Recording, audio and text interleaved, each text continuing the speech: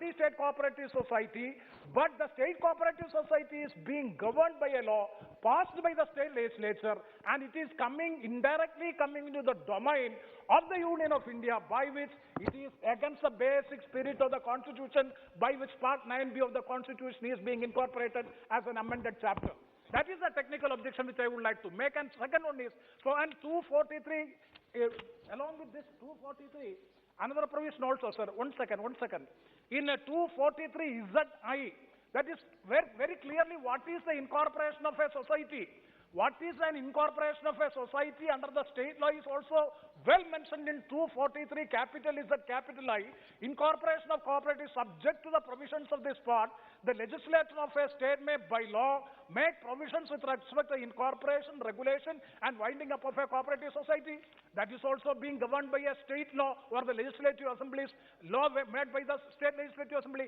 So when a particular specific provision regarding the state cooperative society and distinctly a multi-state cooperative society is there, here indirectly the Union of India, the government of India is coming with a legislation with an intent to make all the state cooperative societies be merged with the multi-state cooperative society, by which the taking the right of the state governments, it is against the federal character and the federal polity, which is the basic character of the Constitution. The basic features of the Constitution cannot be amended. That is why I am saying that it is outside the scope of the legislative competence of this House. Hence, I am opposing the introduction of this bill. Thank you very much, sir, for providing this much of time. माननीय मंत्री जी, N K Premchandra ji जो विषय उठाया कि कोई भी society को, एक मिनट बस मैं मंत्री जी को, कोई भी सोसाइटी को जो विषय उठाया उन्होंने गंभीर कि राज्य की कोई भी सोसाइटी को क्या मल्टी स्टेट कोऑपरेटिव सोसाइटी में बदल सकते हैं, ये अधिकार इसमें ले रहे हो क्या? आप जब भाषण, अभी नहीं बोल रहा मैं, जब उन्हें तो ये पॉइंट क्लियर करना। C Thomas ji no, D Ravi Kumar ji no, Manish Tiwari ji. Thank you very much, Mr. Speaker, sir. I rise to oppose the introduction of the Multi-State Cooperative Societies Amendment Bill, as this bill violates the object of the 97th Constitutional Amendment, Article 243ZI, inserted by the 97th Constitutional Amendment Act 2011 and Article 43B of the Constitution. Mr. Speaker, sir, with your permission, I will point out to 5 specific clauses of the bill which are beyond the legislative competence of this House, and therefore we are opposing the introduction of the bill. First, clause 6... अभी तो आप विद्वान है, अभी तो केवल इतना ही discuss करना है अपन को कि संसद को इसकी विधायी क्षमता है या ना। जब आप पूरा विषय जब इस पर डिस्कस हो तो पूरा मैं वही प्रावधान के और आपका ध्यान दिलवा रहा हूं जो प्रावधान सीधा इस सदन के लेजिस्लेटिव कॉम्पिटेंस के बाहर है। मैं उससे बाहर जाने की कोशिश नहीं कर रहा। First, clause 6 of the bill inserts subsection 10 into section 17, creating an ambiguity by allowing any cooperative society to merge into an existing multi-state cooperative society. This is beyond the legislative competence of the Union, as state cooperative societies are within the exclusive jurisdiction of the states. Number 2, Mr. Speaker, sir, Clause 13 substitutes Section 35 to now prohibit the redemption of shares of multi-state cooperative societies without the approval of the government. This strikes at the very heart of the principles of autonomous functioning of cooperative societies, which the 97th Amendment sought to introduce by virtue of Article 45B of the Constitution. Third, Clause 17 completely usurps the object of the Parent Act as well as the 97th Amendment by substituting Section 45 with a central election authority to be appointed by the central government.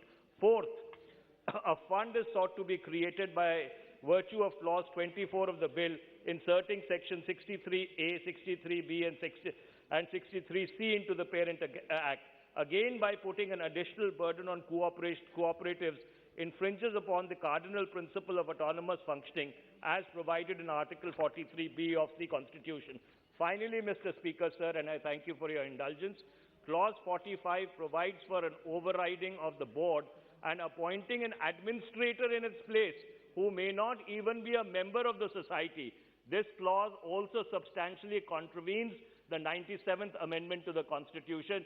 Mr. Speaker, sir, I would very, very humbly like to urge the Treasury benches that this bill should be withdrawn, it should be reconsidered, because it violates the federal spirit of the Constitution. It actually attacks the federal spirit of the Constitution with a sledgehammer. Thank you very much, Mr. Speaker. Shri Adhir Ranjan Chaudhary ji. Sir, I rise to oppose the introductions of the bill under the nomenclature of Multi-State Cooperative Societies Amendment Bill 2022 under Rule 72/2. Sir, already the explicit reasons of opposing the legislative document has been deliberated by our colleagues. Sir, I would like to draw your attention that cooperative society is a state subject under 7th schedule via NT 32 of the state list in India in the Constitution. It has been already inserted. So it is basically a state subject. Absolutely, that you are also raising a very pertinent argument which also needs to be delved into. But here in this issue, so there is a clear indication that the central government has been encroaching upon the territory of the state government. That is why Euror and the uproarious protestation has been cropping up across the nation. Sir, because this government has always been pleading for cooperative federalism, so this should have been reflected before the preparation of this legislation. I don't know whether all the stakeholders, I mean state government, have been consulted upon before the preparation of this legislation or not. Sir, in the Cooperative Rehabilitation and Construction Fund to be constituted according to this bill, the profit-making multi-state cooperative has to pay 1 crore or 1% of the net profit. Strangely, the government is not paying a single paisa. This is illogical way one profit-making cooperative society shall pay for the revival of another loss-making cooperative society. This does not happen in the Companies Act also. So that is why, sir, we are opposing the bill, because the central government has empowered itself with the vast powers under the present bill. This may lead to concentration of power with the central government, which may impact the autonomy and functioning of multi-sectoral cooperative society and may create potential for misuse. So take for example, under the present bill, the cooperative ombudsman will be appointed directly by the center without any apparent monitoring system to prevent corruption. And ombudsman is supposed to be unbiased. Sir, हो गया? Sir, हो गया, sir, हो गया, sir, एक minute, sir, हो गया, sir. An ombudsman is supposed to be unbiased and keep a check on the government by preventing them from abusing power. However, where an ombudsman is appointed directly by the government itself, it creates scope for undue influence over the decision of the ombudsman. That is why, sir, my only submission before you and the government, that given the intricacies, given the ramification and encroachment upon the state territory, this bill should be referred to the standing committee, sir. This is my only submission before you, so that it could be further scrutinized and all the controversies could be wiped off before presentation of the bill afresh. A.F. Arif ji.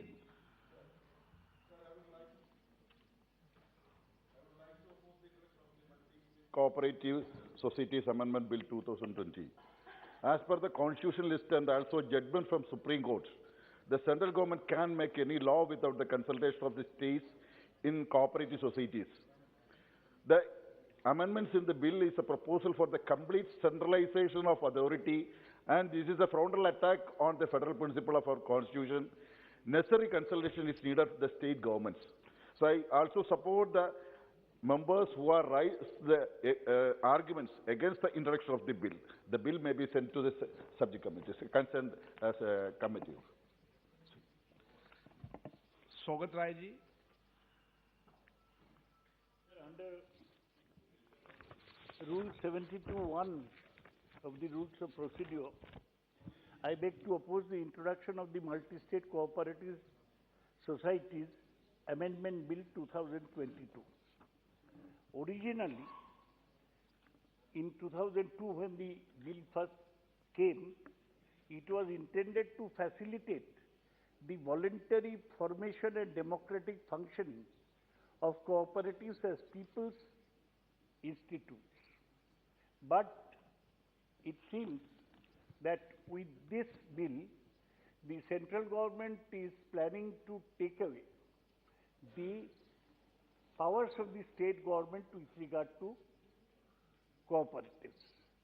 So it has 4 proposals. One, setting up of cooperative election authority.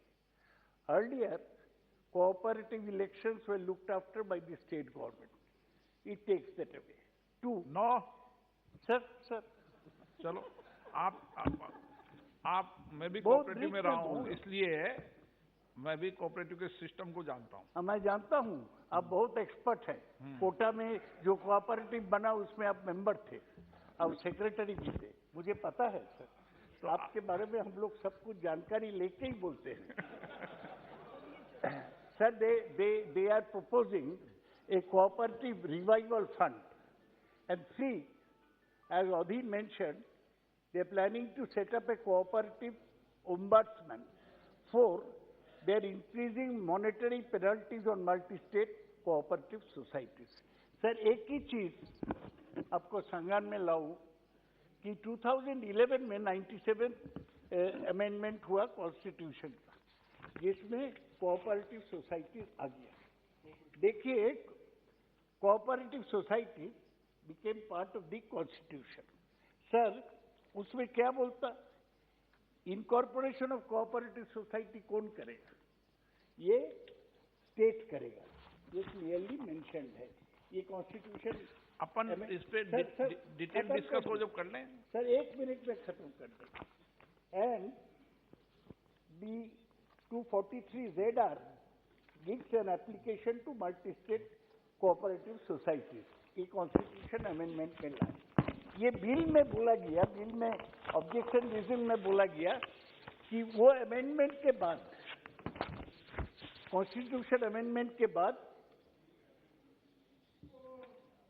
in view of the insertion of the state part, it has become imperative to amend the act.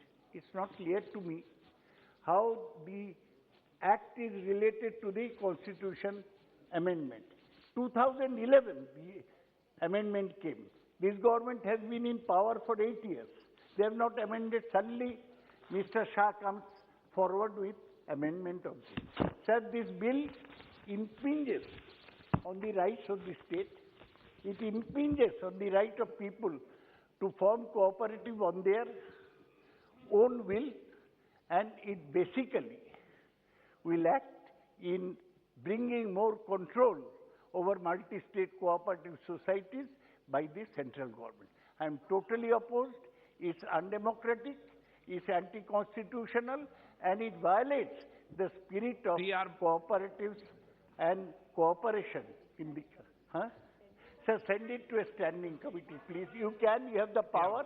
If you write one line, then everything will go to standing committee. ये आप कर दीजिए। I am not a lion like other members. I am on a point of common man's view. This Multi-State Cooperative Societies Amendment Bill 2022 was stoutly being opposed by me because of the reason.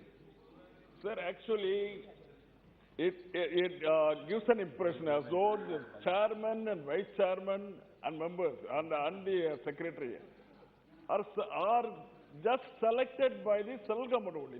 There is no democratic policies or principles adopted. Yes, sir. That is why the objection is there is no point of view from the democratic elected public.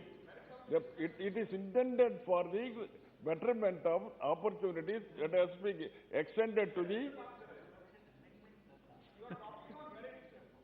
No, this is nothing but... I will conclude. Don't worry. I am not going to intrude in any of this. Actually, the common man has got an opportunity by using the cooperative movement. He has to say what has to be served by the government by distributing the usual way of small helps by way of cooperative movements. But this movement is totally, it has to be reckoned by democracy means only. But there is no democracy. Actually, government is making everybody's, the heads of the institution are appointed by the government only. This is not fair. So that is a main objection from us. This may be not, then it has to be referred to standing committee. माननीय मंत्री जी, माननीय अध्यक्ष जी, माननीय अध्यक्ष जी, अभी माननीय सदस्यों द्वारा कुछ प्रश्न आए हैं, तो सबसे बड़ा प्रश्न है कि संसद की क्षमता इस विधेयक को लाने की है कि नहीं। तब मैं कहना चाहता हूं कि अभी माननीय सदस्य ने एक प्रश्न किया था कि स्टेट के पर यह हमला हो रहा है। मान्यवर इस प्रकार का नहीं है। एक राज्य में जो सहकारिता की सोसाइटी काम करती हैं वो राज्य की होती हैं और एक राज्य से ज़्यादा में जो काम करती हैं वो मल्टी स्टेट होती हैं। तब मैं कहना चाहता हूं कि खंड 6 में राज्य सहकारी समितियों के बहुराज्य सहकारी समिति में विलय का प्रावधान पहले से है, परंतु ये राज्यों के सहकारी सोसाइटी में नियमों के अधीन ही है। 2002 के अधिनियम में भी राज्य सोसाइटियों के बहुराज्य सोसाइटी में परिवर्तन करने का प्रावधान पहले से ही आपके यहाँ है। दूसरा, एक प्रश्न आया कि संविधान के 97 संशोधन को हम उच्च न्यायालय में निरस्त कर दिया गया था, पर सर्वोच्च न्यायालय ने जुलाई 2021 में ये निर्णय दिया गया, ये संशोधन बहुराज्य सहकारी समितियों पर लागू होगा, इसलिए इस संशोधन विधेयक की आवश्यकता पड़ी। दूसरा, हमारे यहाँ चुनाव प्राधिकरण का जो सवाल आया है, ये प्रावधान में संविधान के 97 संशोधन के अनुसार है और शेयर्स के मोचन का जो प्रावधान अंकित मूल्य पर प्रस्तावित है, जो कि सहकारिता के सिद्धांतों के अनुसार है। दूसरा, माननीय अध्यक्ष जी, इन सहकारी समितियों के उद्देश्य केवल एक राज्य तक ही सीमित है, वो सूची 2 राज्य की प्रविष्टि 32 में आती है एवं राज्यों के सहकारी समितियों के पंजीकों द्वारा पंजीकृत की जाती है। यह विधेयक बहुराज्य सहकारी समितियों के लिए है जिनके उद्देश्य एक से अधिक राज्यों में है, जो संघ सूची की प्रविष्टि 44 के अंतर्गत आती है और केंद्रीय पंजीयक द्वारा इसके पंजीकृत किया जाता है। यह विधेयक पूर्णतः संसद की विधायी क्षमता में है। यह विधेयक संविधान की 7वीं अनुसूची की सूची 1 संघ सूची की प्रविष्टि 44 के अंतर्गत प्रस्तावित है। बहुराज्य सहकारी सोसाइटी अधिनियम 2002 व उससे पहले बहुराज्य सहकारी सोसाइटी अधिनियम 1984 में भी इस प्रविष्टि के अंतर्गत संसद में ये पारित किए गए हैं। अतः ये विधेयक संसद की विधायी क्षमता में है। बाकी प्रश्नों के बारे में विधेयक पर खंडवार चर्चा जब होगी तब उसके उत्तर दिए जाएंगे। अतः मैं बहुराज्य सहकारी सोसाइटी संशोधन विधेयक 2022 के पुनर्स्थापन का अनुरोध करता हूँ।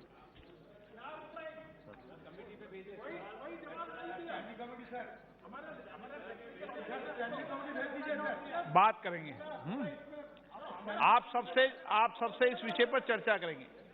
आप निश्चिंत रहे। नहीं, आपको सबसे विचार करेंगे इस विषय पर लाने के पहले, फिर विचार करेंगे। प्रश्न ये कि विधेयक को प्रस्तावित करने की अनुमति प्रदान की जाए। जो सदस्य इसके पक्ष में हाँ कहें, जो सदस्य विरोध में ना कहें। मेरे विचार में निर्णय हाँ वालों के पक्ष में, हाँ वालों पक्ष में। अब मंत्री जी विधेयक को प्रस्तावित करें। मैं बहुराज्य सहकारी सोसाइटी संशोधन विधेयक 2022 के पुनर्स्थापन का अनुरोध करता हूं। आइटम नंबर 14 नियम 377 के अधीन आज सभी मामले बोलने का मौका मिलेगा। 377 के अधीन श्री गौरव गोगोई जी। धन्यवाद अध्यक्ष महोदय। The prime reason for India's poor performance in combating air pollution is the insufficient capacity building of municipal corporations and district subdivision administrations under the National Clean Air Program. Sir, reportedly, most of the cities mandated to submit their respective city action plans have only replicated each other's initiatives. Some local governments have either underspent or diverted the majority of funds towards projects not at all related to the National Clean Air Program. Comprehensive monitoring mechanisms must be developed by the Union government to prevent such activities of the local governments. From the financial year 2022-23, presenting evidence for the increased number of good days and reduction in PM10 annual average concentration is mandatory to receive the 15 Finance Commission recommended grants. This requirement neglects the need for essentials such as building a robust monitoring framework. Only 69 out of the 132 NCAP cities have real-time monitoring stations. In 2020-2021, the NCAP was clubbed with other items under control of pollution and the budget was marginally reduced. Many mostly polluted cities are provided with reduced NCAP funds or no funds at all. Thus, the states must be provided freedom in NCAP funds allocation since the top-down approach is not apt to reduce air pollution. Thank you very much. Rodmal Nagarji.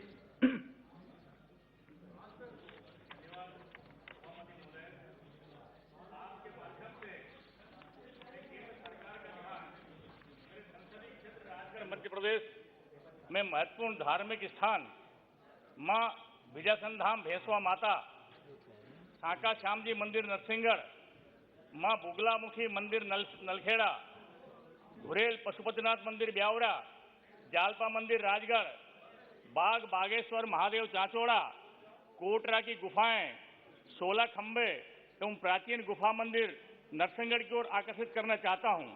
ये स्थान केवल राजगढ़ क्षेत्र के ही नहीं अपितु देश भर के श्रद्धालुओं की लोक आस्था का केंद्र है। प्रतिवर्ष यहां लाखों की संख्या में देश के विभिन्न स्थानों से श्रद्धालु अपनी मनोकामना पूर्ति हेतु यहां आते हैं। श्रद्धालुओं हेतु आध्यात्मिक एवं पर्यटन की दृष्टि से मूलभूत एवं अधोसंरचनात्मक सुविधाओं की महती आवश्यकता है।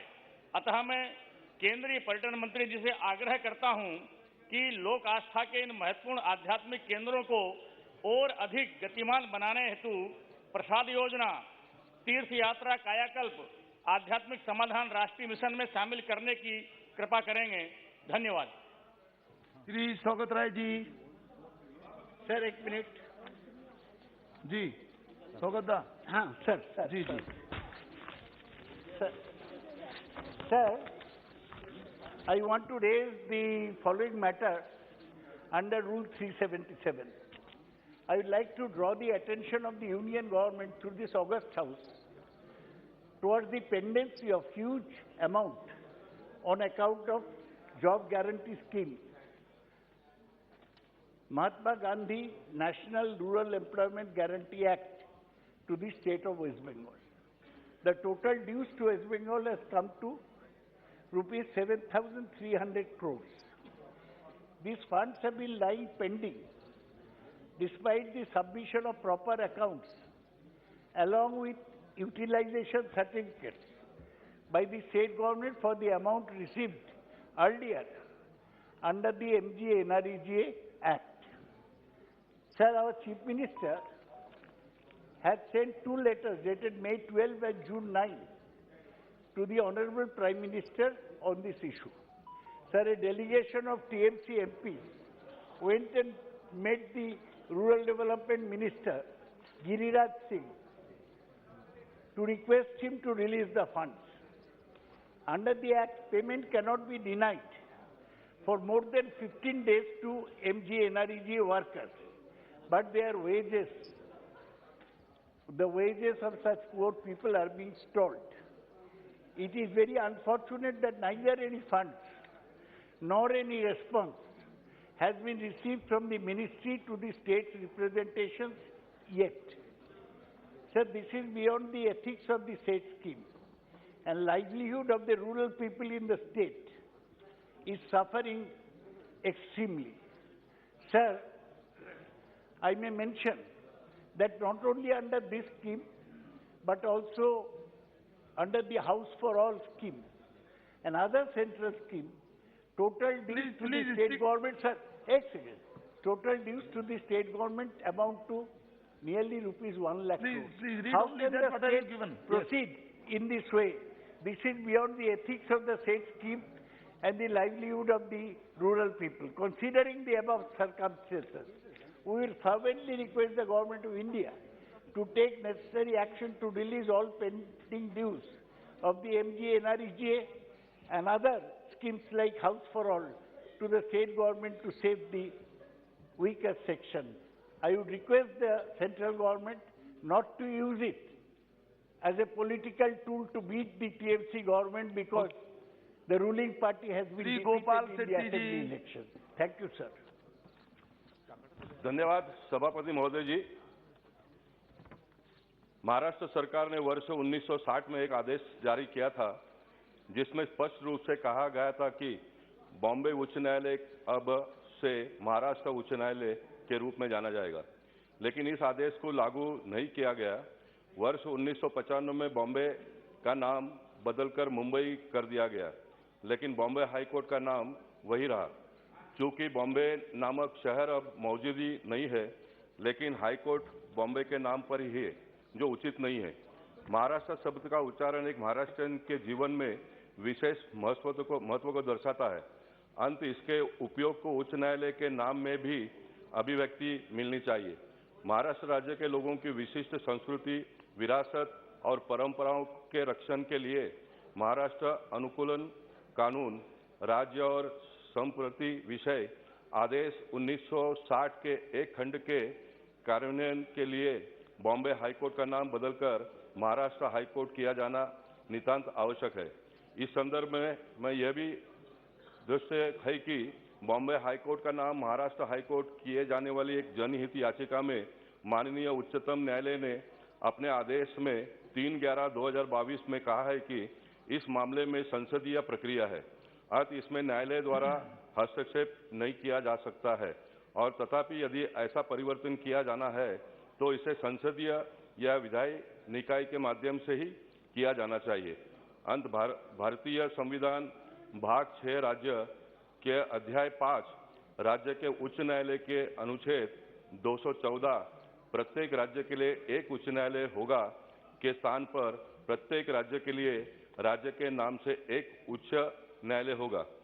अंतर्स्थापित किए जाने हेतु संशोधन किए जाए और साथ ही अन्य राज्यों के संविधित अधिकारियों को भी निर्देश दिया जाए कि वह अपने उच्च न्यायालय के नाम उन राज्य के नाम के अनुसार बदला जाए। धन्यवाद। जय महाराष्ट्र। सभापति जी श्री राहुल कसवा जी। धन्यवाद महोदय। मेरे संसदीय क्षेत्र के हनुमानगढ़ जिले के नौहर, रावतसर, भादरा तहसील के किसानों की प्रधानमंत्री फसल बीमा योजना के तहत फसल बीमा कंपनी एग्रीकल्चर इंश्योरेंस कंपनी द्वारा किया जाता रहा है।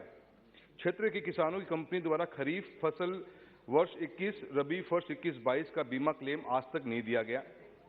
35% से अधिक क्रॉप कटिंग की जो कर्मचारी क्रॉप कटिंग हुई है उसमें बीमा कंपनी कर्मचारी, राजस्व विभाग और कृषि के विभाग के अधिकारियों के उपस्थिति में किसानों के सिग्नेचर्स हुए हुए हैं क्रॉप कटिंग की रिपोर्ट को लेकर। इसके बावजूद भी बीमा कंपनी ने स्टैक के अंदर स्टेट जो लेवल टेक्निकल असेसमेंट कमेटी है उसमें क्रॉप कटिंग की रिपोर्ट के आंकड़ों को चैलेंज किया गया और बीमा कंपनी बीमा क्लेम को भुगतान करने से मना कर दिया जा रहा है। वह स्टैक के द्वारा सैटेलाइट के डाटा मांगे गए सेंट्रल गवर्नमेंट से, जबकि किसानों के द्वारा लगभग मांग की जा रही है कि खरीफ फसल 21 के अंदर और 22 रबी के अंदर जब किसानों ने सिग्नेचर कर दिए हैं तो उसके उपरांत भी सैटेलाइट के आंकड़े क्यों मांगे जा रहे हैं। आपत्ति की सुनवाई के दौरान राजस्थान सरकार ने इस बात को स्वीकारा कि क्लेम सैटेलाइट और क्रॉप कटिंग के एवरेज के ऊपर दिया जाएगा, जिसका किसान आज भी विरोध कर रहे हैं। मेरा आपसे निवेदन है कि कृषि मंत्री जी से अनुरोध करूंगा कि लोकसभा क्षेत्र के अंदर हनुमानगढ़ जिले के नौहर, भादरा, रावतसर में किसानों को खरीफ 21 व रबी 21-22 की क्लेम क्रॉप कटिंग के आधार पर दिया जाए। धन्यवाद सर। श्री राजेश वर्मा जी। मैं आपका ध्यान अपने संसदीय क्षेत्र जनपद सीतापुर उत्तर प्रदेश की तरफ आकृष्ट करना चाहता हूं। मेरा जनपद काफ़ी बड़ा जनपद है और सीतापुर उसका बहुत बड़ा शहर है और प्रदेश की राजधानी लखनऊ से मात्र 80 किलोमीटर की दूरी पर स्थित है। हजारों दैनिक यात्री, मजदूरी करने वाले लोग एवं व्यापारी प्रतिदिन प्रातः सीतापुर से लखनऊ और संध्या में लखनऊ से सीतापुर आते जाते हैं, परंतु प्रातः एवं संध्या में कोई भी पैसेंजर ट्रेन नहीं है। अतः सभापति महोदय, मैं आपके माध्यम से माननीय रेल मंत्री जी से मांग करता हूं कि जनहित में सीतापुर लखनऊ यात्रियों की सुविधा को दृष्टिगत रखते हुए एक मेमो ट्रेन के अप डाउन के संचालन हेतु निर्देश प्रदान करने का कष्ट करें। श्री सुब्रत पाठक जी। श्री सुब्रत पाठक जी। श्री गणेश सिंह जी। नवाज सभापति महोदय, मैं आपके अनुमति से नियम 377 के अधीन अपनी बात को यहाँ पर रख रहा हूँ। आज़ाद भारत के इतिहास में 2014 से लेकर आज तक भारतीय राष्ट्रीय राजमार्ग मंत्रालय एवं प्राधिकरण ने जो ऐतिहासिक कार्य करके जो कीर्तिमान स्थापित किया है वह अत्यंत सराहनीय है। किंतु मेरे लोकसभा क्षेत्र सतना जो उत्तर प्रदेश की सीमा से लगा हुआ है, किंतु सीधा कोई भी राष्ट्रीय राजमार्ग नहीं है। भारतमाला योजना से मैंने सतना से सिमरिया, सिरमौर, जवा, शंकरगढ़, प्रयागराज हेतु एक राष्ट्रीय राजमार्ग की मांग की थी, जिसकी सैद्धांतिक सहमति भी हो चुकी थी। माननीय मंत्री जी का आश्वासन पत्र भी मुझे मिला था, किंतु आज तक दो राज्यों को जोड़ने वाली सड़क जो कि सर्वाधिक पिछड़े हुए क्षेत्र से गुजरने वाली है, उसकी स्वीकृति नहीं हो पाई। मैं आपके माध्यम से मांग करता हूं कि तत्काल उक्त सड़क की स्वीकृति दी जाए। धन्यवाद। Shri Khagen Murmu ji. Thank you, Chairman sir. I would like to draw the kind attention of Honorable Minister of Civil Aviation towards the pressing need of an airport in Malda. The nearest airports to Malda are Siliguri and Kolkata, which are 250 kilometers and 350 kilometers away, respectively far. These long distances have hampered economic activities along with loss of thousands of lives during medical emergencies. Since the 18th century, great quality jute, export grade mangoes, mulberry, and excellent quality silk have been the main sources of revenue for Malda. The requirement of an airport would not only facilitate the regional and international trade of these products, but also pave a path to realize the one district, one product initiative and would create an effective value chain to meet the actual demand for these products. In this regard, I would request the Honorable Minister of Civil Aviation through you, sir, to expedite the construction of Malda Airport, which has been under construction since 2017. Thank you. Shrimati संध्या राय जी। श्रीमती संध्या राय जी। नहीं। धन्यवाद सभापति महोदय जी। मैं आपके माध्यम से नियम 377 के अधीन मेरे भिंड जिले के लिए मैंने पूर्व में सभापति महोदय आपके माध्यम से पूर्व में सदन के माध्यम से माननीय कृषि मंत्री जी से भिंड जिले में एक अतिरिक्त कृषि विज्ञान केंद्र खोलने हेतु निवेदन किया था, जो आज दिनांक तक विचार में नहीं लाया गया। मैं आपके माध्यम से बताना चाहूँगी कि भिंड जिला कृषि उपज की दृष्टि से अत्यंत महत्वपूर्ण जिला है तथा कृषि विकास की अत्यंत संभावना है। वर्तमान में भिंड जिले में कृषि विज्ञान केंद्र तहसील लाहौर में खोला गया है, जो कि भिंड जिले से उसकी दूरी 60 किलोमीटर है तथा अन्य तहसीलों एवं अन्य 4 विधानसभाओं से भौगोलिक दृष्टि से भी दूर है, जिस कारण से कृषि विभाग से प्राप्त होने वाले लाभ सीमित किसानों को ही प्राप्त हो पाते हैं। भारतीय कृषि अनुसंधान परिषद नई दिल्ली द्वारा मध्य प्रदेश के धार जिले में 2 कृषि विज्ञान केंद्र किसानों को लाभ दिलाने के लिए खोले गए हैं। यहाँ यह भी मैं ध्यान आकर्षित करना चाहूँगी आपके माध्यम से कि पूर्व में कृषि विज्ञान के नाम से भिंड जिला मुख्यालय पर कृषि विश्वविद्यालय को भूमि आवंटित कर बिल्डिंग बनाई जा चुकी है। तत्पश्चात तत्कालीन कारणों से कृषि विज्ञान केंद्र लाहौर में खोला गया। अतः ऐसी परिस्थिति में भिंड जिले में अतिरिक्त कृषि विज्ञान केंद्र खोलने की अनुमति प्रदान की जाती है तो न तो वहां पर भूमि आवंटन की दिक्कत आएगी तथा वहां पर बिल्डिंग भी बनी हुई है, शासन पर कोई अतिरिक्त भार नहीं पड़ेगा। अतः मैं आपके माध्यम से पुनः निवेदन करती हूं कि भिंड जिले में एक अतिरिक्त कृषि विज्ञान केंद्र प्रदान करें, जो कि भिंड जिले के किसानों के लिए वरदान साबित होगा तथा माननीय प्रधानमंत्री जी का संकल्प है किसानों की आय दोगुना करना, उसमें भी सार्थक सिद्ध होगा। धन्यवाद। दिया Kumari ji. Thank you, Chairperson, sir. Sir, I would like to bring to your notice that in 2015, the Archaeological Survey of India identified sites of religious and historical importance that attract very high tourist footfall under the Adarsh Smarak Yojana to implement disabled-friendly measures. These include solar wheelchairs and battery-driven carts, braille signage, tactile floors or pathways, special toilets and railings, etc. that can facilitate the entry of differently abled people at the archaeological sites. This noble initiative is a part of the Accessible India campaign, Saugamya Bharat Abhiyan, conceptualized by the Honorable Prime Minister to enable persons with disabilities to gain universal access to all archaeological sites. However, such development works in key historical marvels like the Kumbhalgarh Fort and the Ranthambore Fort is yet to take off. In this regard, through you, sir, I'd like to request the ASI to expedite the process of making these destinations more inclusive. Thank you, sir. Shrimati Sangeeta Kumari Singh ji. Sir, the Pradhan Mantri Fasal Bima Yojana was launched to provide comprehensive insurance coverage against crop loss on account of non-preventable natural risks to help in stabilizing the income of farmers. As Odisha is a natural disaster-prone state, the PMSBY is a major risk mitigation program for the farmers of the state. The premium subsidy sharing pattern is 50-50 between the central and the state governments. The state share of the premium has been long delayed while the center has already released the funds. It is the state government which floats bids for the implementation of the scheme. And it is also the responsibility of the state government to make surveys of crop loss and grant compensation accordingly.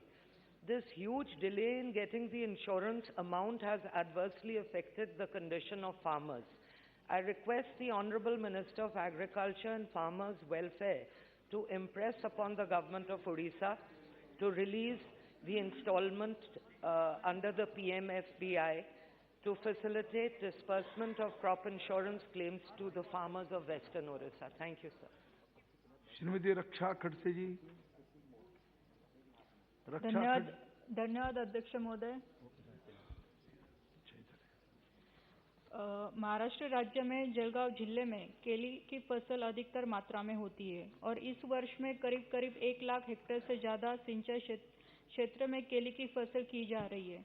जलवायु परिवर्तन से उत्पन्न हुए प्राकृतिक आपत्तियों तथा प्रतिकूल मौसम के केली की फसल पर अनेक रोग का प्रभाव बढ़ता है, जिससे ज्यादातर सीगाटोका सीएमवी जैसे रोग से केले की पूरी फसल खराब हो जाती है और तथा आसपास की केले की फसल भी प्रभावित होती है। इस रोग का फैलाव उस क्षेत्र में तेजी गति से होने की संभावना भी बढ़ती है। पिछले लगातार 2 वर्ष से केले की खेती करने वाले बहुत किसानों का इसमें भारी मात्रा में नुकसान हुआ है। मैं इस सदन के माध्यम से सरकार से और कृषि मंत्री जी से अनुरोध करती हूँ कि प्रधानमंत्री फसल बीमा योजना में इन रोगों का समावेश हो, जिसके कारण जिन किसानों का नुकसान इन रोगों के रोग होने से उन किसानों का नुकसान हो रहा है, जिसमें से किसानों को इस प्रधानमंत्री फसल बीमा योजना से मदद मिल सकती है। धन्यवाद। श्री तेजस्वी सूर्या जी। श्री सुमेधानंद सरस्वती जी। धन्यवाद सभापति जी। महोदय, देश में कोई भी व्यक्ति जब किसी वित्तीय संस्थान में ऋण हेतु आवेदन करता है तो वित्तीय संस्थान द्वारा उस व्यक्ति की क्रेडिट हिस्ट्री चेक करने के लिए क्रेडिट स्कोर निकाला जाता है। वर्तमान में भारत में 4 क्रेडिट रेटिंग एजेंसी काम कर रही हैं। आरबीआई के नियमानुसार इनमें से सिविल रिकॉर्ड अनिवार्य है, जिसके विवरण के आधार पर ही वित्तीय संस्थान द्वारा आमजन को ऋण उपलब्ध करवाया जाता है।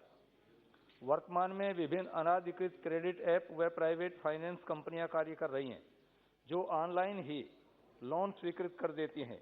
इनमें आमजन के दस्तावेजों का गलत इस्तेमाल करके भी लोन लेने जैसे साइबर फ्रॉड की संख्या में बढ़ोतरी हो रही है।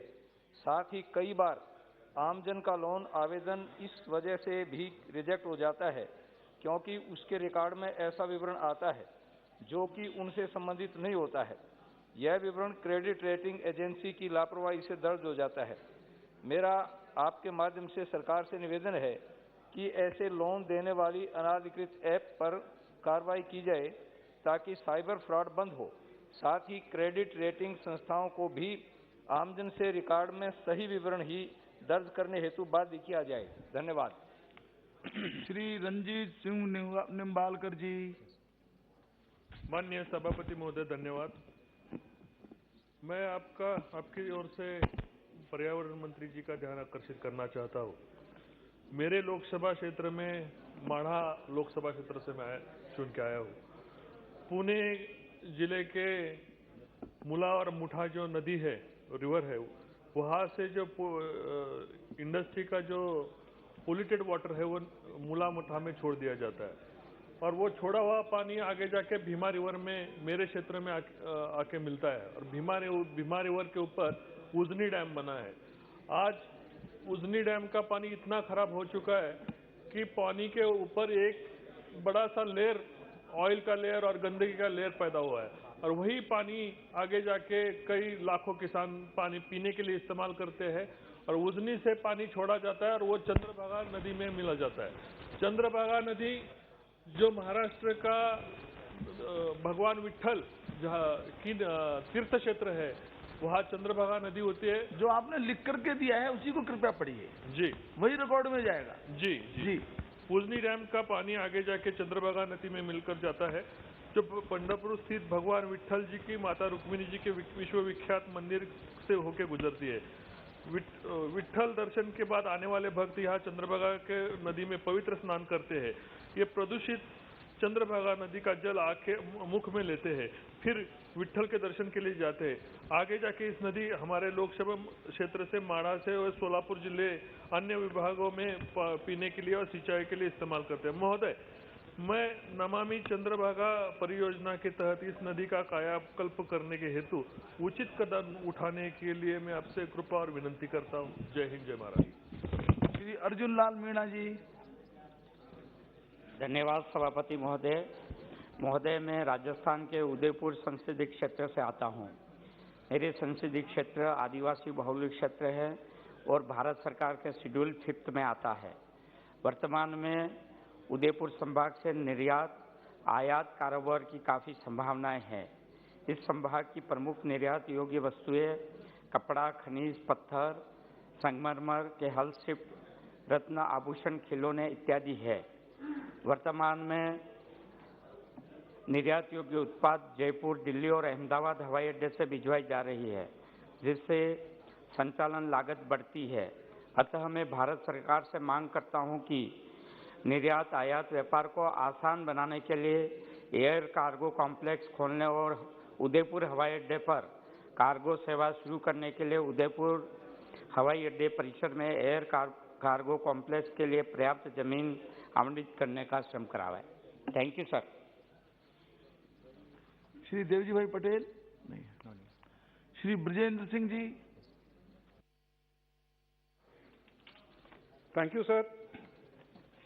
Sir, Hisar is one of the counter-magnet areas chosen by National Capital Region Planning Board for its regional growth potential.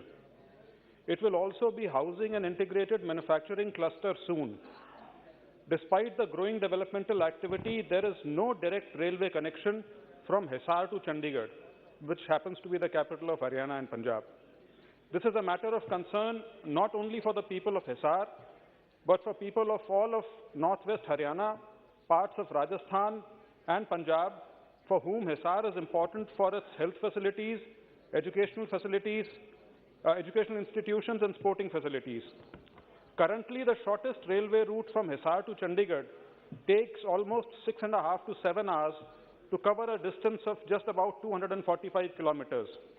This is double the time that it would take if there was a direct railway line which could possibly be laid between Barwala and Narwana or any other feasible route. Therefore, through you, sir, I urge the government to consider this request and ease the access between Hisar and Chandigarh. Thank you. Mohan Unnithanji. Thank you very much, sir. The Life Insurance Corporation has been functioning for the last The Life Insurance Corporation has been functioning for the last 66 years in country successfully. Today, the LIC has more than 75% of the market share. It provides employment to more than 12.5 lakh people across the country. Unfortunately, the Insurance Regulatory and Development Authority of India has come up with a draft proposal that it will adversely affect the future of the LIC. The detrimental clause of the proposal aims to hit hard on the commission of the LIC agents by linking it with management expenses and reducing the maximum commission of the agents from 25% to 20%. Sir, it does not stop here. By giving rebates on policy premiums purchased directly from the insurer, it is striking down the role of agents who are key players in this sector. Sir, the LIC is spread over the length and breadth of the country, including the deepest rural pockets where no company and their agents exist. If the IRDA India's proposal comes into implementation, it would gravely harm the whole LIC sector and will demotivate the agents who will eventually be driven out of the sector. This can create a situation, mass employment in the country. Sir, I request the Ministry of Finance to look into the matter and withdraw the unjust proposal of IRDA India. Thank you very much, sir. T.N. Prathapanji. Thank you, sir. Trichy is known as a cultural capital of Kerala for its rich cultural and engagement with arts and literature. Trichy has also a good legacy of many temple arts. At Trichy, a Central Research Institute for Temple Arts can preserve the legacy of temple arts and it can promote them to international attention. Due to lack of effective attention, many of the temple arts are losing its richness and traditions. The Research Institute can bring them together and it will facilitate a platform for flourishing their traditions. Trichy currently has a good potential for a network of temple pilgrim centers. It has academies of several performing arts. This atmosphere may strengthen a research academy of temple arts in Trichy. Such an institute can start courses for temple arts, encourage research of them, and facilitate a museum of equipment used for temple arts. Therefore, I request the Honorable Minister of Culture to establish a research institute of temple arts in Trichy. Thank you. Thank you, sir. Dr. Shri Gautam Sigamani Pon. Thank you, sir. So, Ulundurpete, Salem National Highway and Kallakurichi Parliamentary Constituency is an accident-prone zone, sir. Accidents take place daily, and in the last 11 years, from 2011 to 22, around 1,036 deaths have been reported, sir. The cause for the accidents is because the four-way National Highway track, Ulundurpete-Salem, is incomplete. This project started in July 2008 at an estimate of 941 crores, is still not completed, but was said to be completed in 2013. Fact is, the work is still incomplete. Athur, Vayapadi, Udayapatti, Chinnasalem, Kallakurichi, Tyagaduruvam, Elevanasur and Ulundurpete are left as two-way roads, sir, instead of four-way roads. Four-way roads shrink to two-way roads and over bridges having dangerous curves causing tragic accidents. The NH connecting Salem and Chennai via Ulundurpet and Viluppuram is very vital, as it has many education institutions and facilitates large number of small and medium-scale industries in Salem, Namakkal, Kadalur and Viluppuram districts. The speedy completion of the national highway, which is incomplete for more than 10 years, will help in bringing new industries here. Hence, I request that government should speed up the national highway NH79 road connecting Salem and Ulundurpet, lying unfinished for several years now, and prevent the loss of unfortunate lives in such accidents. Thank you, sir. Shri Raghuram Krishna Raju. Thank you, Honorable Chairman, sir. The Fiscal Responsibility and Budget Management FRBM Act was enacted in 2003 with the aim to establish financial discipline, improve the administration of public finances, strengthen financial prudence and reduce the revenue deficit, thereby to maintain a sustainable economic growth in the country. During the last 2 decades, it has been subjected to many amendments by the state governments to borrow more funds to meet the expenditure of their states, which resulted into a larger revenue deficit, contrary to the main objective of FRBM Act.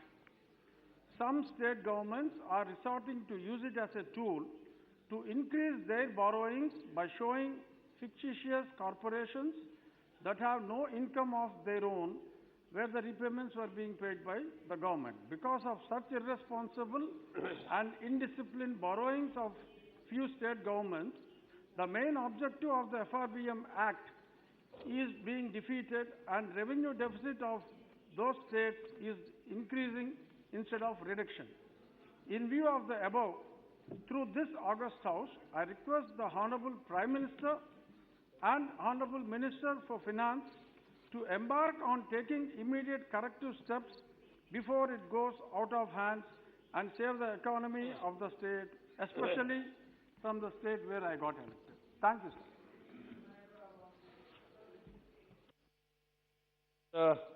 सभापति महोदय, देश में मछुआरों की हालत किसी से भी छुपी नहीं है। आज के समय में मछुआरों और मछली पकड़ने के अतिरिक्त कोई व्यवसाय नहीं होने के कारण वह अपने परिवार का ठीक से भरण पोषण नहीं कर पा रहे हैं और अपने बच्चों को अच्छी शिक्षा नहीं दे पा रहे हैं। मछुआरों की आर्थिक हालत ठीक न होने के कारण बचपन से ही अपने बच्चों को मछली पकड़ने के व्यवसाय में लगा देते हैं। आज भी देश के मछुआरों के पास पक्के मकान नहीं है, इसकी वजह से उन्हें कोलीवाड़ा में रहना पड़ रहा है तथा यह कोलीवाड़ा समुद्र के किनारे ही बने होते हैं। समुद्र के किनारे होने के कारण ये लोग कोस्टल रेगुलेशन जोन में जाते हैं। इनका परिवार बदलतर हालत में जीने को मजबूर है। मछुआरे अपनी नौकाओं को वर्षा के समय बारिश से बचाने के लिए प्लास्टिक इत्यादि चीज़ों का इस्तेमाल करते हैं। उचित साधन नहीं होने के कारण उनकी नौकाएं जल्दी खराब हो जाती है। इनके पास कोल्ड स्टोरेज नहीं होने के कारण इनकी पकड़ी मछली जल्दी खराब हो जाती है।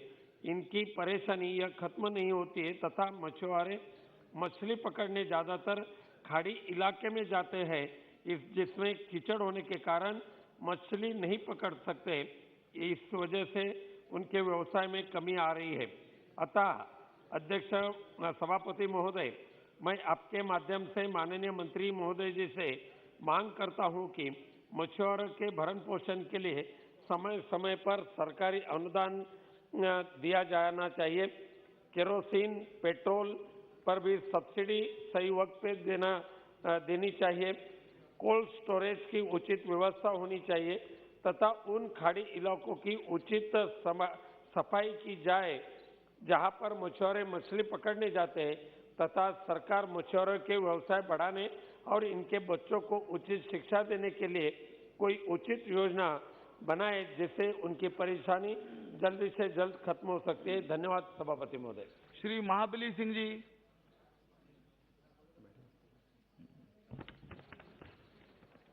सभापति महोदय,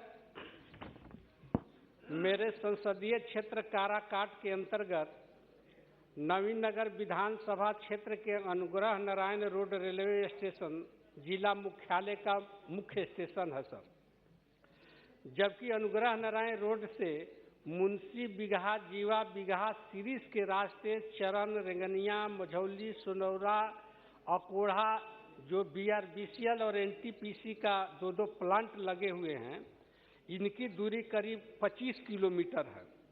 महोदय, ये 25 किलोमीटर दूरी तय करने के बाद लोग करीब डिहरी सासाराम रेलवे स्टेशन को पकड़ते हैं, और अगर इस रोड को 25 किलोमीटर रोड को अगर अनुग्रह नारायण से NTPC रोड तक अगर इसको जोड़ दिया जाता तो हम समझते हैं कि वहाँ के जनता को बहुत कम दूरी तय करना पड़ता। इसलिए सदन के माध्यम से हम सरकार से आग्रह करना चाहते हैं कि अनुग्रह नारायण रोड से श्री चरण और कोढ़ा के रास्ते नवीन नगर तक इस रोड को राष्ट्रीय राजमार्ग में जोड़ा जाए। श्री महेश साहू जी। Thank you, Chairman, sir. Union government had announced more than 100 aspiration districts across the country. This special status has been given for the overall development of the district. Dhenkanal district in Odisha, which belongs to my constituency, is one of them. During the first term of the present government, Honorable Prime Minister announced that in pursuing the government to provide better health care, it has been decided that each aspiration district across the country will get one medical college. After the announcement by the Prime Minister in September 2018, the then Minister of State Health and also announced that a medical college would be established in Dhenkanal within a short time. Several years have passed by, but there is no progress. The aspiration of the people of the district is high on the medical college. Quality and affordable health care is what we need the most today. Therefore, I urge upon the Honorable Prime Minister Health and Family Welfare, special to the Prime Minister, to specify the reason for the delay in establishing the medical college and demand establishment of the hospital at the earliest. The people of Dhenkanal are waiting to see their aspiration fulfilled. Thank you, Chairman, sir. Shri Shyam Singh Yadav ji. Thank you, sir. Ji.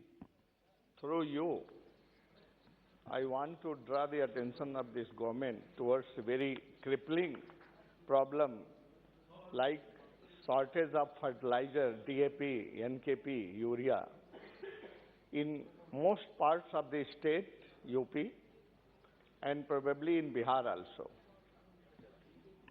मैं सिराजे हिंद जौनपुर का नुमाइंदा हूँ। जो आपने इसमें लिख करके दिया, कृपया उसी पढ़िए प्लीज। अच्छा, वही है? जी जी, वही रिकॉर्ड में जाता है। लोग, हाँ वही है। तो अगर आप परमिशन दे तो नहीं, वही नियम ही है। इंग्लिश में लिख दिया गया है, उसी पढ़िए। उसी को मैं हिंदी कर देता हूँ, इसकी परमिशन जी। फर्टिलाइजर लेने के लिए किसानों की लंबी लंबी कतारें लगी हुई होती हैं। बेचारे सुबह से उठ करके बिना खाए पिए भूखे प्यासे लंबी लंबी कतारों में लगते हैं और आधा दिन भी नहीं बीतता कि फर्टिलाइजर खत्म हो जाता है। ये होता है कब का लाना। किसी किसी को तो कई कई दिन लाइन में लगना पड़ता है। और इसके उल्टा क्या है कि जो ओपन मार्केट है, जो प्राइवेट ट्रेडर्स हैं, उनके एजेंट आकर के उन लाइन में किसानों से कहते हैं कि अरे इधर आओ, मिल रही है इधर। तो उसका ये मतलब होता है कि थोड़ा उनको ज़्यादा पैसा दे करके और खाद वो ले जाते हैं। तो काला बाजारी, this is artificial crisis and it is nexus between traders and officials in the district. क्योंकि जब एक ओपन मार्केट में मिल रही है तो वहाँ कैसे खत्म हो जाती है। और इसकी वजह से किसानों की बहुत बदहाल स्थिति है। खरीफ रबी सीजन में बुआई का बहुत इम्पोर्टेंट समय उनके लिए चल रहा है। उनकी बुआई डिलेड हो रही है, जिससे उनको बहुत नुकसान हो रहा है।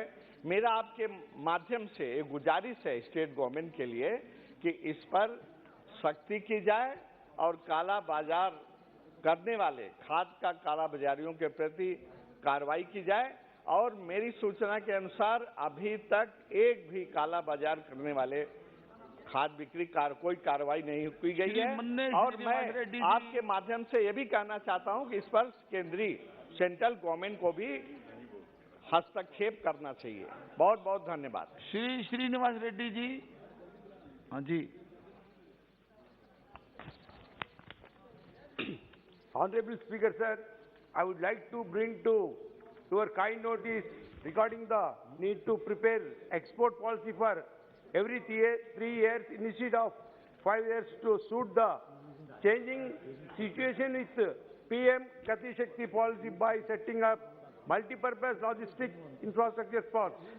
Various products of handloom, textile, dairy, electronics, marine, etc. have high demand in foreign countries, but only 10% districts are exporting products. 20 are not playing any role in exports. Telangana accounts as about 30% of India's pharmaceutical production, 40% of total bulk drugs production, and 40% of bulk drug exports from India are taking place, and is attracting our rupees 10,000 crore investments. Telangana exports in 2019-20 were valued at 7.4 billion, growing at annual average growth rate of 8.1% between 2015-16 and 2019-20 period, significantly higher than the national AGR of 4.7%. During 2020-21 up to September 2020, Telangana exports were valued at 4.1 billion, registering an increase of 14% in compared to 2019-20. Thank you, sir. But what do you want? You didn't make any request. I will increase the export and the valuable foreign currency. Ji ji, Shrimati Supriya Sule. Sir, today road safety seems to be a huge challenge in our country, and this is the issue I want to raise, sir, today. There's an area called Navre Bridge in Pune city, Nare, which is a part of my constituency, sir, in Khadakwasla area. Since 2021 alone, took 17 lives. And बातचीत करते समय कृपया आवाज जरा मंदी रखें। जो माननीय सदस्य से बात कर रहे हैं, जरा धीमी आवाज में बात करें, या तो न करें, अच्छा होगा कि न करें। बहुत आवश्यक है तो जरा धीमी आवाज में करें। So that, अब वो मैं नाम नहीं ले सकता हूँ, अभी नहीं लूंगा, बाद में। I think please, okay. Sir, road safety seems to be a big challenge in our country, and I'd like to raise this issue regarding Navle Bridge in my constituency, which is the Nare area in Pune city and Khadakwasla area. Since 2021, took 17 lives and seriously injured 24 people. On November 21st, a series of accidents continued because a truck lost its control and about 40 vehicles caused a large pile of damaged vehicles on that road. The bridge has become a black spot for accidents due to the combination of steep inclines and turns and downward slopes, which have been reduced in the first measure of the check of the accidents. I have time and again raised this issue, and the service roads also need to be spruced up. But the accident somehow had stopped for about 6 months. But in order to ensure that people follow traffic rules and sufficient presence of police along the highway is much needed. Although National Highway, Police and Municipal Corporation of Pune have taken several steps in the past, but we have not been able to get a zero accident area as yet. So I would request the Ministry of Road Transport and Highways to look into the matter and take some very concrete steps, because it's a very large highway and we lose a lot of innocent lives here. Thank you, sir. Dr. Shri MP Abdul Samad Samadani. Thank you, sir. Sir, through you, I would like to draw the attention of the government and the Honorable Minister for Civil Aviation especially to a serious crisis that has occurred in the much awaited development process of the Kozhikode International Airport in Kerala.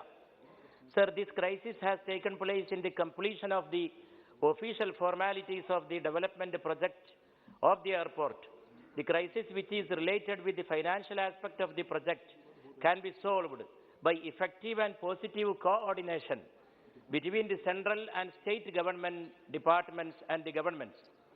Sir, I therefore request the Honorable Minister of Civil Aviation to initiate such a move for coordination between the central government and the state government, and to do the needful for starting the delayed development work of the airport at the earliest.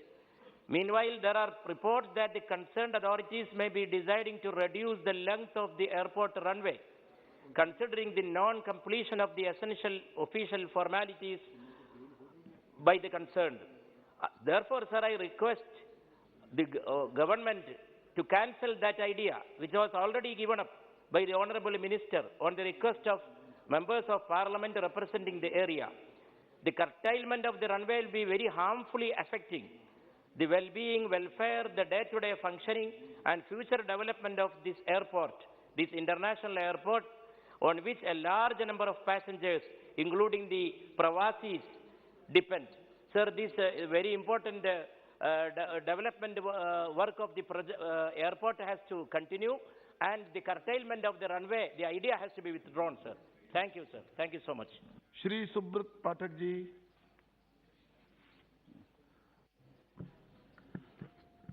धन्यवाद अध्यक्ष जी।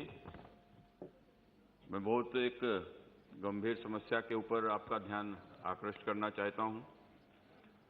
आपके माध्यम से सरकार को ध्यान में कि देश में ऑटिज्म और सेरेब्रल पाल्सी के मरीजों की संख्या में वृद्धि हो रही है।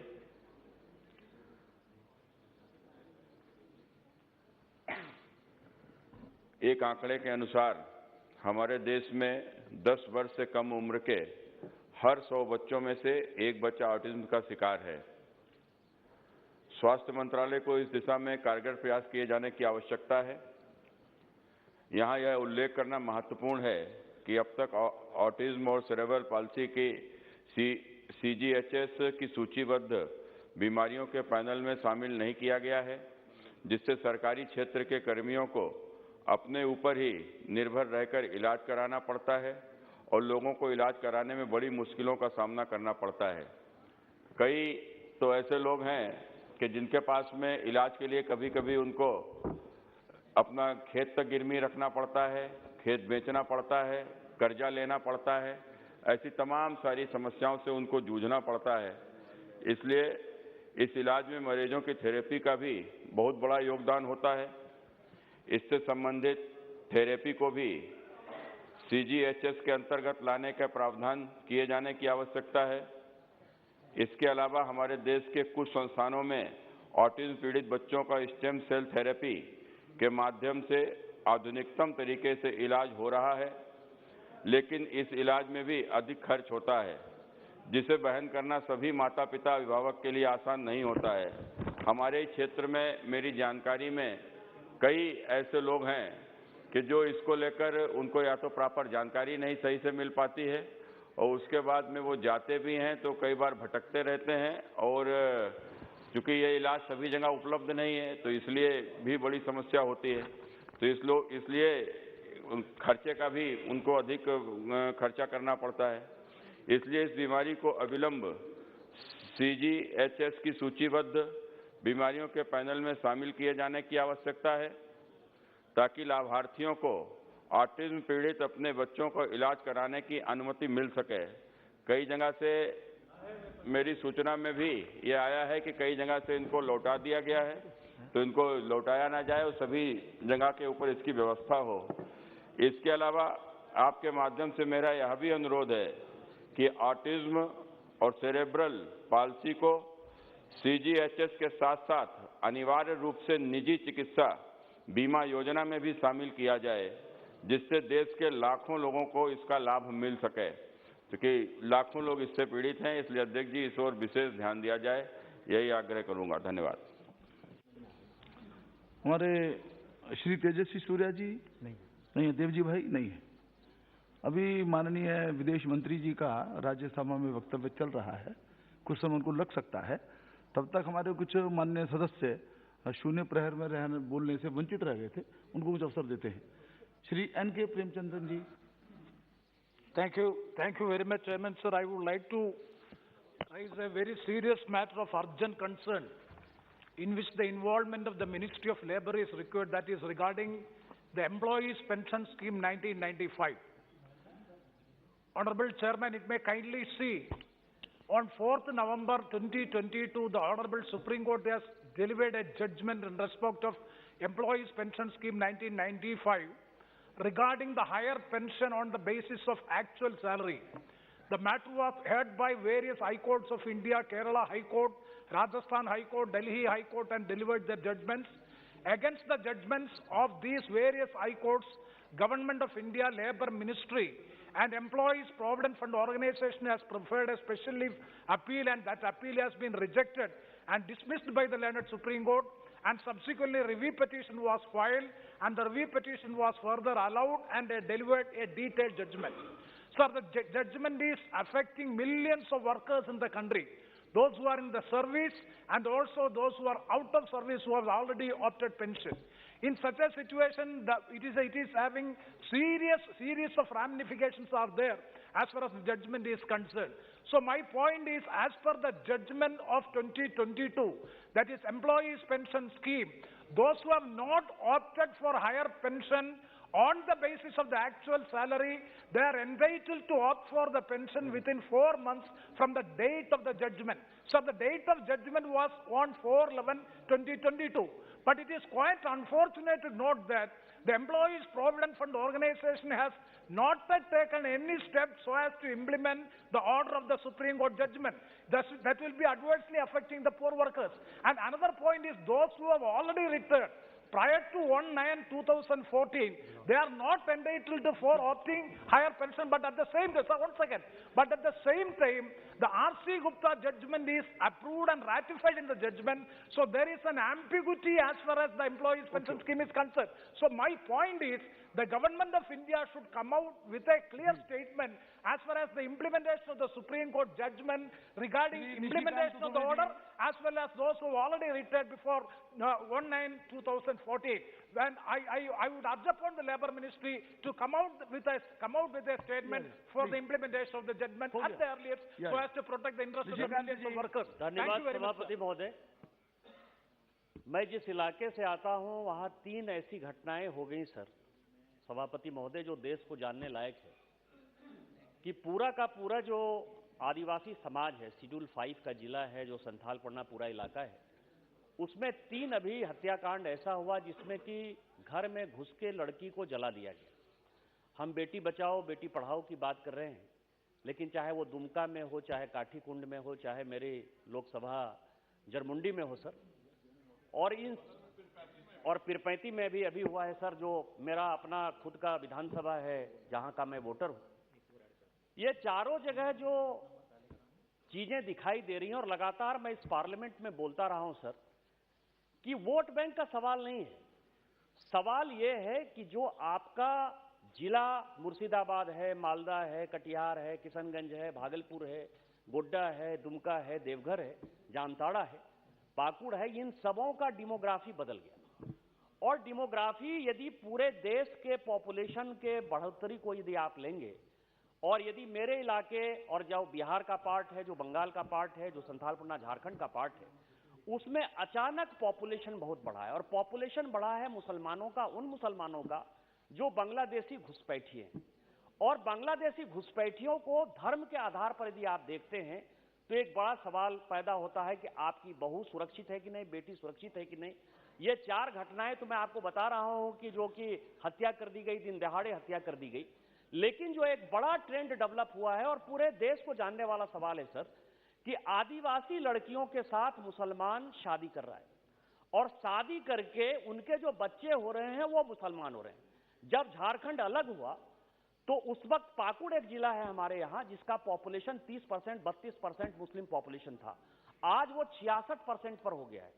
मैं जब गोड्डा में पहली बार चुनाव लड़ने के लिए गया 2009 में अध्यक्ष महोदय, तो उस वक्त जो है केवल और केवल 2 लाख मुसलमान थे, आज 4 लाख मुसलमान हैं। क्या ये यहाँ के मुसलमानों का रोजगार नहीं छीन रहे? क्या एएसआई और पीएफआई की जो एक्टिविटी है इस देश को तोड़ नहीं रही है? पूरे दुनिया का जो भी साइबर क्राइम हो रहा है वो सब मेरे इलाके में हो रहा है। यदि आप देखेंगे जामताड़ा नाम का नेटफ्लिक्स पर एक बड़ा सीरियल हो चुका है और वो सब बांग्लादेशी मुसलमान और घुसपैठिए कर रहे हैं। मेरा आपके माध्यम से सरकार से आग्रह है कि ये समय आ गया है कि नेशनल पॉपुलेशन रजिस्टर बनाइए, जो बांग्लादेशी घुसपैठिए हैं उसको बाहर करिए, और जो आदिवासियों के नाम पर जो प्रताड़ित हो रही हैं महिलाएं, जो शादी करके धर्मांतरण कर रहे हैं और जिसके ऊपर सुप्रीम कोर्ट ने भी एक बहुत बड़ा क्वेश्चन किया है, उसको आप रोकने का प्रयास करें। धन्यवाद। सभापति महोदय, आपका बहुत बहुत धन्यवाद। मैं आपका ध्यान एक बहुत ही संवेदनशील और दुर्भाग्यपूर्ण मामले की ओर आकर्षित करना चाहता हूं। गत 30 अगस्त 2002 से सभापति महोदय, हमारे नौसेना के 8 जो सेवानिवृत्त अधिकारी हैं, उनको कतर में दोहा में सॉलिटरी कन्फाइनमेंट में रखा गया है और उनके खिलाफ क्या आरोप है, ना उनको वो आरोप बताए गए हैं, ना उनके परिवारों को वो आरोप बताए गए हैं। और 90 दिन सॉलिटरी कन्फाइनमेंट में रखने के बाद जब उनको 1 दिसंबर 2002 को एक अदालत के सामने पेश किया गया, उनकी सॉलिटरी कन्फाइनमेंट की अवधि फिर 30 दिन के लिए बढ़ा दी गई। मैं सभापति महोदय आपके माध्यम से अनुरोध करना चाहता हूं, विदेश मंत्री भी अभी आएंगे अपने बिल को सदन के पटल पर रखने के लिए, कि ये बहुत ही गंभीर मामला है। हमने 4 दिसंबर 2002 को नेवी डे मनाया है और ऐसी परिस्थिति में एक पड़ोसी देश में हमारे 8 सेवानिवृत्त नौसेना के अधिकारी अगर 120 दिन से ज्यादा सॉलिटरी कन्फाइनमेंट में हों और ना उनको बताया गया, ना उनके परिवारों को बताया गया, और शायद भारतीय दूतावास को भी नहीं बताया गया कि उनके खिलाफ क्या आरोप है, ये बहुत ही एक दुर्भाग्यपूर्ण बात है। मैं आपके माध्यम से सरकार से अनुरोध करना चाहता हूं कि कतर की सरकार के साथ इस मामले को तुरंत उठाया जाए और ये जो 8 लोग हैं इनको रिहा कराकर हिंदुस्तान वापस लाया जाए। बहुत बहुत धन्यवाद सभापति महोदय। बिहार में संविधान की धज्जियां उड़ रही हैं। बिहार में जो भी स्कूल हैं उसमें बिल्कुल साफ नियम है कि जो सरकारी स्कूल हैं वह रविवार को बंद होंगे और जो उर्दू स्कूल है वह शुक्रवार को बंद होंगे। और इसमें मुझे कुछ नहीं कहना है, लेकिन पूरे सीमांचल क्षेत्र में, चाहे वो किशनगंज हो, पूर्णिया हो, अररिया हो, सभी जगहों पर शुक्रवार को छुट्टी दी जा रही है। जो भारत सरकार अपना मध्याह्न भोजन शुक्रवार को देती है वो बढ़ता नहीं है, वह पूरा का पूरा पैसे का घोटाला हो रहा है। और संविधान से ऊपर व्यक्ति कैसे हो सकता है? जब मेरे क्षेत्र में मझरिया में एक उर्दू स्कूल है, एक भी अल्पसंख्यक बच्चा वहां नहीं पढ़ता है, फिर भी जबरदस्ती शुक्रवार को वहां छुट्टी कराई जाती है, यह कहते हुए कि यह उर्दू स्कूल है, जबकि वहां एक भी अल्पसंख्यक बच्चा नहीं है। वहीं सीमांचल के क्षेत्र में एक पूरी साजिश के तहत जो एक पूरे इलाके में बांग्लादेशी घुसपैठियों के कारण शुक्रवार को स्कूल में छुट्टी कराई जा रही है, उस दिन का मध्याह्न भोजन का घोटाला हो रहा है और बिहार सरकार पूरी तरह से चुप है। अभी पीरपैंती में भी श्रीमती नीलम देवी जी की जघन्य हत्या हुई है और वहां का पुलिस अधीक्षक कहता है कि नहीं, यह मामला उधार लेने का है और उधर कोई अल्पसंख्यक पूरे समाज को वह अपमानित कर रहे हैं। अगर एक महिला की इस बुरी तरह हत्या की जाती है और आप इसको समाज उधार से जोड़ रहे हैं तो यह बहुत ही शर्मनाक बात है। Shri E.T. Mohammad Bashir ji. Thank you very much. Sir, I wish to draw the kind attention of this House and the government towards an injustice done against lakhs and lakhs of students who are depending pre-matric scholarship. So this pre-matric scholarship was now abandoned. It is cancelled. Government of India has not said any specific reason, sir. Sir, you may be knowing that poor students, this is scholarship, you have to realize. This was under Ministry of Social Justice and Ministry of Tribal Affairs. So you can very well imagine, sir, how important was this. How the lakhs of students, they were depending upon this scholarship only, sir. Not only that, the cruelty in that is something more. because everything was going on nicely. Application was invited, it was scrutinized, and they were waiting for the final order. Unfortunately, in a fine morning, Government of India decided to withdraw that. 1 to 8 caste. 1 to 8 caste, poor students. These poor students, they were depending this because, sir, this was a very, very important motivation for the students, relief for the students. Such poor students were enjoying that, sir. We have to realize one thing more, sir. Government, I would like to ask the Honorable Minister, what is that you are going to gain out of this? What benefit is you are going to have it, except doing some hardship to the poor students?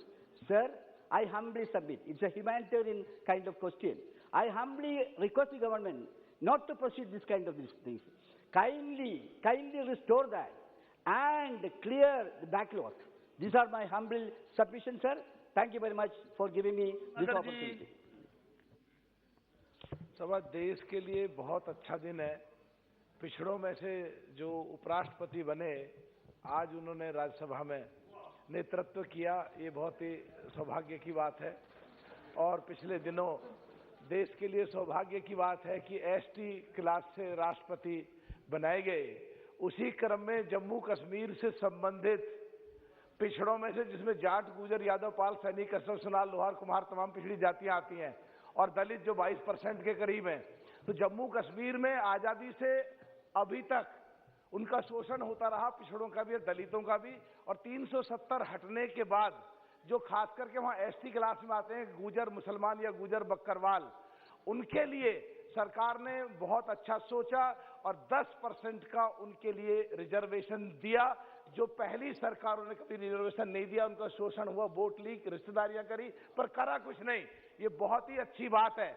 लेकिन पिछले दिनों कांग्रेस और national conference और PDP ने उनको गुमराह करने के लिए एक चाल चली है कि तुम्हारा जो आरक्षण हो 10% हुआ है, उसमें 10% जो आरक्षण हुआ है उसमें दूसरी जातियों को लेके आ रहे हैं। तो मैं आपके माध्यम से कहना चाहता हूं सरकार से, सरकार सहानुभूति पूर्वक उनके बारे में सोचे और जो 10% आरक्षण उनका है वो कम ना करा जाए। अगर कुछ जातियां ली जाए तो प्रोपोर्शनेटली प्रो डेटा बेसिस अलग से उनका आरक्षण कराया जाए। बहुत बहुत धन्यवाद। धन्यवाद धन्यवाद सभापति महोदय। चलिए आप स्लिप भेजिए जी। धन्यवाद सभापति महोदय। मैं अपने लोकसभा क्षेत्र के अति महत्वपूर्ण विषय आपके समक्ष रखना चाहता हूं। पिछले कई बार मैंने इसको सदन में रखने का काम किया। मेरा लोकसभा क्षेत्र का अति महत्वपूर्ण जो धलभुंगड़ एयरपोर्ट है वो उड़ान स्कीम में है और लगातार हम लोग प्रयास कर रहे हैं कि उसका काम शुरू किया जाए। पिछले सरकार जब हमारे थे उस समय हमारे माननीय aviation minister state Jayant Sinha ji भी यहाँ बैठे हुए हैं। 2019 में जनवरी महीना में उसका भूमि पूजन भी किया गया था, लेकिन आज तक इसका शुरुआत नहीं हुआ क्योंकि स्टेट गवर्नमेंट का अनदेखी का चलते आज तक शुरू नहीं हुआ। क्योंकि जमशेदपुर एयरपोर्ट इसलिए जरूरी है क्योंकि वहाँ टाटा जैसे घराना 8-10 बड़े उद्योग हैं। वहीं आदित्यपुर इंडस्ट्री बेल्ट में लगभग हजारों उद्योग हैं जो कि विभिन्न क्षेत्र में लोग अपना बिजनेस का पर्पस में जाते हैं। वहीं यूरेनियम जैसा, कॉपर जैसा माइंस भी है, आयरन और का है।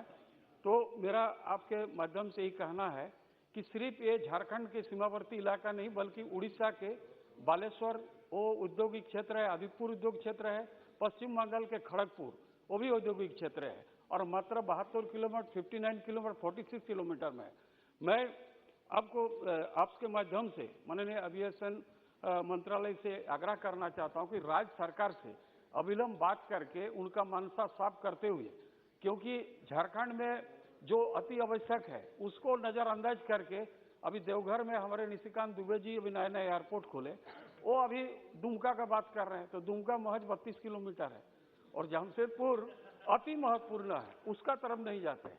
लेकिन आपके माध्यम से मैं माननीय मंत्रालय और माननीय मंत्री से निवेदन करना चाहता हूँ, टाटा जैसा जमशेदपुर सारे उद्योग घराना है, इंडस्ट्री बेल्ट के साथ साथ माइंस इलाका है, उसका जल्द से जल्द, और चाकुलिया में भी एयरपोर्ट है, वहाँ पूरी उद्योग नगरी है। इसलिए आपके माध्यम से अनुरोध करना चाहता हूँ कि धलभूंगड़ का एयरपोर्ट जो हमारा उड़ान स्कीम में उसका जल्द से जल्द शुरू किया जाए। धन्यवाद। श्री रवनीत सिंह जी।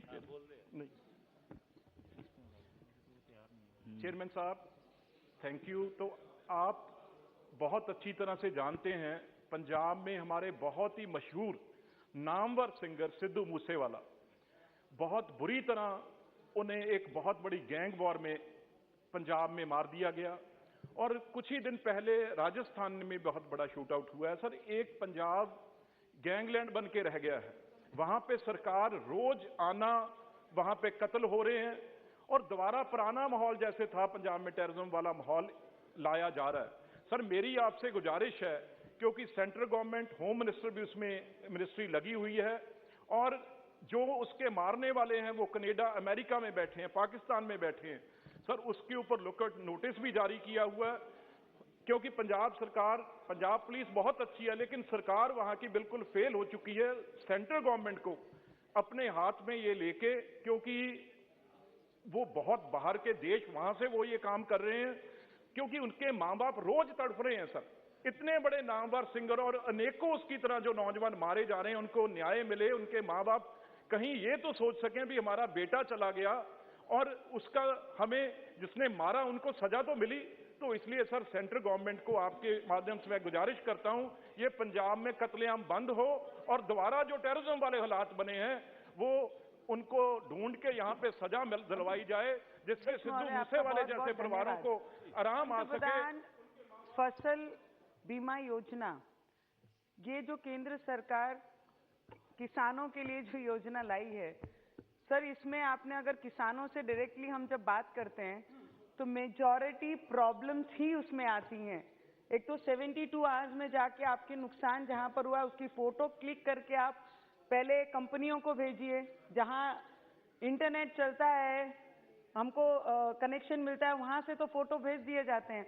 पर आप एक जगह बोलते हैं घरकुल इसलिए कैंसिल किया जाता है क्योंकि इनके पास एंड्रॉइड फोन है, और किसान अगर एंड्रॉइड फोन, स्मार्टफोन चलाता है और उसके बाद भी अगर कनेक्शन नहीं मिलता है तो 72 घंटे में जाकर वो अपनी फसल की फोटो नहीं भेज पाता है, कंपनियों को नहीं पहुंच पाता है।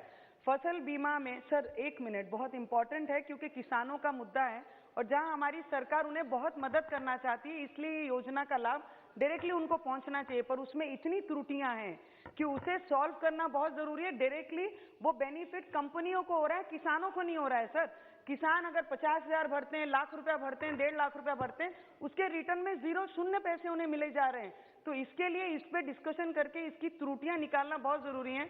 हमारे कृषि मंत्री जी भी यहाँ पर बैठे हैं। मैं विनंती करूंगी सर, जहां पर हम सभी को फायदा पहुंचाने की बात करें, किसानों को इसमें लाभ नहीं हो रहा है, सीधा उनका नुकसान हो रहा है। पैसे देने के बाद कंपनियों को डबल मुनाफा होता है और हम, हमारे किसानों को 0 से हम रह जाते हैं। तो आपसे विनंती करूंगी किसानों को इसके ऊपर कुछ ना। बहुत शुक्रिया जनाब, एक बड़ा ही अर्जेंट मसला उठाने के लिए। जनाब, आजकल कश्मीर में सब 0 टेम्परेचर है, 0 से नीचे पारा गया था। तो आज ही वहाँ पर जो फराहमी है बिजली की वो सबसे कम है, और ये अनप्रेसिडेंटेड है इस साल। और अनरेगुलेटेड जो पावर कट्स हैं, जो शटडाउन से स्ट्रीम लाइन कर, ये तवक्को की जाती थी कि पावर स्ट्रीम किया जाए और उसकी जो सप्लाई है वो ज़्यादा बेहतर बनाई जाए। उसके मुकाबले में जनाब इस साल तो हालत और भी बदतर हो गई है। तो मेरी ये गुजारिश होगी कि कोई 2500 मेगावाट के करीब वहाँ बिजली की ज़रूरत है रोज़ाना, उसके मुकाबले में सिर्फ 1600 के करीब वहाँ सप्लाई की जाती है। एक तो वहाँ लोकली स्ट्रीमलाइन किया जाए, रेगुलेट किया जाए जो भी पावर कट्स हैं, शटडाउन से, और दूसरी यहाँ से बिजली की जो फराहमी है वो इंक्रीज़ की जाए, ताकि ऑप्टिमम लेवल तक 2500 मेगावाट तक जो भी रिक्वायरमेंट हो वो उस तक वहाँ बिजली फराहम की जाए, और लोगों को सब 0 टेम्परेचर में, जबकि इस वक्त फ्रीजिंग से नीचे चला गया टेम्परेचर, तो उसमें उनको असुविधा न हो। श्रीमती जसकौर मीणा जी। बहुत बहुत धन्यवाद सभापति जी।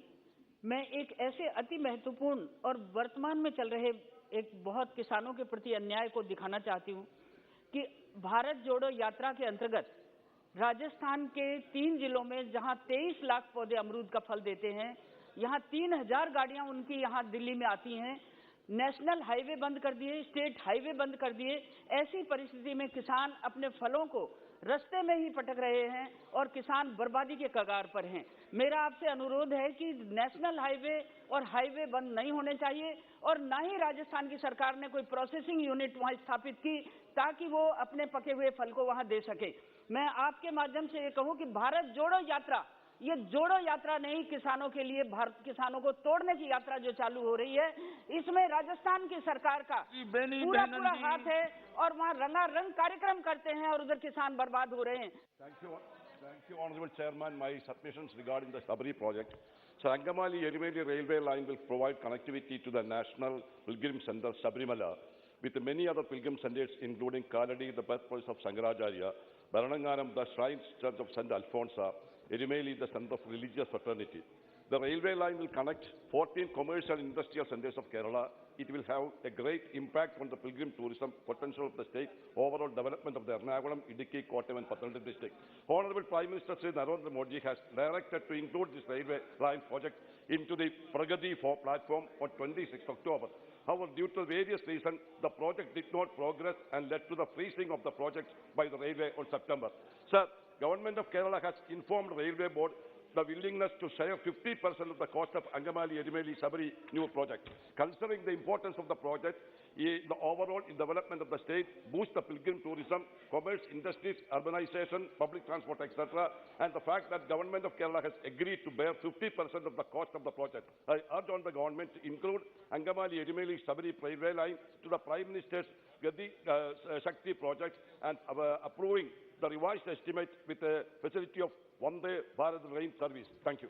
श्री विनायक राउत जी। धन्यवाद सभापति महोदय। खास करके महाराष्ट्र के किसानों की समस्या मैं आपके माध्यम से सरकार के ध्यान में लाना चाहता हूं।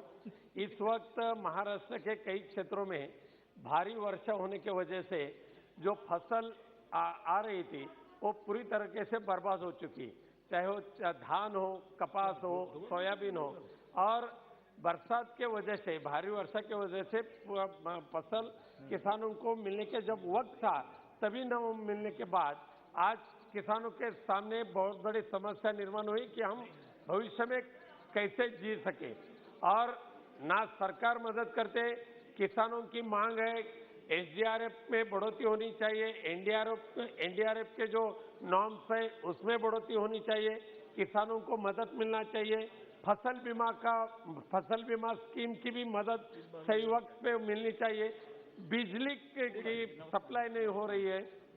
विनायक राव, आप बोल चुके हैं 0 आवर में आज? नहीं, वो रिकॉर्ड में नहीं आया था। नहीं, बोल चुके हैं, दोबारा नहीं। तो खत्म करता हूँ सर जी। तो नहीं, खत्म करने के लिए बोला। आप जी बोल चुके हैं एक बात, तो प्लीज आपको भी ध्यान रखना था। कोई बात, हाँ प्लीज। நன்றி அவைத் தலைவர் அவர்களே। No, it can't be like that. Please. நன்றி அவைத் தலைவர் அவர்களே। நாடு முழுவதும் ஆன்லைன் சூதாட்டத்தை தடை செய்ய வேண்டும். ஆன்லைன் சூதாட்டத்தால் பலரும் தற்கொலை செய்து வந்து இருக்கக்கூடிய நிலையிலே ஆன்லைன் சூதாட்டத்தை தடை செய்ய வேண்டும் என்று கேட்டுக்கொள்கின்றேன். தமிழகத்திலே ஆன்லைன் சூதாட்டத்தை தடை செய்வதற்கு மக்கள் பிரதிநிதிகள் சட்டமன்றத்திலே சட்டம் இயற்றி தீர்மானம் நிறைவேற்றி ஆளுநருடைய ஒப்புதலுக்கு அனுப்பி ஆளுநர் அதற்கு ஒப்புதல் அளிக்காமல் இன்னும் அந்த தற்கொலை உயிரிழப்பு அதிகரித்துக் கொண்டிருக்கின்றது. மக்களால் தேர்ந்தெடுக்கப்பட்ட பிரதிநிதிகளெல்லாம் இணைந்து பெரும்பான்மையாக ஒருமனதாக இயற்றப்பட்ட தீர்மானத்தை ஆளுநர் ஒப்புதல் அளிக்காமல் அங்கே உயிரிழப்பு அதிகரித்துக் கொண்டிருக்கின்றது. எந்த விதத்திலும் மக்களால் தேர்ந்தெடுக்கப்படாத ஆளுநர் இந்த மசோதாவை இழுத்தடித்து கொண்டிருக்கின்றார். கிட்டத்தட்ட இந்த ஆன்லைன் சூதாட்ட தடை மசோதா உள்ளிட்ட 22 மசோதாக்களுக்கு மக்களால் தேர்ந்தெடுக்கப்பட்ட சட்டசபையில் நிறைவேற்றிய மசோதாவை ஆளுநர் ஒப்புதல் அளிக்காது தமிழக சட்டப்பேரவை மட்டுமல்ல 8 கோடி தமிழர்களையும் அவமதிக்கக்கூடிய செயல். ஆளுநரை ஒன்றிய அரசினுடைய பிரதிநிதியாக இருக்கக்கூடிய ஆளுநரை அரசு माननीय मंत्री श्रीमती मीनाक्षी लेखी जी।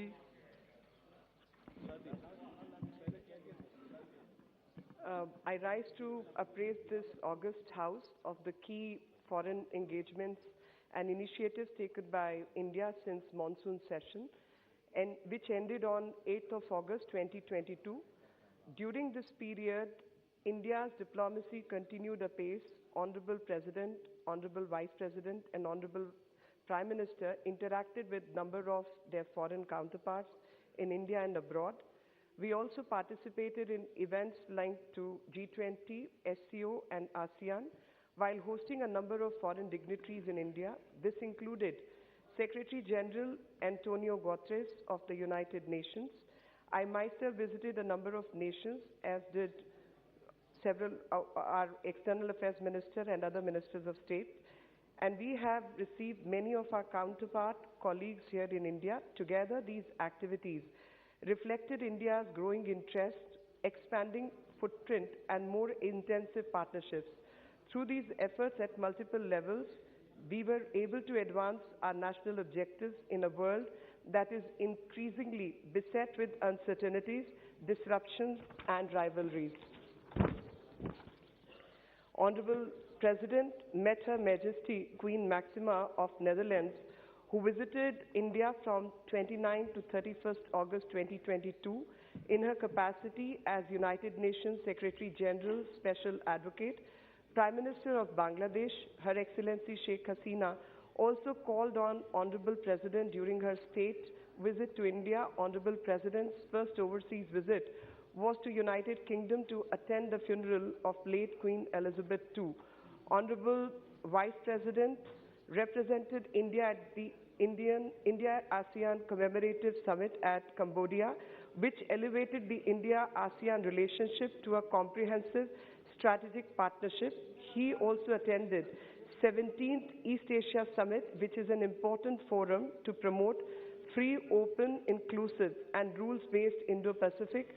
Apart from bilateral engagements in Phnom Penh, he visited UNESCO World Heritage Temples at from Angkor Wat, where conservation and restoration work has taken place with India's support. Furthermore, on the invitation of His Highness Sheikh Tamim bin Hamad Al Thani, Amir of Qatar, Honorable Vice President attended the opening ceremony of FIFA World Cup 2022.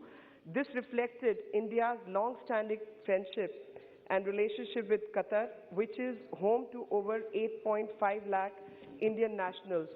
Honorable Prime Minister participated at Samarkand Summit of Shanghai Cooperation Organization Council of Head of States, where India assumed the chairmanship of SCO. As chair of SCO, India's priorities are to advance the theme of secure, articulated by Prime Minister initially at the SCO Summit in Guangdong in 2018. Secure stands for security, economic cooperation, connectivity, unity, respect for sovereignty and territorial integrity and environment. At Samarkand, Prime Minister voiced global sentiment when he declared that this was not an era of war. His statement was in the context of the Ukraine conflict, where our advocacy of dialogue and diplomacy has been consistent and persistent. It has a larger resonance as well. We have also extended support on specific concerns such as supply of food grains and fertilizers. As indeed on security of nuclear installations, our position has been broadly appreciated by the international community and finds reflection in G20 Bali Declaration. I'm very happy to inform the House that Kashi has been designated as the first SCO cultural and tourist capital for 22-23. This would facilitate showcasing of our age-old knowledge, inheritance, and our rich social and cultural heritage. The Prime Minister also attended the state funeral of late Prime Minister Shinzo Abe of Japan, who was a particular friend of India. In his meeting with his counterpart, PM Fumio Kishida, Prime Minister noted that invaluable contributions made by Shinzo Abe to strengthening India-Japan relations, as well as conceptualizing the vision of a free, open, and inclusive Indo-Pacific region. Both PMs renewed their commitment towards enhancing India-Japan strategic and global partnership and to work towards promoting regional and international cooperation. The Secretary General of the United Nations, His Excellency Antonio Guterres, paid an official visit to India from 18th to 20th October and joined Prime Minister in Kevadia to jointly launch the Lifestyle for Environment initiative. Heads of state and governments from France, UK, Estonia, Georgia, Maldives, Nepal, Madagascar, Mauritius, Argentina, and Guyana contributed with their messages of support for the LIFE initiative. Allow me to turn now to the subject of G20. As the House is aware, the Prime Minister attended the Bali G20 summit recently, and we therefore thereafter assumed its presidency. G20 is the premier forum for global economic cooperation, representing around 85% of the global GDP, over 75% of the world trade, and about 2/3 of the world population. Prime Minister had noted that India's presidency of the G20 during the year of Aghadi Ka Amrit Mahotsav is a matter of pride for every Indian. The G20 meetings have already commenced in India, and our endeavor is to organize about 200 of these meetings in 32 different sectors in multiple locations across India. The G20 summit to be held next year would be one of the highest profile international gatherings to be hosted by India. During the G20 Bali summit held under Indonesia's presidency, India extended fullest support to ensure its success. Our contribution to finding a common ground among members in a polarized environment was widely appreciated. Prime Minister also held discussions with counterpart leaders on key issues of global concern. They focused mainly on reviving global growth, ensuring food and energy security, promoting technology, preserving environment, and addressing public health and digital transformation. As is customary, many of these opportunities also provided an occasion to take stock of our bilateral relationships. Since we were assuming the responsibility, this was also the time to seek the support and cooperation of all G20 members for the success of India's presidency. Honorable members are aware that the G20 is taking place in the largest context of geological crisis, food and energy insecurity, slow progress of sustainable development goals, mounting debt burden, and challenges to climate action and climate justice. Our endeavor is to build consensus within the G20, champion causes, especially of the Global South, and shape the setting up of the agenda. This will also be an occasion for us to highlight the 3Ds of India: development, democracy, and diversity.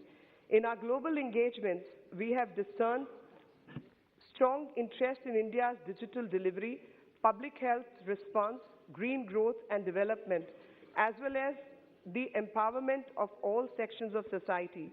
There's also an enhanced interest in our democratic traditions, which go way back in our pluralistic and consultative culture. We envisage the G20 presidency as an occasion to showcase India to the world. This will be done through cultural activities, regional festivals, technology programs, sustainability initiatives, millets promotion, one district, one product, community engagement, and civil society activities. Our presidency will witness a Jan Bhagidari, where all of India would not only participate but celebrate this occasion. As the House is aware, government has briefed leaders of political parties in this regard. We see this as a truly national endeavor and seek the cooperation of everybody to make it a success. I would also like to highlight that India will provide stronger voice to the issues of interest to the Global South. This is very much part of our DNA. It was in evidence most recently during the vaccine Maitri. Our emphasis will be on sharing the India story, caring of all, and taking collective action. It will focus on emphasizing our achievements and priorities such as digital India, clean energy, sustainable lifestyle, women-led development, and multilateral reforms. Prime Minister's initiative on lifestyle for environment movement, and India's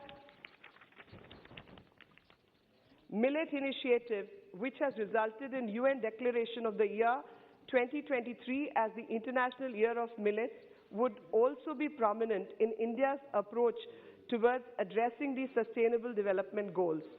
Today, we are building stronger bridges with both developing countries and advanced economies. Apart from our G20 presidency, we are members of a growing number of groups and mechanisms. Some of them are relatively established, like the BRICS and Commonwealth. Others have been more recent, like the Quad and SCO. And still others are emerging, like the 12 IUT and Indo-Pacific Economic Framework. We are also increasingly engaging the world in group formats, reflecting the growing interest on their part in cooperating with India. This could be with the ASEAN, Africa or Pacific Islands, or indeed the Nordic nations, CARICOM, SELEC or Central Asia. Our growing collaboration with the European Union is of particular importance. I would also like to share with the House that the ministers of MEA have been equally active during this period. EM has hosted foreign ministers of Maldives, France, Singapore, Botswana, United Kingdom, Ghana, Gabon, Belarus, Syria, UAE, and Germany in this period. I would also like to highlight the India-Singapore Ministerial Roundtable and the collective interaction with 12 African ministers dealing with education and skills that took place in New Delhi. It would give the honorable members a sense of the breadth of our engagement and the growing global interest in India. This was also in evidence during the outgoing visits of the EM to Thailand, Brazil, Paraguay, Argentina, UAE, Japan, and Saudi Arabia, Uzbekistan, USA, Australia, New Zealand, Egypt, and Russia. It was our privilege to represent India at the UN General Assembly high-level segment this year. We took the occasion to engage with G4, the L69, Quad, IBSA, BRICS, SELEC, and CARICOM, and hold multiple trilaterals and bilaterals. Our ministers of states have been equally vigorous in promoting the interest of India abroad. Sri Mulidaran went to Brazil, Senegal, USA, Oman, Djibouti, Kenya, Eritrea, and Nigeria. I represented India at SICA Summit at Kazakhstan and visited Georgia, Norway, Iceland, and Malta. Dr. Rajkumar Ranjan Singh was our representative at IRA Ministerial and visited Indonesia. The House should also be aware that as chair of the Counter-Terrorism CTC of UNSC, India hosted its special meeting in October. All the 15 members participated and paid homage to victims of 26/11, Mumbai terrorist attack at Memorial Wall in Taj Mahal Palace Hotel. This was the first time that the UNSC held a meeting in India. Their Delhi Declaration emphasized the need to display zero tolerance towards terrorism and combat it in all its forms and manifestations. I'm happy to inform the House that after a gap created by COVID, India will be hosting 17th Pravasi Bharatiya Divas at Indore from 8th to 10th January 2023. This year's theme acknowledges the contributions of Indian diaspora as Diaspora, reliable partners for India's progress in Amrit Kal. The 32 million Indian diaspora is a great source of support for our country. India's 4C commitment of care, connect, celebrate, and contribute would be on display during the celebrations. His Excellency President Mohammad Irfan Ali Goyana of Guyana will be the chief guest at Pravasi Bharatiya Divas 2023. Where Republic Day 2023 is concerned, we have invited His Excellency President Abdel Fattah al-Sisi of Egypt as the chief guest. He has graciously accepted the invitation. Honorable members would also be glad to know that 12th World Hindi Conference will be held jointly between India and Fiji from 15th to 17th February 2023 at Fiji. This will be the first occasion of hosting this event in Pacific region. Foreign policy today is no longer just an excuse of a ministry or just an exercise of a ministry or even that of the government. It has a direct impact on the daily lives of all Indians. This may be in ensuring that our products have market access or that our talent gets into the global workplace. But it is equally an effort to ensure that technology, best practices, and capital flow into India. Our endeavor in a difficult global situation is that the welfare of Indian people is ensured. However, challenging the circumstances may be. This may be in exceptional situations like Operation Ganga in Ukraine, or the ability to access key necessities like energy and fertilizers on affordable terms, or indeed in concluding migration and mobility partnerships as we have just done with Germany. Indian foreign policy is there to serve the Indian people. We will do whatever it takes to discharge that responsibility. It could be in ensuring international support for our policies or in acceptance of our interests and objectives. These may be difficult times, but it is also an occasion to display our leadership and make a strong contribution to global peace, stability, growth and security. Honourable members know this well and understandably approach the ministry with their particular concerns and issues. It has been our earnest effort to respond as effectively and sincerely to their communications. We are extremely conscious that foreign policy must respond to the requirements and demands of our society. We demonstrate that as much through the activities of our embassies abroad as we do at home, through improved passport and immigration services. Every confidence that this august House does appreciate both our promotion of national interest abroad as well as our responsiveness to the daily requirements of our people. I conclude with the expectation that the House will continue to extend its fullest support to our efforts and encourage our success in G20 presidency. Thank you, Chairman, sir. No. Item number 15, समुद्री जल दस्युता रोधी विधेयक 2019, माननीय मंत्री जी. No queries. You know, please sit down. No. Now, honorable, chaliye. Item number 15 now. Item number 15. Please. No. Nothing. Please. Chaliye. Please sit down, please. Honorable Speaker, sir, notice दीजिए उसका. Honourable minister के वक्तव्य पर कोई comment नहीं होता. Please Ajit साहब बैठ जाइए, बैठिए, प्रेसिडेंट साहब बैठिए. आप नोटिस दीजिए, चर्चा हो उसके ऊपर, प्लीज. नो बैठिए, अजीत साहब बैठिए, बैठ जाइए, please. Mister. Honorable Speaker, sir, I am rising to move in this August House official amendments to the Anti-Maritime Piracy Bill 2019.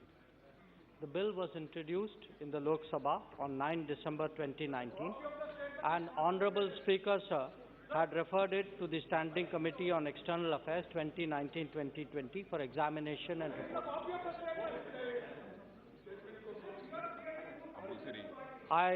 I thank the committee for examining the bill in detail and making very useful recommendations and observations. To suitably incorporate these recommendations, the Ministry of External Affairs held several rounds of ministerial consultations with concerned ministries and departments. The amendments have been drafted and finalized in consultation with and concurrence of the Ministry of Law and Justice. Sir, I am happy to note that out of the 18 recommendations of the committee, 14 have been incorporated suitably. 3 recommendations, number 1, 3 and 18, were in the nature of observations which have been noted. 1 recommendation, number 2, is to define clear-cut roles of various departments to be reflected in the rules for the effective coordination mechanism. This recommendation also calls for SOPs for deportation and extradition of pirates by the Ministry of Home Affairs so that these could be implemented early, and that has been noted and will be addressed suitably. So regarding the issues raised by the committee, the provision of trial in absentia has been dropped. Keeping in mind the observations of the committee regarding the Supreme Court of India's ruling on awarding mandatory death punishment, the provision regarding death punishment has been amended in the bill to also include imprisonment for life. Honorable Speaker, sir, India does not have a specific law or legal provision in the IPC or the CRPC on piracy. This bill, along with the amendments, would provide an effective legal instrument to combat piracy, not only in our territorial waters, but in the EEZ, but also on the high seas. India's security and economic well-being is inextricably linked to the sea, and maritime security is a prerequisite, with more than 90% of our trade with the world taking place through sea routes and more than 80% of our hydrocarbon requirements being seaborne. The security of our sea lanes of communication is critical to our national well-being. India is also one of the largest providers of seafarers in the world. We are a signatory to the UNCLOS 1982, which was ratified in 1995. The passing of this bill fulfills the expectation of this convention for cooperation in repression of piracies in the high seas.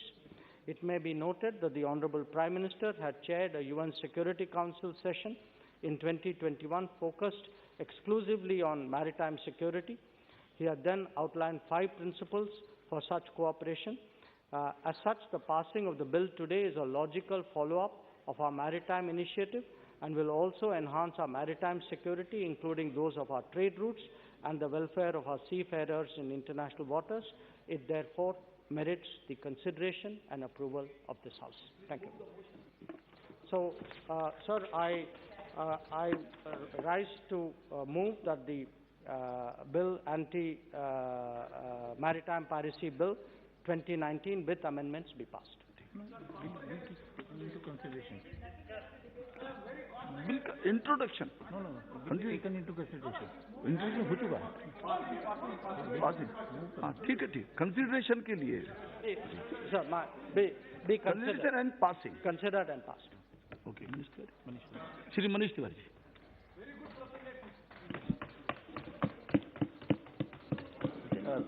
Thank you very much, Mr. Chairperson, sir. I rise to speak on the Anti-Maritime Piracy Bill 2019. If I understand correctly, the official amendments which are sought to be moved by the government, you plan to amend the title of the bill to perhaps read Maritime Anti-Piracy Bill 2019, which of course would make it sound better. As the Minister was explaining, Mr. Chairperson, that the bill was introduced in this House on the 9th of December 2019, was referred to the Standing Committee on 23rd December 2019. The Standing Committee reported back on the 11th of February 2021, and official amendments were proposed by the government on the 22nd of July 2022. This bill, Mr. Chairperson, provides us an opportunity not only to discuss the legal architecture around, or the need for a legal architecture around piracy, but more importantly also India's interests, India's strategic interests in the Northern Arabian Sea and the Western Indian Ocean, where a majority of India's trade passes through. It would be a trite to say that ungoverned spaces actually create the conditions for pirates to operate.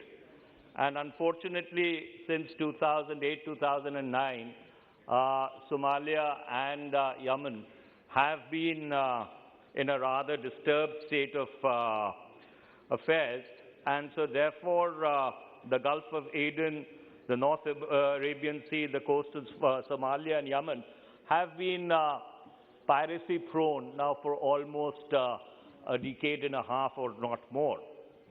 And for India, as the Minister was correctly pointing out, that the sea lanes of commerce, especially the ones which transit through these seas and also the ones which then transit from the Hormuz to the Malacca, really constitute the lifeblood of our global trade. And it was in the year 2009 that when the problem of piracy was really at its zenith, that a combined task force was set up, Task Force 151, 152 and 153. They were established and they were given a mission mandate in order to combat the problem of piracy. 34 nations, 6 countries got together to patrol almost 8.3 million square kilometers of international waters. And I must say that this mission has been successful in mitigating the impact of piracy to a great extent. India, of course, at that point in time, chose not to associate itself with the Task Force 151, 152, 153, which was operating out of the Combined Maritime Headquarters in Bahrain, primarily because of the presence of Pakistan on these task forces.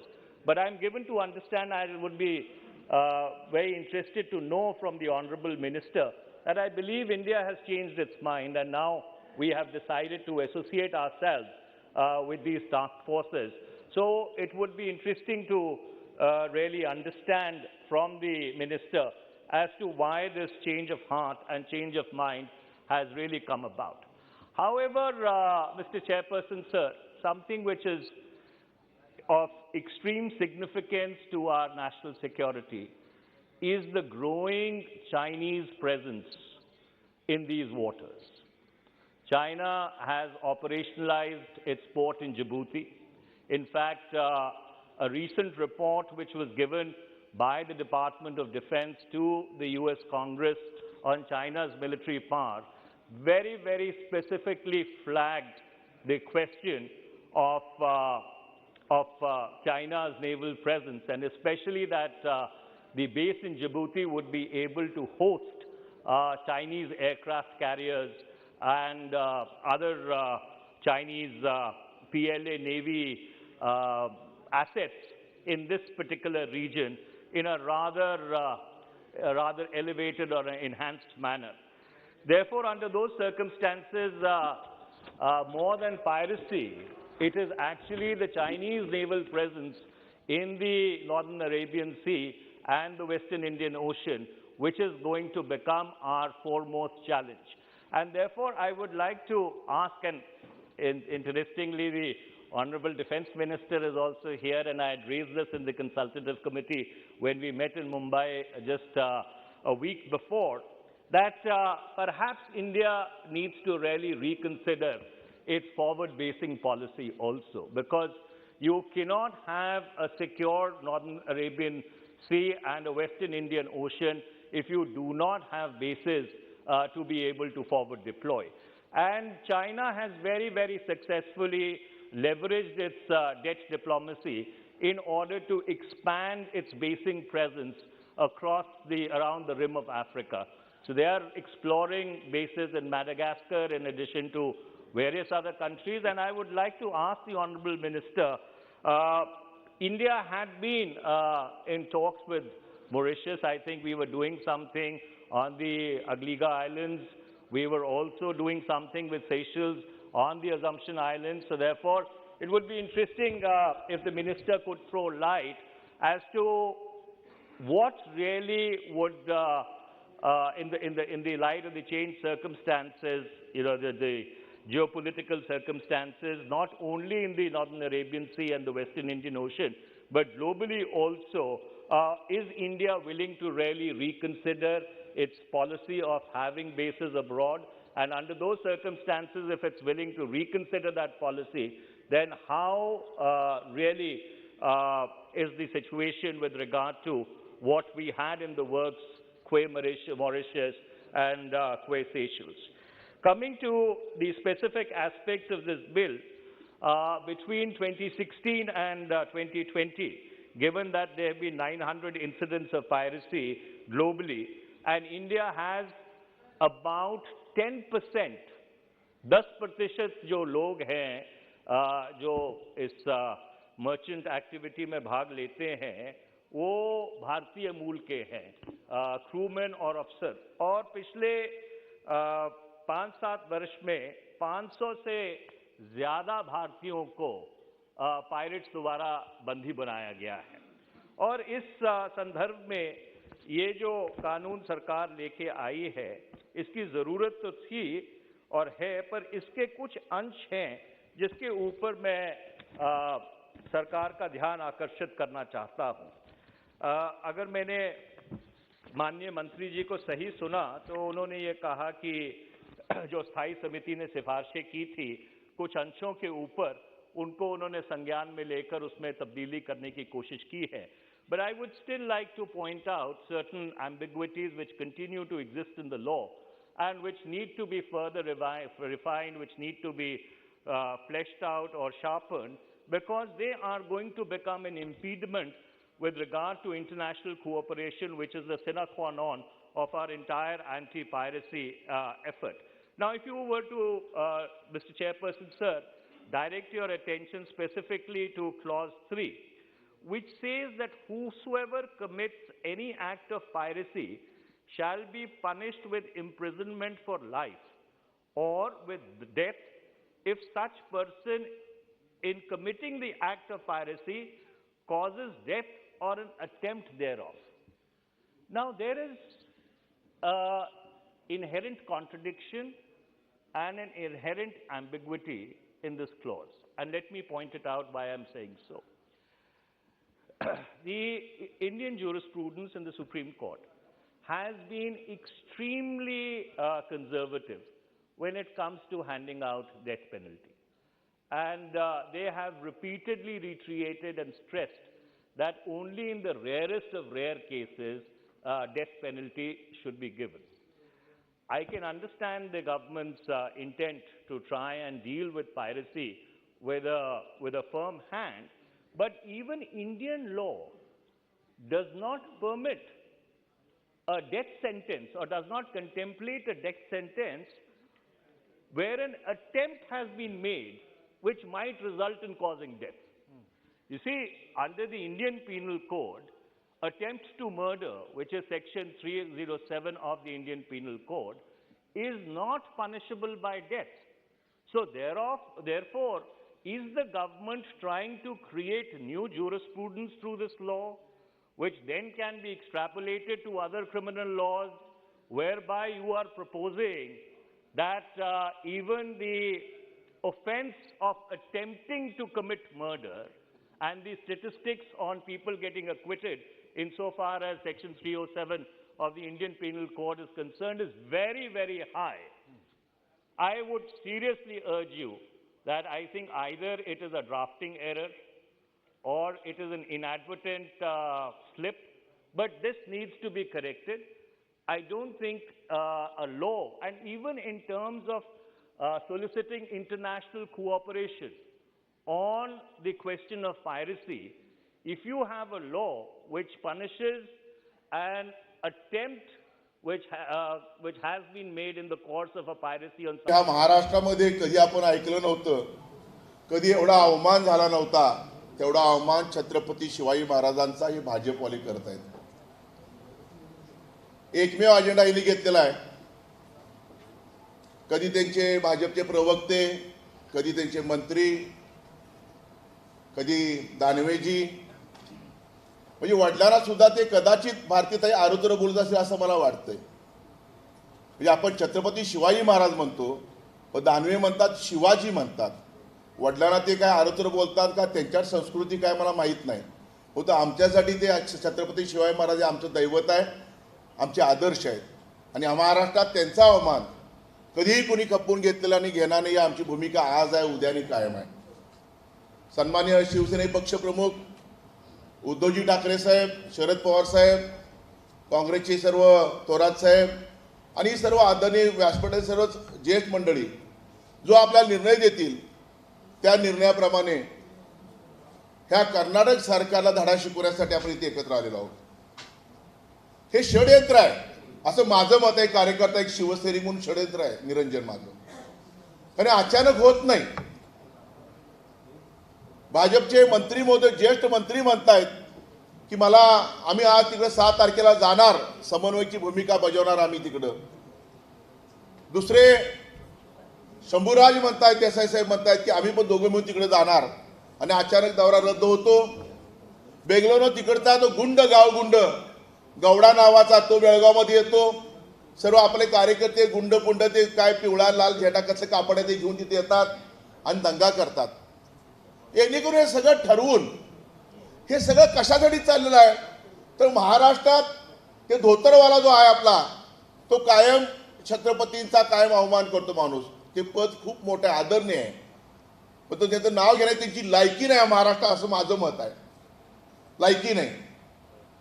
आणि अशा वेळी हे लक्ष विचलित करण्यासाठी महाराष्ट्रातले जे चाललेलं छत्रपती शिवाजी महाराजांचा अवमान, महाराष्ट्रात जे महागाईचे मुद्दे आहेत, अनेक प्रकल्प महाराष्ट्रातले मोठमोठे निघून गेले गुजरातला, दुर्वास बापू, अशा ज्या घटना घडल्यात महाराष्ट्रामध्ये, बेरोजगारीसारखे विषय आहेत, त्यांना कुठेतरी डायव्हर्ट करण्याचं काम पद्धतशीरपणे ठरवून हे भाजपवाले करत आहेत. आणि दुर्दैवाने ज्यांनी आमचा विश्वासघात करून निघून गेले ते सुद्धा गप्प बसलेत, काहीच बोलत नाहीत. छत्रपती शिवाजी महाराजांचा अवमान सुद्धा तुम्ही तोंडात तुम्ही ब्र काढत नाही, ही खूप शर्मेची बाब आहे. आणि मग इकडे दंगा करायचा, 5 गाड्या फोडल्या, 10 गाड्या फोडल्या, 40 गाड्या फोडल्या. आम्हाला फोडाफोडीचा आम्हाला कुणी कोल्हापूरकडे माटाला शिकवण्याची गरज नाही. मी कालच सांगितले, तुम्ही 5 फोडल्या तर आम्ही 50 फोडणार, 10 फोडल्या तर 100 फोडणार, आम्ही इशारा दिलेला आहे आणि ते करून दाखवू शकतो. पण तू ज्येष्ठ मंडळी आज इथे एकत्र आलेले आहेत, ती नाराज निघाली म्हणून आपण नाराज व्हायचं का, हा सुद्धा प्रश्नाचा आपल्या समोर आहे. कालचा बंटी साहेबांनी विषय सांगितला, आम्ही सुद्धा काल SP साहेबांची बोललो, मुश्रीफ साहेब बोलले, स्वतः काल उद्धव साहेबांचा पण काल आम्हाला रात्री फोन आला होता की कडक भूमिका आपण घेतली पाहिजे. साहेब फक्त आम्हाला आदेश द्या. त्या महाविकास आघाडीमध्ये अशा पद्धतीने कोल्हापुरात कधी बंद झालं नाही, त्या पद्धतीने बंटी आपण कोल्हापूर बंद करूया असे माझं मत आहे. कडकडीत बंद, चीट पाकरून फिरता कामा नाही. मग हातात काही घ्यायला लागलं तर चालेल, परंतु ह्यांना धडा शिकवायचा की काय भावना आमच्या छत्रपती शिवाजी महाराजांबद्दल आहेत ते त्यांना दाखवण्याची गरज आहे कर्नाटक सरकारला. मुंबई आतापर्यंत कधीच हे मारत नव्हते, हो कधीच मारत नव्हते. आता उठलं रोज त्यांची स्टेटमेंट येते, रोज, आणि चिडवणारी स्टेटमेंट की आपला राग आला पाहिजे, महाराष्ट्राचा अस्तित्व निर्माण झाली पाहिजे, कायदा सुव्यवस्था बिघडला पाहिजे, अशा पद्धतीने ते काम त्यांचं चालू आहे. हे एकत्रित मग काही सांगितलं, हा राजकारणाचा भाग आहे. तोडाफोडी, हाणाहाणी, बंद हे आपल्याला काही नवीन नाही आहे. परंतु आज आपल्या हजारो माता भगिनी आपल्या आज डोंगरावर सौंदर्य यात्रेला गेलेले आहेत. ह्याचा विचार आपण करायचा पाहिजे आपल्याला. त्यात पण आज दत्तजी झाले, उद्या परा कोल्हापुरात आपल्याला अनेक ठिकाणी RK साहेब महाप्रसाद आहेत, त्याचा विचार करा पाहिजे आपल्याला.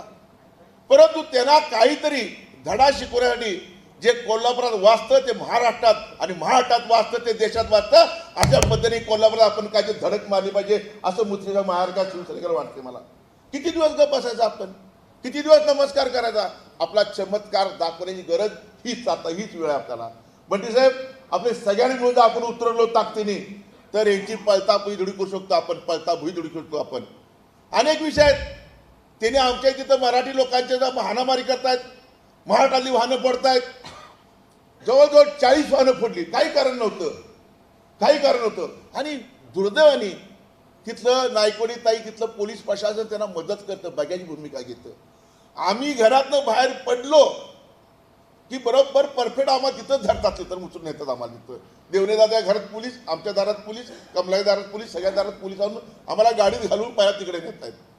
हे ठीक आहे, त्यांचं काम ते करतायत. परंतु प्रत्येक वेळी बंटी साहेब आम्ही पत्र द्यायची आता गरज नाही मुश्री साहेब, की आम्ही ऋतुराज साहेब आम्ही आता इकडे जाणार आहोत, आम्ही आंदोलन करणार आहोत, आम्ही बांगड्या देणार आहोत. अरे तुम्हाला त्या कर्नाटकात जायचं नव्हतं चंद्रकांत दादी पाटलांना आणि त्या देसाई साहेबांना, तर तुम्ही घोषणा केलीच कशासाठी. अनेक वर्ष अजित फराटे आपण तिथल्या मराठी लोकांसाठी आपण लढतोय, अनेक वर्ष त्यांना आदर देतोय, त्यांना आधार द्यायचं काम करतोय, त्यांना हिंमत द्यायचं काम करतोय. आणि नेमकं ह्या दोन्ही मंत्र्यांनी आमच्या जखमेवर मीठ सोडण्याचं काम केलं, पाप केलं ह्या मंत्र्यांनी, दोन्ही पण मंत्र्यांनी, असं माझा दावा आहे. खच्चीकरण केलं आमच्या मराठी माणसाचं, खच्चीकरण. हे तुम्ही पाप केलेले लोक ह्या महाराष्ट्रात कधी विसरणार हे ह्या दोघांना लक्षात ठेवलं. म्हणून काल त्यांना बांगडा जार दिला की तुम्ही पांढरा झेंडा जाऊन तिथं लावलेला आहे. आता तुमची धमक होतीच तर तुम्ही घुसायला पाहिजे होतं, दाखवायला पाहिजे होतं. पण तू ठरलेला आहे, तू रडायचंच मी हसायचं, तू हसायचं मी रडायचं. दिल्लीतनं निरोप आला की गप गुप मिळून बसायचं, अजिबात बोलायचं नाही, तेरे भी चूप मेरे भी चूप. ह्या अशा पद्धतीचं या महाराष्ट्रात घाणं राजकारण आतापर्यंत एवढ्या वर्षांनी बघितलं होतं, हेच चाललेलं आहे. परंतु सगळ्यांचं आपलं एक मत आहे, जे काय निर्णय घेतील बंटी साहेब, मुश्रीफ साहेब, व्यासपीठावर सगळे आदरणीय व्यासपीठ आहेत, ते निर्णय घेतील त्या पद्धतीने. मी आलो की झालं, मी चेहरा दाखवला 2 तासाला, असं करू नका. ते जे गावगुंड तिथं तुम्हाला सांगतो एका हाकेवर हजारो पडत असतील बाहेर, तर मराठी माणसावर प्रेम करणारी, छत्रपती शिवाजी महाराज प्रेम करणारी आणि महाराष्ट्रावर प्रेम करणारी लोक आपल्या महाविकास आघाडीची हजारो माणसं ज्या दिवशी ठरवत त्या दिवशी रस्त्यावर बाहेर पडून आपली ताकद दाखवण्याची गरज आहे. ताकद दाखवायला लागेल. नाहीतर मला निरोपाला मी आलोय बसलो चला अर्धा झाला निघून गेलो मी, असं करू नका. प्रत्येकाने 5-50, 5-50, 100 कार्यकर्ते आणायचा प्रयत्न करा आणि ताकद दाखवा ह्या बोमई सरकारला की नाही आम्ही तुम्ही वीट घेतली तर आम्ही दगड घेणार, ही भूमिका आपण घेऊन पुढे गेलो तर तिथल्या मराठी माणसाला कधी त्रास होणार नाही, तिथला महाराष्ट्रातलं कुठलंही वाहन तिथं नुकसान होणार नाही. ह्या भूमिकेतून आपल्याला जायला लागेल आपल्याला. आणि हा राजकीय व्यासपीठ नाही, आज विषय फक्त सीमा भाग, मराठी माणूस आणि महाराष्ट्र यावर आपला हे आपल्या आता नेते मंडळी आपला जो आदेश देतील त्या आदेशाचं आपण पालन करू आणि ताकदीने उतरून ह्यांना धडा शिकू. पुन्हा जर काही घडलं तर बंटी साहेब बाकी महाराष्ट्र बंद, कोल्हापूर बंद कशा पद्धतीने करायचं ते फक्त आम्हाला ह्या लोकांना आम्हाला आदेश द्या. ऋतुराज साहेब एक दुकान किंवा एक माणूस कधीही त्या दिवशी रस्त्यावर सकाळपासून संध्याकाळपर्यंत दिसणार नाही अशा पद्धतीचं आम्हाला माहिती आहे. सुरुवात 4 वाजता करायची का 3 वाजता करायची ईश्वर परमार अनेक वेळा आपण केलेलं आहे ते आपल्याला करावं लागेल. एवढी तुम्हाला आज विनंती करतो. ही अस्मिता हा स्वाभिमान आपल्या महाराष्ट्राचा मराठीचा छत्रपती शिवाजी महाराजांचा जर जपायचा असेल तर विचारपूर्वक इथं बाहेर पडा ताकदीने उतरायची विनंती करतो आपल्याला घेतो. जय हिंद जय महाराष्ट्र.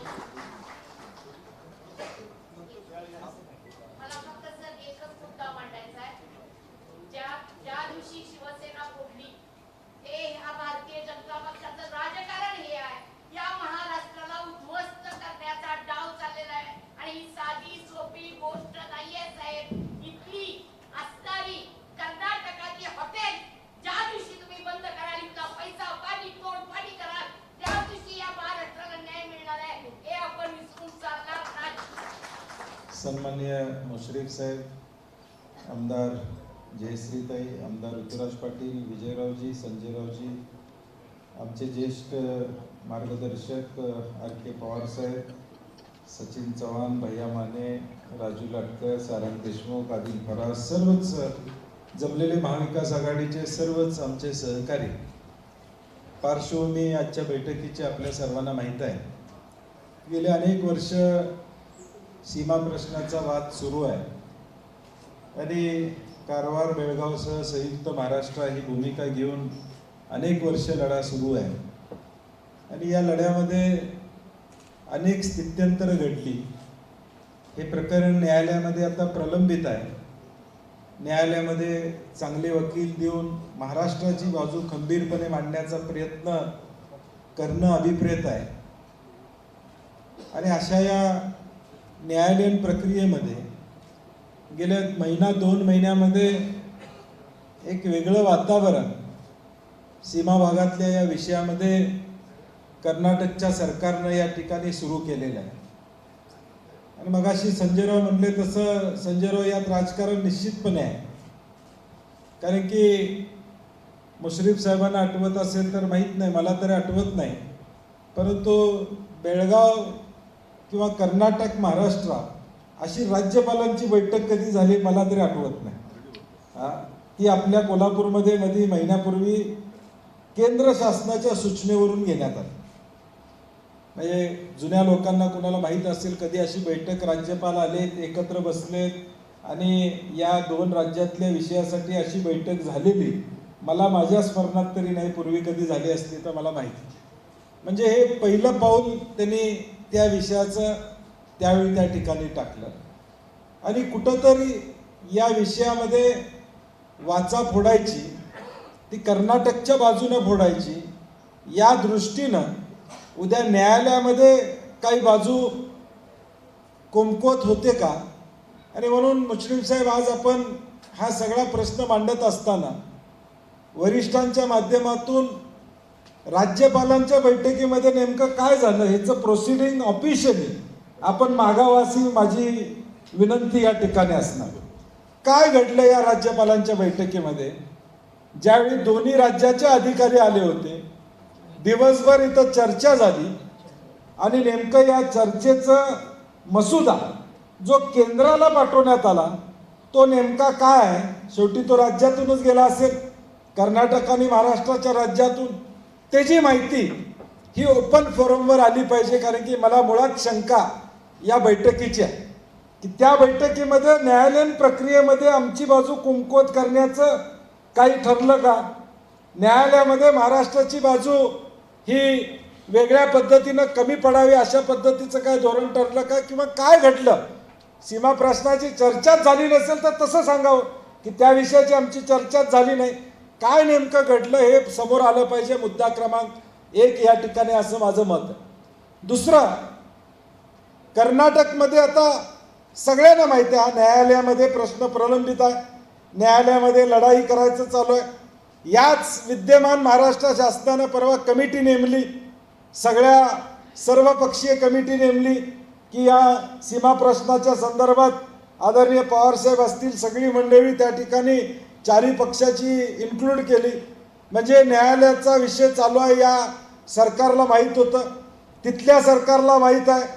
माझा दुसरा आरोप आहे की कर्नाटकमध्ये विधानसभेच्या निवडणुका आता नजीक या ठिकाणी काळामध्ये आहेत, लागल्या 2-4 महिन्यामध्ये कर्नाटकच्या निवडणुका त्या ठिकाणी लागणार. आता तिथलं जे वातावरण आहे ते भाजप विरोधी वातावरण आहे. सरकार जाणार असे एक्झिट पोल किंवा अशा चर्चा त्या ठिकाणी चालू आहेत. 40% कमिशनचं सरकार हे कर्नाटकमध्ये बसलेलं आहे असं ओपनली लोक चर्चा करायला लागलेत. मुख्यमंत्र्यांच्या नावानं पेटीएम करायला लागलेत लोक जाहीरपणे, कारण की हे कमिशन खाणारं सरकार आहे म्हणून. प्रचंड बदनामी या तिथल्या विद्यमान सरकारची गेल्या वर्षभरामध्ये सगळे सत्य बाहेर आल्यामुळं झालेले आहे. आणि म्हणून हा फोकस बाजूला करायचा आणि मग सीमा प्रश्नाबद्दल बोमईनी जी वक्तव्य जतपासून सुरुवात त्याची झाली, जतच्या विषयापासून सुरुवात झाली आणि हा फोकस बदलायचा आणि या विधानसभेच्या निवडणुकीसाठी हा विषय पुढे आणायचा. हा राजकीय षडयंत्र हे भाजपचं या ठिकाणी राहिले. संजयराव म्हणले तसं एकानं मारायचं आणि दुसऱ्यानं रडल्यासारखं करायचं. ते मारतात आणि इथलं सरकार रडल्यासारखं करतंय, सांत्वन करण्याचा प्रयत्न कर. म्हणजे आज महाराष्ट्र शासनाला देखील विद्यमान सरकारला भूमिका घेणं अभिप्रेत आहे. तुम्ही 2 मंत्री पाठवतो म्हणला, मग का तुम्ही थांबलात हा प्रश्न महत्त्वाचा आहे. 6 तारखेला थांबलो असं सांगितलं. डॉक्टर बाबासाहेब आंबेडकरांच्या संदर्भातले कार्यक्रम आहेत आणि त्यामुळं आपण जाऊ शकणार नाही असं सांगितलं. ठीक आहे, नंतरची तारीख तुम्ही जाहीर का या ठिकाणी केली नाही. आम्ही 6 तारखेला जाणार नाही, 10 तारखेला जाणार म्हणून या ठिकाणी का सांगितलं नाही. तिथल्या मराठी बांधवांना त्या ठिकाणी आधार देण्याची भूमिका या विद्यमान सरकारची नाही आहे हे स्पष्टपणे आता आपल्याला दिसून त्या ठिकाणी आलेलं. आणि म्हणून मला वाटतं या सगळ्या विषयामध्ये 100% तिथल्या सरकारचं राजकारण आहे. विधानसभेची निवडणूक डोळ्यासमोर ठेवून हा विषय ऐरणीवर आणायचा आणि त्याची पोळी भाजून घेण्याचा प्रयत्न त्यांचा या ठिकाणी चालू आहे. कारण की आता सगळ्यांना गल्लीतल्या माणसाला सुद्धा माहित आहे हा प्रश्न न्यायालयामध्ये अडकलेला आहे. गल्लीतल्या माणसाला, सामान्य माणसाला माहित आहे न्यायालयामध्ये कोर्ट केस चालू आहे, वकील नेमला पाहिजे, तिथं बाजू मांडली पाहिजे, तिथं लढाई केली पाहिजे, हे सगळ्यांना माहीत आहे. हे माहिती असून देखील तुम्ही हा प्रश्न अजेंडावर आणून यातलं वातावरण करता, याचाच अर्थ तुम्हाला यामध्ये राजकारण करायचं आहे हे या ठिकाणी लपून राहिलेलं नाही. आणि म्हणून आज आपण नेहमीच स्वर्गीय ND पाटील साहेबांच्या नेतृत्वाखाली या कोल्हापूर जिल्ह्यातली स्वाभिमानी जनता नेहमीच सीमा भागातल्या लोकांच्या पाठीशी खंबीरपणे उभी या ठिकाणी राहिलेली आहे. इतिहास आहे, कोल्हापूरकरांनी नेहमी एक तटबंदी आपल्या या सीमा भागातल्या बांधवांसाठी कायमपणे या ठिकाणी उभी केली, कायमपणे आधाराचं काम त्या ठिकाणी केलं. ज्यावेळी सीमा भागाचा, सीमा प्रश्नाचा लढा करण्याची भूमिका तिथल्या लोकांनी घेतली त्यावेळी पहिलं ते येऊन कोल्हापूरकरांना भेटतात, आपल्याला निमंत्रण देतात, आपल्याला सांगतात आणि मग पुढे या ठिकाणी सगळ्या गोष्टी करतात. हा इतिहास आपल्या पुढे या ठिकाणी. आणि म्हणून आता गेल्या 8 दिवसामध्ये ज्या काही घटना घडल्या त्याचा निषेध तर आपण या ठिकाणी सगळेजण करतोच आहोत. ते आले गेले तर आपण कार्य करायला कुठं कोल्हापूरकर कमी पडणार नाहीत हे आपल्याला देखील या ठिकाणी माहीत आहे. परंतु सामान्य नागरिकांना त्रास द्यायचा का हाही प्रश्न या ठिकाणी महत्त्वाचा आहे. आणि म्हणून या सगळ्या पार्श्वभूमीवर आम्ही गप्प नाही आहोत. आज आम्ही गप्प नाही आहोत.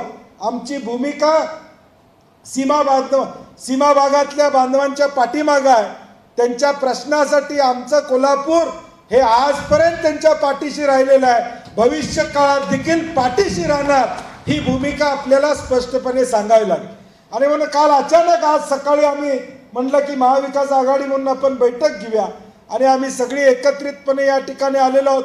मगाशी विजयरावांनी सांगितल्याप्रमाणे ज्या कर्तृत्वान छत्रपती शाहू महाराजांनी समतेचा संदेश दिला, सगळ्यांना बरोबर घेऊन जाण्याची भूमिका त्या ठिकाणी स्वीकारली, तिथं आपण या सगळ्या गोष्टीचा निषेध करण्याची भूमिका या ठिकाणी घ्यायची आहे. त्याची माहिती मुश्रीफ साहेब आपल्या भाषणामध्ये या ठिकाणी देतील. वेळ तारीख सगळे गोष्टी आपल्याला सांगितल्या जातील. आपण मोठ्या संख्येनं त्या दिवशी उपस्थित राहिलं पाहिजे. आपल्या भावना आहेत, आपल्याला प्रत्येकाला वाटतं चीड आलेले राग आलेला आहे, तो राग तिथं उपस्थित राहून आपल्याला दाखवायचा, ती चीड आपल्याला उपस्थित राहून त्या ठिकाणी दाखवायचा आहे. कर्नाटक सरकारची दंडुकशाही जी चाललेली आहे त्याचा निषेध आपल्याला करायचा आहे आणि कोल्हापूरकर म्हणून एकसंघपणे आपल्याला या लढ्यामध्ये सीमा भागातल्या लोकांना वाटलं पाहिजे स्वर्गीय एन डी पाटील साहेबांच्या नंतर सुद्धा हा कोल्हापूर जिल्हा ताकदीनं आमच्या पाठीशी उभा आहे, सामान्य माणूस या कोल्हापूरमधला उभा आहे, हे दाखवून देण्याचं काम येणाऱ्या शनिवारी आपण सर्वांनी या ठिकाणी करावं, अशी माझी मुद्दामून या ठिकाणी विनंती आपल्याला सगळ्यांना असणार आहे. संघर्ष आपण करू शकतो, काही अडचण त्यामध्ये नाही. मी मगाशी म्हटलं तसं आरेला कार्य करायला कोल्हापूरकर मागं पडणार नाही, परंतु यातून काय निष्पन्न होणार आहे हे या ठिकाणी महत्वाचं असणार. आणि मग त्या दृष्टीनं एक चांगल्या पद्धतीनं आपण सगळ्यांनी या सगळ्या गोष्टीचा निषेध करण्यासाठी एकत्रितपणे आपण जमूया, गोळा होऊया, एवढीच अपेक्षा व्यक्त करतो. आणि अत्यंत गडबडीनं झालेल्या या बैठकीमध्ये आपण सर्वजण उपस्थित राहिलात त्याबद्दल मनापासून आपले स्वागत करतो आणि माझे 2 शब्द संपवतो.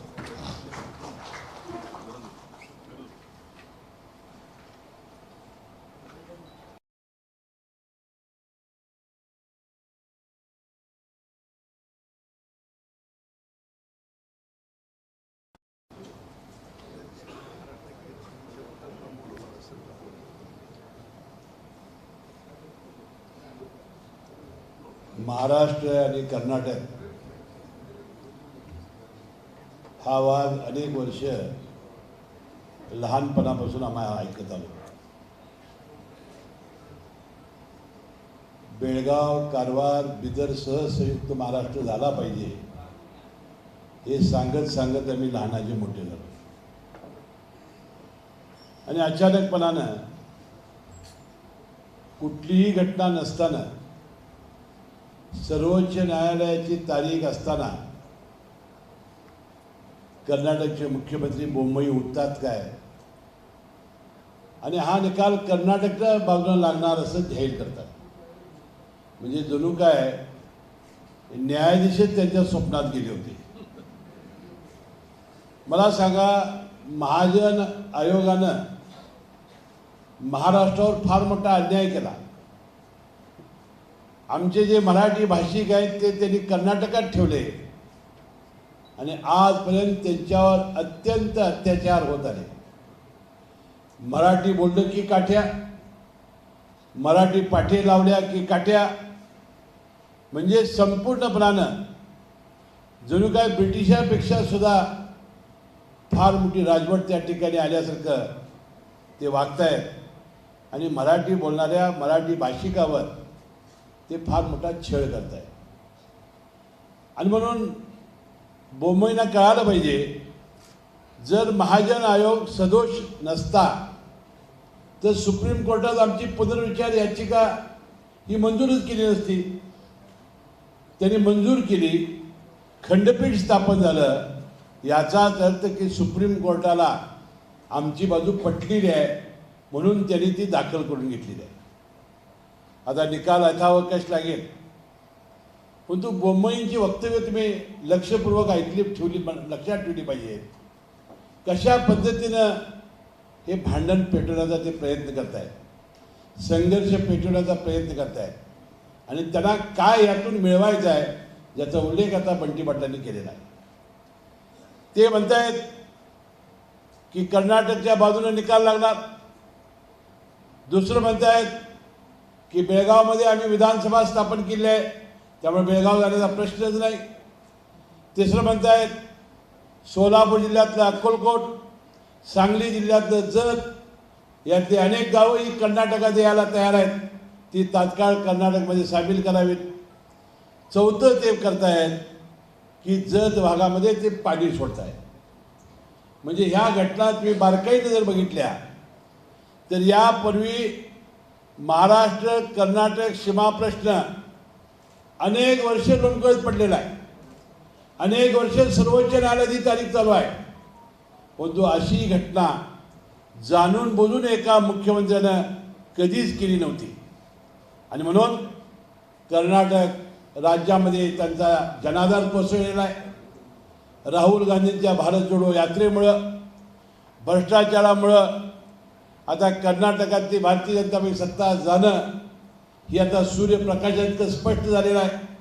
आणि म्हणून यातून आपली सत्ता येण्यासाठी महाराष्ट्र कर्नाटक प्रश्न चिघळवणं, महाराष्ट्राला सातत्याने यावर टीका करणं, महाराष्ट्राची कळ काढणं आणि कर्नाटकची सत्ता मिळवण्यासाठी बोंबई एक केविलवाना प्रयत्न करत आहे.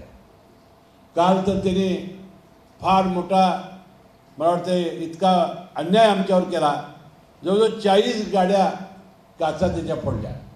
महाराष्ट्र पाशिकच्या सगळ्या गाड्या फोडण्याचं तंत्र त्यांनी अवलंबलं.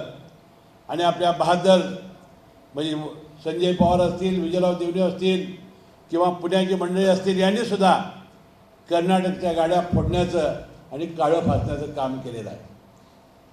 म्हणून आपण जाणीवपूर्वक लक्षात ठेवलं पाहिजे की एका बाजूला या पद्धतीनं महाराष्ट्राच्या जनतेला पेटवायचं, आपली मराठी भाषिक जी कर्नाटकात आहेत ती जीव मुठीत भरून बसलेली आहेत, त्यांना सातत्याने छळ करायचा आणि सातत्यानं असे वक्तव्य करून हा कर्नाटकमध्ये येणाऱ्या विधानसभेच्या निवडणुकीत लाभ करण्याचा एक केविलवाना प्रयत्न करत आहे. बदलून ज्याचा उल्लेख मगाशी संजय पवारांनी केला. आपलं सर्वांचं दैवत छत्रपती शिवाजी महाराजांची बद्दल त्याची वक्तव्य काय आहेत. राज्यपाल कोश्यारी हे अनेक वेळा अशा मोठ्या मोठ्या महामानवांचा तर अपमान करता येतात. ज्योतिबा फुले, सावित्रीबाई फुले यांचा त्यांनी अपमान केला. छत्रपती शिवाजी महाराजांचा सातत्याने अवमानकारक वक्तव्य ते करतायत. त्यानंतर भारतीय जनता पक्षाचे प्रवक्ते सुधांशु द्विवेदी यांनी तर फारच मोठा मराठी माणसाचं रक्त सळसळावं असं वक्तव्य केलं की महाराजांनी 5 वेळा औरंगजेबची माफी मागितली असं वक्तव्य केलं. तिसरं मंगलप्रभात लोढा यांनी सांगितलं की एकनाथ शिंदेचे हे बंड हे छत्रपती शिवाजी महाराजांच्या आग्र्याच्या सुटकेशी त्यांनी संबंध जोडला. त्यानंतर आले आमचे प्रसाद लाड, ते म्हणाले छत्रपती शिवाजी महाराजांचा जन्मच कोकणातला आहे, त्यांचं बालपण रायगडावर गेलंय. मला सांगा, शिवनेरीवर दरवर्षी शिवजयंती दिवशी मुख्यमंत्री आणि उपमुख्यमंत्री अनेक मंत्री येऊन पाळणा हलवत आहेत. छत्रपती शिवजयंती तिथं साजरी केली जाते, रायगडावर राज्याभिषेक साजरा केला जातो. हे आमदार प्रसाद लाडांना माहिती नसावं. मला वाटतं मुद्दाम जाणीवपूर्वक छत्रपती शिवरायांचा अपमान करायचं कारस्थान ही मंडळी करतायत. आणि काल केंद्रीय राज्यमंत्री दानवे यांनी तरी अरे तुरे असा उल्लेख केला की आपण समजून घेतलं पाहिजे चाललंय काय नेमकं. एका बाजूला सीमा प्रश्न तेवत ठेवायचं, एका बाजूला आपले दैवत महामानव याला सातत्याने त्यांचा अपमान करायचं. आणि याबद्दल आपली सर्वांची जबाबदारी फार मला वाटते मोठी आहे. विशेषतः कोल्हापूर जिल्हा हा बेळगाव जिल्ह्याच्या लगतचा जिल्हा, आपला सीमा प्रश्न हे सातत्याने कोल्हापूर जिल्ह्यातून आपण याचा संघर्ष केल्याचा नारा दिलेला आहे. याचा उल्लेख मगाशी केला की राज्याचे दोन्ही मंत्री अनेक तारखा देऊन सुद्धा ते जाऊ शकले नाही. मला आठवतंय 1986ला अशाच प्रकारचे शरद पवार साहेबांना बेळगावमध्ये येण्याची बंदी घातली होती. पवारसाहेब आदल्या दिवशीच जाऊन हॉटेलमध्ये राहिले आणि ते अचानक वेश बदलून प्रकटले. आम्ही त्या आंदोलनामध्ये सहभागी होतो. 2 दिवस आम्हाला मारलं, जाणून मिळालं नाही, ही गोष्ट वेगळी.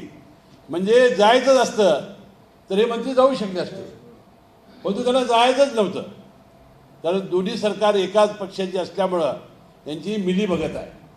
आणि म्हणून तात्काळ काल पवार साहेबांनी इशारा दिला की 48 तासात हे जर थांबलं नाही तर मी बेळगावला जाईन, मी तिथे गेल्याशिवाय राहणार नाही, हा अल्टिमेटम दिला. छत्रपती संभाजीराजेंचं सुद्धा मी मनपूर्वक अभिनंदन करेन. त्यांनी सुद्धा आता रेणुका देवी यल्लमा ही आपली यात्रा सुरू आहे. हजारो भक्त आपले कोल्हापूरचे तिथं आज आहेत, 1 लाख भक्त तिथं आहेत. बंधू म्हणून त्यांची सुद्धा सुरक्षा त्याशिवाय संभाजीराजांनी सांगितलं की त्यांना सुद्धा काय झालं तर मी सुद्धा तिथं तात्काळ जाईन. आणि आपली सगळी जबाबदारी आहे की महाराष्ट्रातील लोक 1 लाख या रेणुका देवीच्या यात्रेसाठी तिथं असतील तर हे संपूर्ण सामंजस्यानं घ्यावं अशी अनेक वेळा आपली इच्छा आहे. तरीसुद्धा अशाच प्रकारचा धांगडदिशा जर कर्नाटक सरकार करणार असेल तर त्याला जसाच तसं उत्तर द्यावं ही आमची इच्छा होती. आपलं कोल्हापूर जिल्हा 1 दिवस बंद करावा, महामार्ग रोखून धरावा, कडकडीत बंद पुकारावा असे अनेक विचार झाले. आणि आता थोडीशी वरच्या वरिष्ठाकडूनच थोडंसं कर्नाटक सरकारनं फार गांभीर्याने घेतलेलं आहे. आपल्या आज खासदारांनी लोकसभेमध्ये फार पोटतिडकीने हा प्रश्न मांडलेला आहे. त्यामुळं आता ताबडतोबीनं ॲक्शनला रिॲक्शन होऊ नये म्हणून आपण आता निर्णय घेतलेला आहे. कोल्हापूर जिल्ह्यातील महाविकास आघाडीतर्फे शनिवारी 11 वाजता छत्रपती शाहू महाराजांच्या समाधीस्थळाजवळ आपण आंदोलन करणार आहोत. मला वाटतं हजारोच्या संख्येने आपण त्याला उपस्थित राहून आपला कर्नाटक शासनाने जो अन्याय आणि अत्याचार मांडलेला आहे त्याचा निषेध नोंदवण्यासाठी, छत्रपती शिवरायांचा जो अपमान झालेला आहे करण्याचा प्रयत्न सुरू आहे त्याचा निषेध करण्यासाठी आपण सर्वांनी मोठ्या संख्येने उपस्थित राहावं अशी मी विनंती या निमित्ताने करतो. 17 डिसेंबरला 19 तारखेला विधानसभेचं अधिवेशन नागपूरला होणार आहे. त्या पूर्वसंध्येला म्हणजे 17 डिसेंबरला आपण मुंबईमध्ये महाविकास आघाडीतर्फे जवळजवळ 2-3 लाख लोकांचा विराट मोर्चा काढायचं ठरवलेला आहे. मला वाटतं आता आमची तिघाही पक्षांची बैठक आता झाली. त्याला हजारो लोक कोल्हापूरला या मोर्चाला कसे नेता येईल याच्याबद्दल सुद्धा सविस्तरपणे चर्चा झाली. आणि म्हणून आजच्या या बैठकीमध्ये आपण निदान कोल्हापूर जिल्हा या सीमा प्रश्नाच्या बाबत त्या सीमावासियांच्या मागे आपण ठामपणाने उभे आहोत. कोणत्याही प्रकारचा आणि अन्याय अत्याचार आम्ही सहन करणार नाही. आणि त्या दिवशी सुद्धा महाराष्ट्र एकीकरण त्या समितीमध्ये असणारे सगळे कार्यकर्ते जर येणार असतील तर त्यांनाही आम्ही निमंत्रित करू. त्यांनाही आम्ही सांगू तुम्ही एकटे नाहीत, आमचा संपूर्ण महाराष्ट्र तुमच्या मागे उभा आहे हा संदेश त्यांना आम्ही देऊ. एवढीच विनंती या निमित्ताने करतो. आणि आपण प्रचंड संख्येने शनिवारी 10 तारखेला 11 वाजता शाहू समाधी स्थळावर एकत्रित यावं एवढी विनंती करतो. 17 तारखेच्या मोर्चाला हजारोच्या संख्येने महाविकास आघाडीच्या कार्यकर्त्यांनी मुंबईच्या दिशेने जावं, तिथं उपस्थित राहावं अशी विनंती करून आपली रजा घेतो. जय हिंद, जय महाराष्ट्र.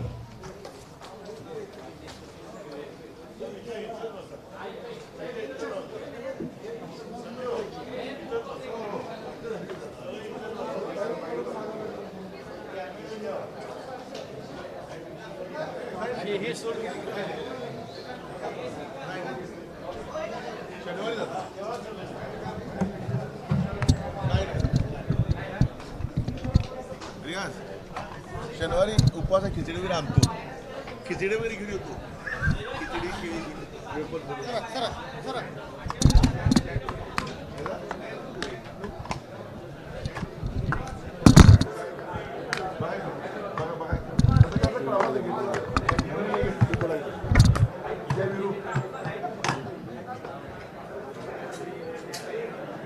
आता तेच मुद्दे मांडायचे का? आता काय करायचं? काय मग काय बोललो आता आम्ही बोला ते बोला काय करणार एवढं सांगू.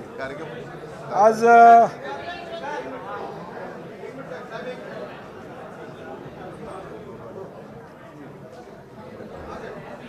सीमा प्रश्नावर चाललेला हा गोंधळ कर्नाटक गव्हर्नमेंटनं जाणून म्हणून घातलेला आहे गोंधळ.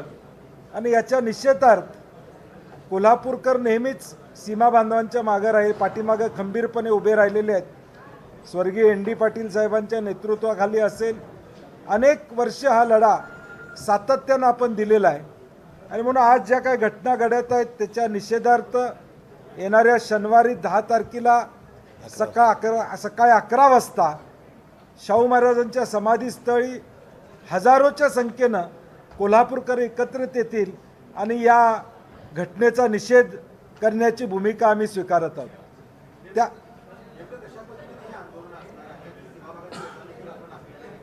नाही, महाराष्ट्र एकीकरण समितीचे लोक, सीमा भागातले लोक आले तरी त्यांचं स्वागत आम्ही करणार आहोत. त्यांनाही त्या ठिकाणी विनंती करणार आहोत. शांततेनं हे आंदोलन निषेधार्थ करण्याची भूमिका आमची त्या ठिकाणी असणार आहे. नाही, कोल्हापूर बंद वगैरे आपण त्या बाबतीतला कुठलाही निर्णय घेतलेला नाही. महाविकास आघाडी म्हणून आम्ही सगळे पक्ष एकत्रित बसलो आणि त्या दिवशी 1 तास 2 तास निषेधार्थ तिथं त्या ठिकाणी धरणे आंदोलन करायचा हा निर्णय आमचा झालेला आहे.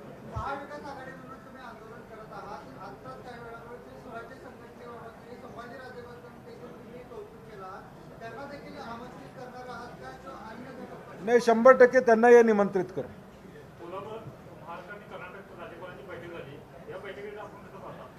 नाही, मी मगाशी म्हणलं तसं ह्या मूळ वाद न्यायालयात असताना देखील राज्यपालांची बैठक कधी झालेली पूर्वी आम्हाला आठवत नाही, परंतु पहिल्यांदा राज्यपालांची बैठक या संदर्भात झाली. आणि म्हणून आमची मागणी आहे की या राज्यपालांच्या बैठकीमध्ये नेमकं काय घडलं हे लोकांच्या समोर आलं पाहिजे. त्या ठिकाणी सीमा प्रश्नाच्या बाबतीत चर्चा झाली असेल, गावांच्या बाबतीतला काय विषय झाला असेल, तिथल्या अडचणींचा झाला असेल, त्याची माहिती आमच्यासमोर त्या ठिकाणी आली पाहिजे, लोकांच्या समोर आली पाहिजे. आणि महाराष्ट्र शासनानं राज्यपालांच्या बैठकीमध्ये शासनाच्या वतीनं काय भूमिका मांडली हे पब्लिक डोमेनमध्ये यावं.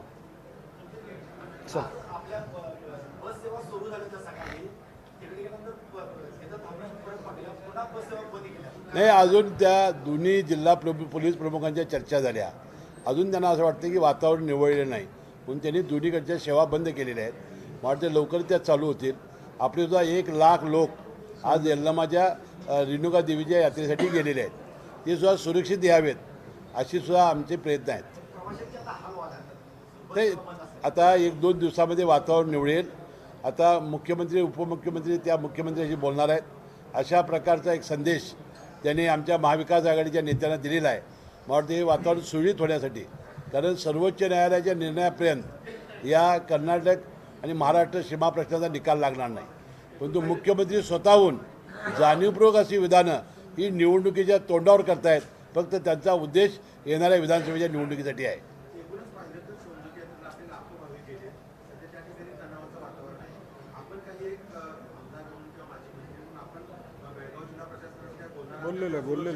ऑलरेडी बोललेलं आहे. आता जिल्हा प्रमुखाशी 2 वेळा बोलणं झालेलं आहे.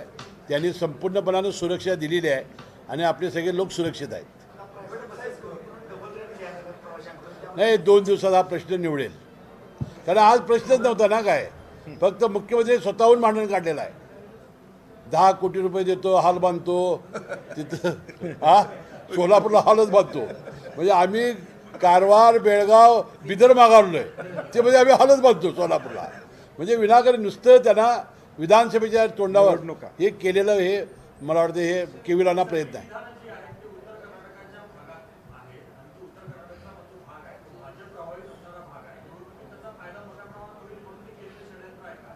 100% त्याशिवाय दुसरा काय आज उद्देशच नाही ना. सर्वोच्च न्यायालयाची तारीख आहे. सर्वोच्च न्यायालयाशिवाय तरी हा प्रश्न सुटणार नाही हे त्याला माहिती नाही काय. ते मुख्यमंत्री आहेत, ते जतची गावं मागतायत, ती अक्कलकोटची गावं मागतायत, सोलापूरला येऊन हॉल करतो म्हणतायत, पाणी सोडतायत. हे कशाचं देते काय? हे 3 जिल्ह्यात मिळून 25 आमदार, 3 जिल्ह्यात मिळून 25 आमदारच्या विधानसभा आहेत तिथं. Okay, thank you.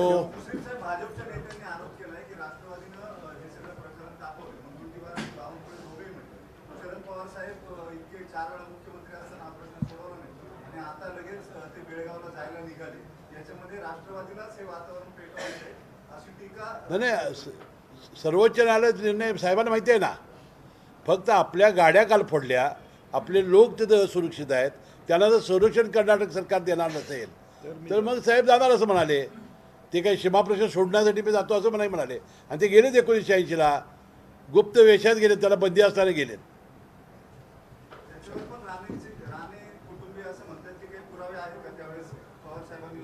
मी होतो ना, मी त्यांच्यावर होतो, मला अटक झालेली आहे. फोटो आहेत माझे, फोटो आहेत, खरंच फोटो आहेत. मी फोटो तुम्हाला दाखवतो. होय, बारकोड होय.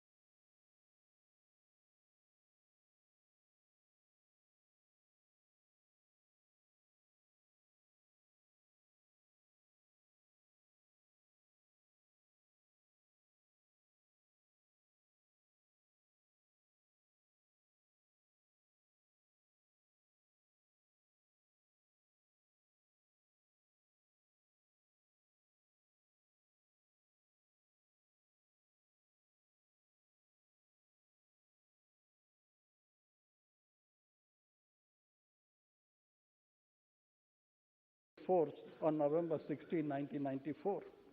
Although many nations have signed and notified UNCLOS, their number has not been sufficient to bring it into force.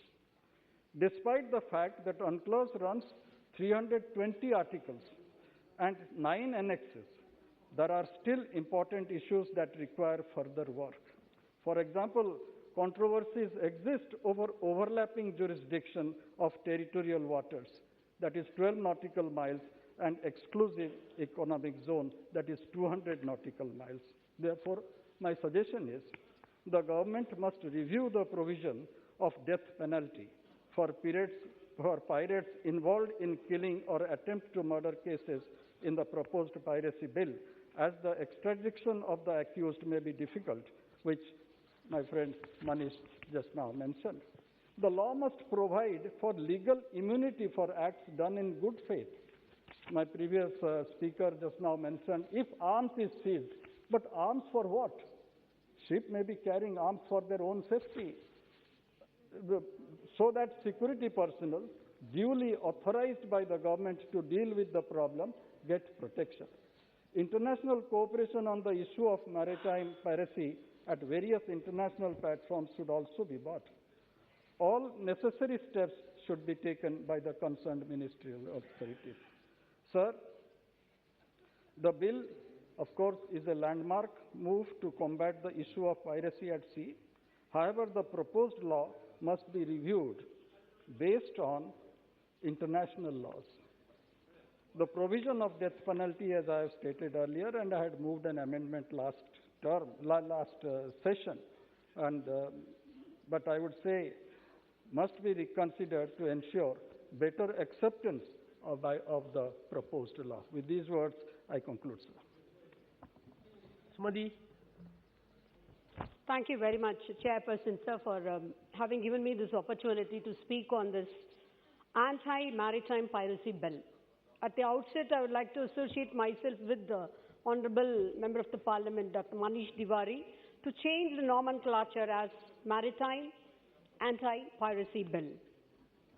So, my story starts at sea, a perilous voyage to an unknown land, a shipwreck, the wild waters soar and heave, the brave vessel is dashed all to pieces, and all the helpless souls within her drowned.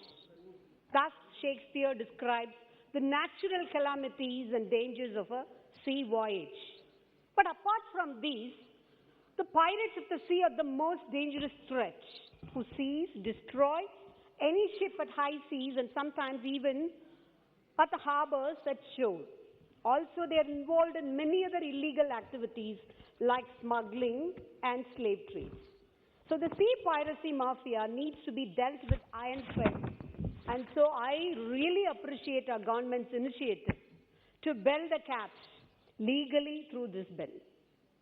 So according to the International Maritime Bureau of the ICC, piracy attacks on ships were increased by 20% between 2019 and 2020.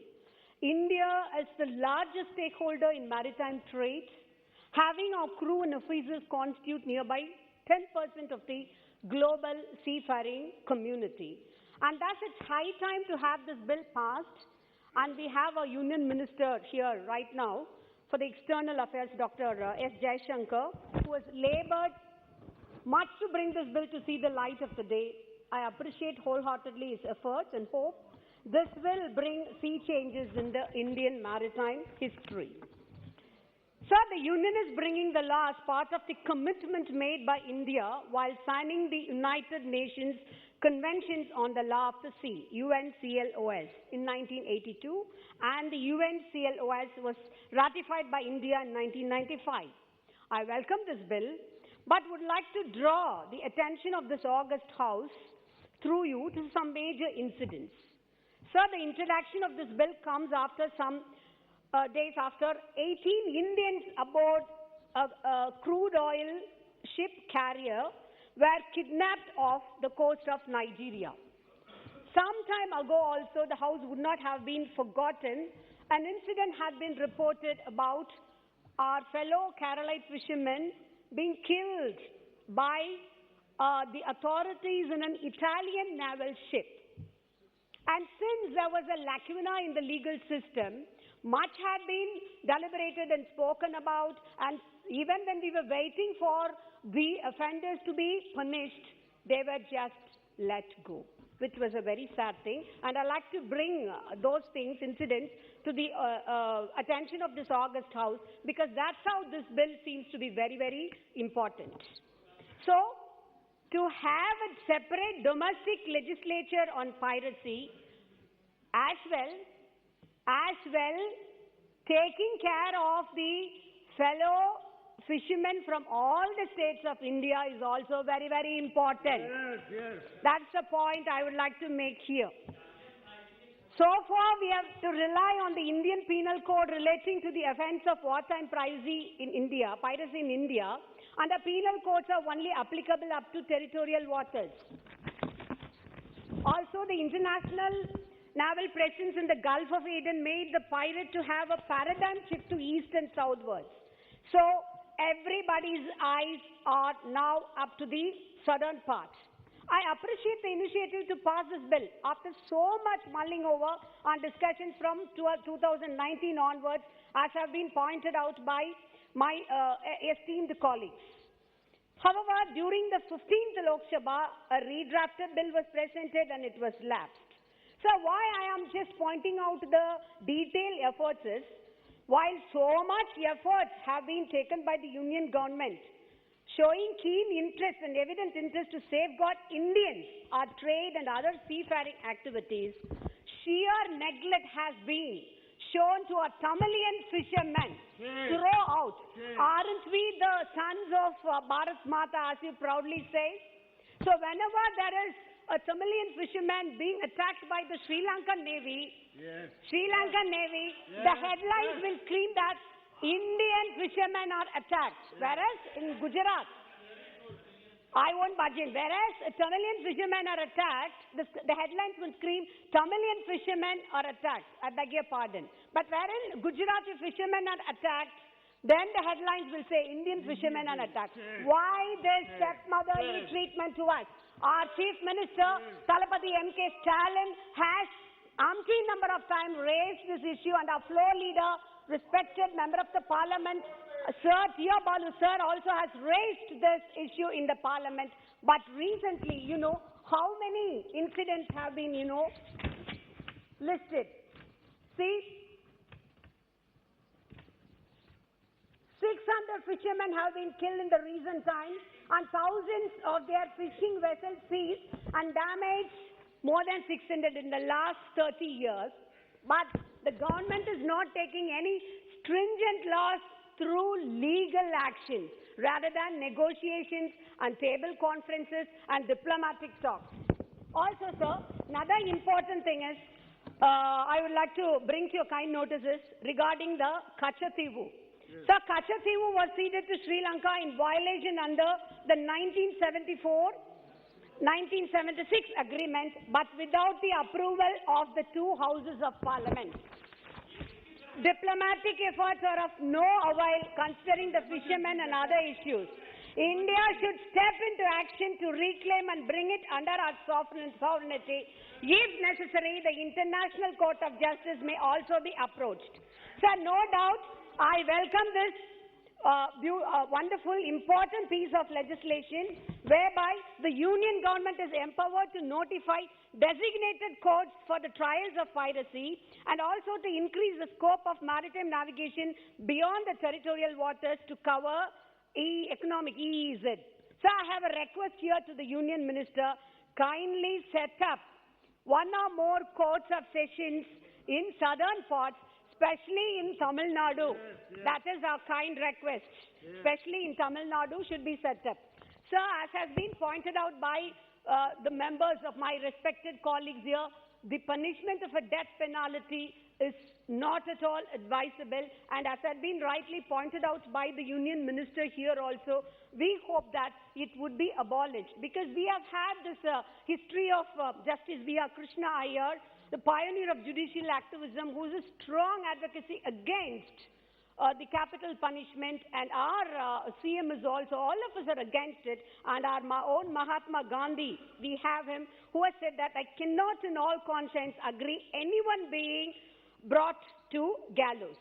Even countries like USA, Italy, who have been part of this, which have been refrained, they have refrained themselves from this capital punishment. Sir, I have a few suggestions also apart from this. The standing committee has stated the role, the one particular point, that the role of the state government has to be clearly defined. Yes. In order to emphasize and promote effective coordination mechanism. So kindly take that also into account. And again, sir, one more point. There is no mention of international cooperation for the repression of piracy in this bill, which should be addressed. And since our Prime Minister has proudly announced as the head of the G20 summit that one earth, one family, one future, I'd like to request our Honorable Union Minister through you, sir, that he has to consider our fishermen from Tamil Nadu also, because local issues are very, very important and it needs to be addressed. We are very happy. We welcome this bill, but still they have to take into account the plight of our fishermen. Hence, with all these suggestions and requests, I'd like to ask the Honorable Union Minister through you to take into consideration of the above points as well before passing the bill. Thank you very much. Very good. Sri Redappa. Sri Redappa. Sir, I would like to thank the Honorable Chairperson for giving me the opportunity to speak on the Anti-Maritime Piracy Bill 2019. Sir, at the outset, I would like to bring out the importance of Indian Ocean. Sir, the sea lanes in the Indian Ocean are considered among the most strategically important in the world. More than 80% of the world's seamen trade is oil transit through the Indian Ocean points, with 40% passing over through the Strait Hormuz, 30% through the Strait Malacca, and 8% through the Bab el-Mandeb Strait. Further, roughly 55% of known oil reserves and 40% of gas reserves in the Indian Ocean region, sir. The increased significance of Indian Ocean region in the world geopolitics is one of the reasons behind the Pivot Asia policy, which former United States President Barack Obama had considered the route between Asia and Europe and the east coast of Africa is used by 2,000 ships each month. The piracy in the Indian Ocean is not a recent phenomenon. According to the IBM Piracy Reporting Center, the total number of attacks in the Indian Ocean region that could be attributed in Somali pirates speaks in 2011, and when 237 incidents were incurred and soared 557 during the 5-year period between 2010 and 14. This number fell dramatically just 14 in the 6 years period between 2015 and 20, a drop that is widely regarded as a result of giant effort to reduce the crime at sea, sir. I would like to point out a few positives in the possible bill, sir. The applicability of this bill is exclusive economic zone. Sir, the Indian Penal Code is not valid for foreigners in international waters. Previously, pirates were prosecuted under the Indian Penal Code in 1816. However, Indian sovereignty is delimited by the outer boundary of its territorial waters, that is 12 nautical miles from the coast.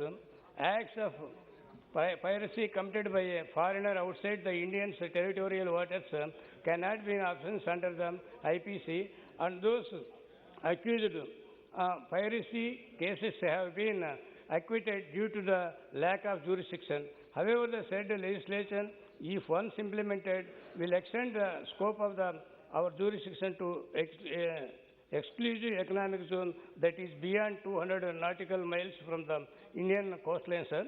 The bill is necessary for economic development, sir. Sir, India's economic development is crucially dependent on the sea because of the critically the seaborne trade in the increasingly interlinked world, as well as because the potential of the vast economic resources of the ocean, sir. Indian maritime interests involved in safeguarding of our coastline and island territories, as also our interest in our EEZ, as well as in maintaining open, secure sea lanes in communication, sir. The third point is human risks, sir. The last year, 18 Indians abroad and crude oil carrier were kidnapped off the coast of Nigeria. Therefore, the risk attack to the lives of innocent Indians sailing in this region due to piracy incidents needs to be curbed at the earliest. Finally, Speaker, sir, India can become Vishwaguru with the implementation of this bill, sir. High seas are not under anyone's control. Most priorities that used to be captured till now used to be kept in a jail in Kenya administered by the United States. Thus, since right now no other country in the world has such laws in place, therefore implementation of such law will make India lead to the other nations in the collective fight against maritime piracy, sir. Hence, for all these reasons, I express our party's support for the bill. Thank you very much, sir. Thank you. Raut, Mr. Raut. धन्यवाद सभापति महोदय। एक समुद्री व्यापार और व्यवसाय के लिए एक बहुत बड़ी समस्या बनती थी समुद्री डकैती। उसके ऊपर सही इलाज निकालने के लिए और परमानेंट उसके ऊपर सॉल्यूशन निकालने के लिए इस बिल के माध्यम से एक सही कानून बनाने का प्रयास माननीय मंत्री महोदय जी ने किया है। इसके लिए मैं उनको सबसे पहले धन्यवाद देता हूं। और सभापति महोदय, इस विषय के ऊपर बोलने के लिए मुझे अवसर दिया, इसके लिए आपको भी मैं धन्यवाद देता हूं। समुद्री डकैती उच्च समुद्रों पर व्यापार और वाणिज्य के लिए प्रमुख खतरों में से एक है। हिंद महासागर विश्व के तेल उत्पादन और वैश्विक समुद्री व्यापार में एक महत्वपूर्ण भूमिका निभाता है, लेकिन समुद्री लुटेरों, तस्करों और आतंकवादियों के कारण हिंद महासागर अत्यधिक असुरक्षित और अस्थिर है। यह पाया गया है कि समुद्री लुटेरों के हमले में दक्षिण पूर्व एशियाई देश सबसे अधिक प्रभावित बन चुके थे। यह अदन की खाड़ी में बढ़ी हुई नौसैनिक उपस्थिति के परिणाम स्वरूप है, जिसने समुद्री डकैती के संचालन को पूर्व और दक्षिण की ओर स्थानांतरित कर दिया और भारत के पश्चिम तट से उनकी निकटता बढ़ा दी है।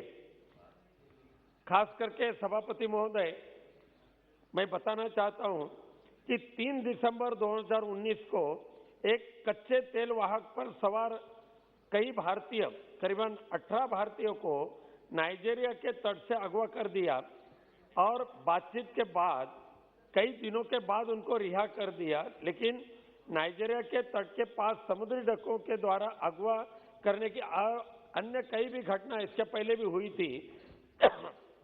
2020 में भी दशकों से भारत को समुद्री डकैती के अपराध से संबंधित किसी विशिष्ट कानून के अभाव में ऐसी कई घटनाओं को सामना करना पड़ रहा था और इसीलिए 1995 में United Nation convention on the law of the sea में एक महत्वपूर्ण संशोधन किया गया और यह बिल उसी प्रतिबद्धता का एक परिणाम है।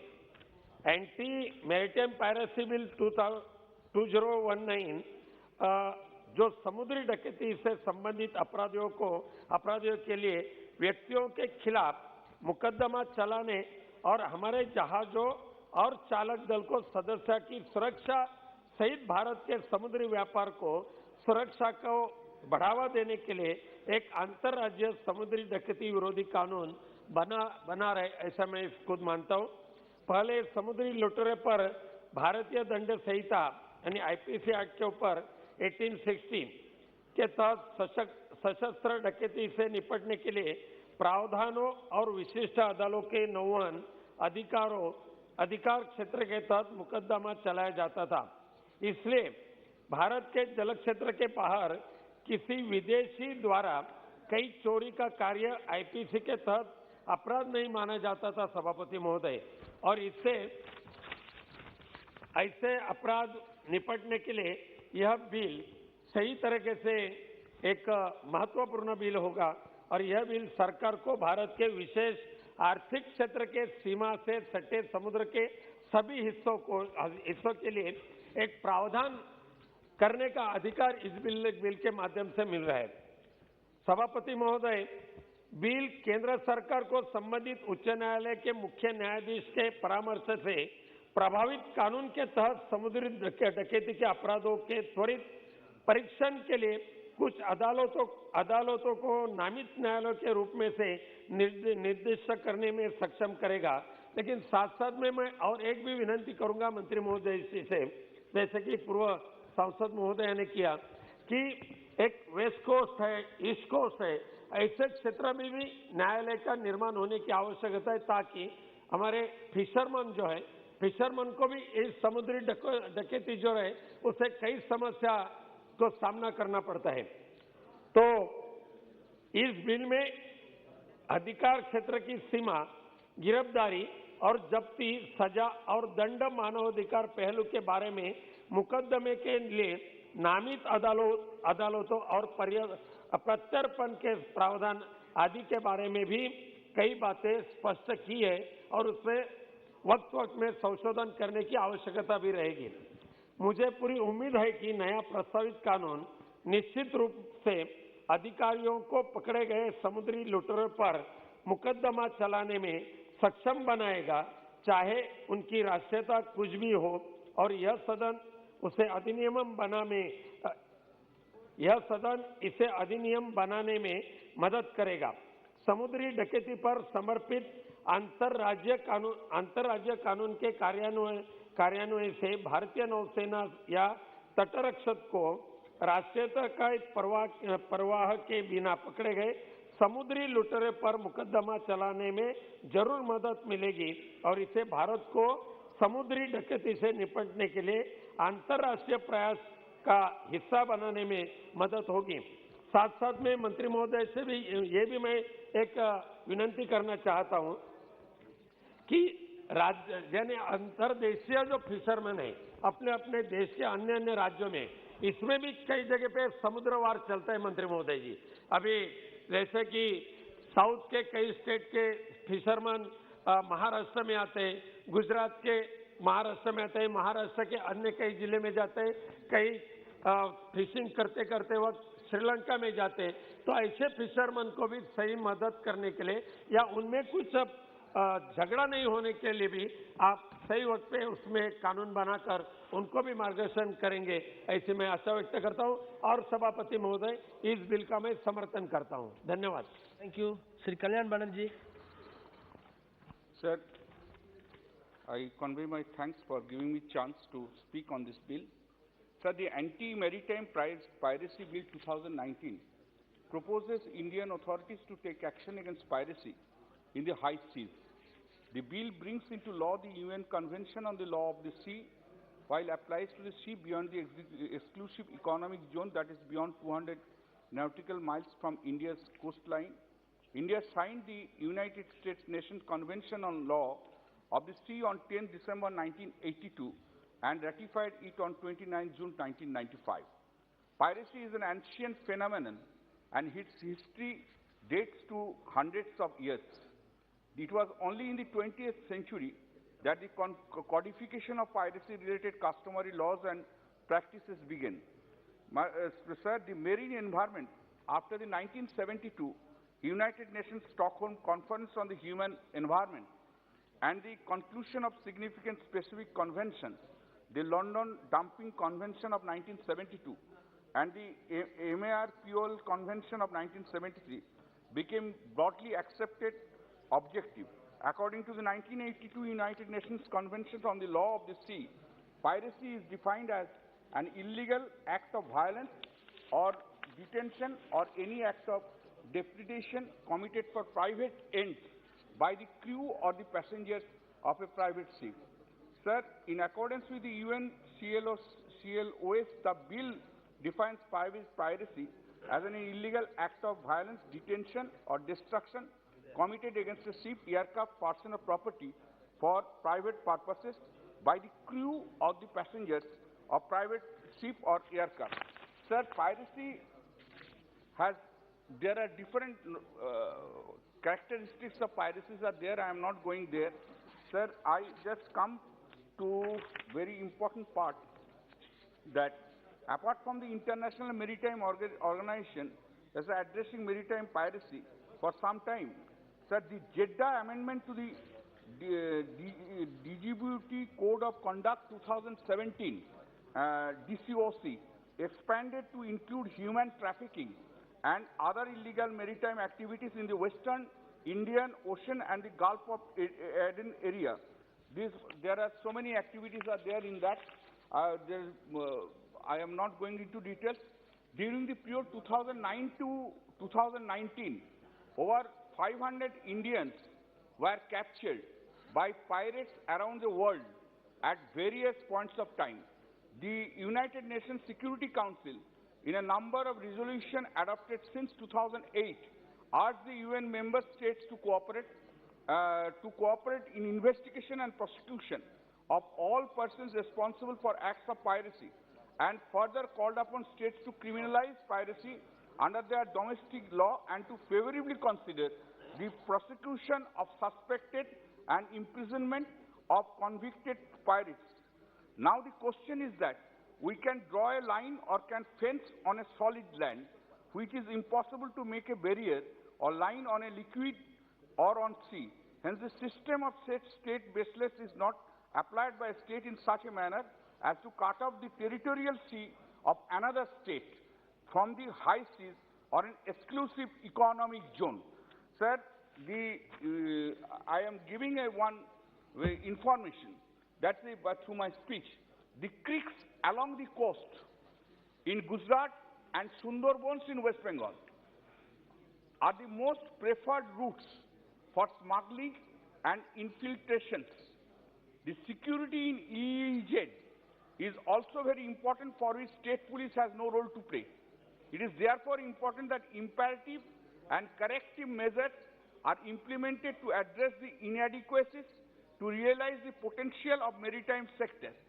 ASG SCAG in its report has said that manpower shortage proved to be the major hindrance in functioning of marine police stations to vigilance of long coastline.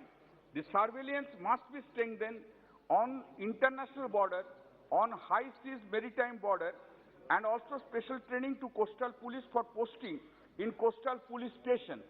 The problem is this training in the coastal police training, that's a very inadequate in our country, in every state where the sea coastal line is there.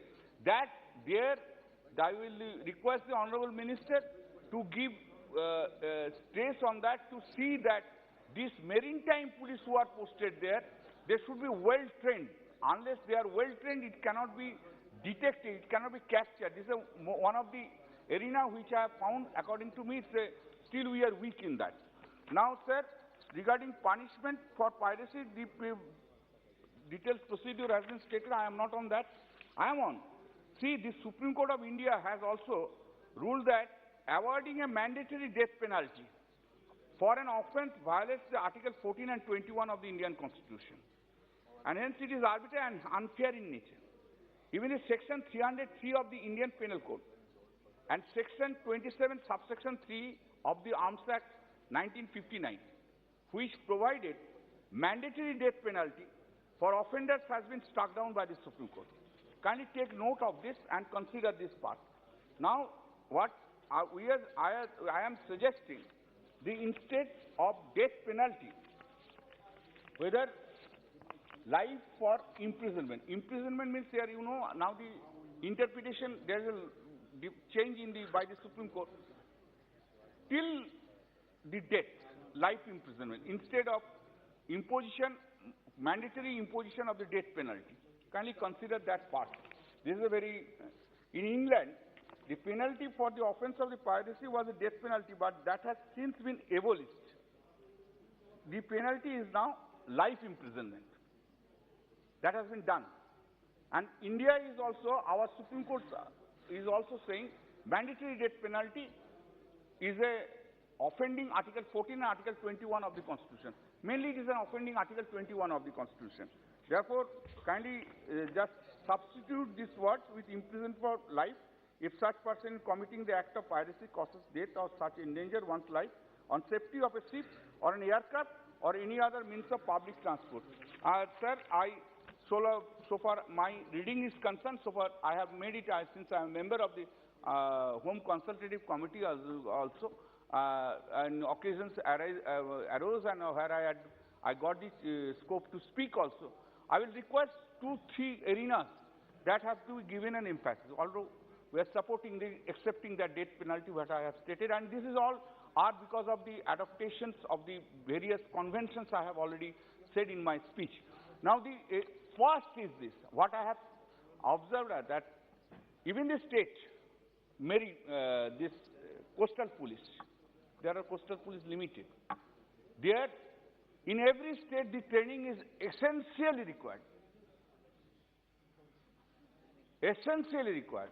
Do not compare them with the just local police, other police. This has to be given an emphasis, and you introduce that centrally. That training has to be taken, how it has to be taken, etc. That has to be given. Secondly, in the border area, where the state arena is over, possibly 8 NM, after the 8 NM, immediately, in a national level, either your border security or whatever it may be, that you have to take care about that. Because immediately after 8, the national level police, whoever is in charge, they have to take the responsibility of that. This is the arena. Arena is really remain no one's arena. And all that smugglers and all that things are being done in that arena. Kindly take care about this. And I have already said about the death penalty. With this, sir, of course, this bill was more, earlier it was required. We are doing it. Raut will support. Thank you. Shri Alok Kumar Suman.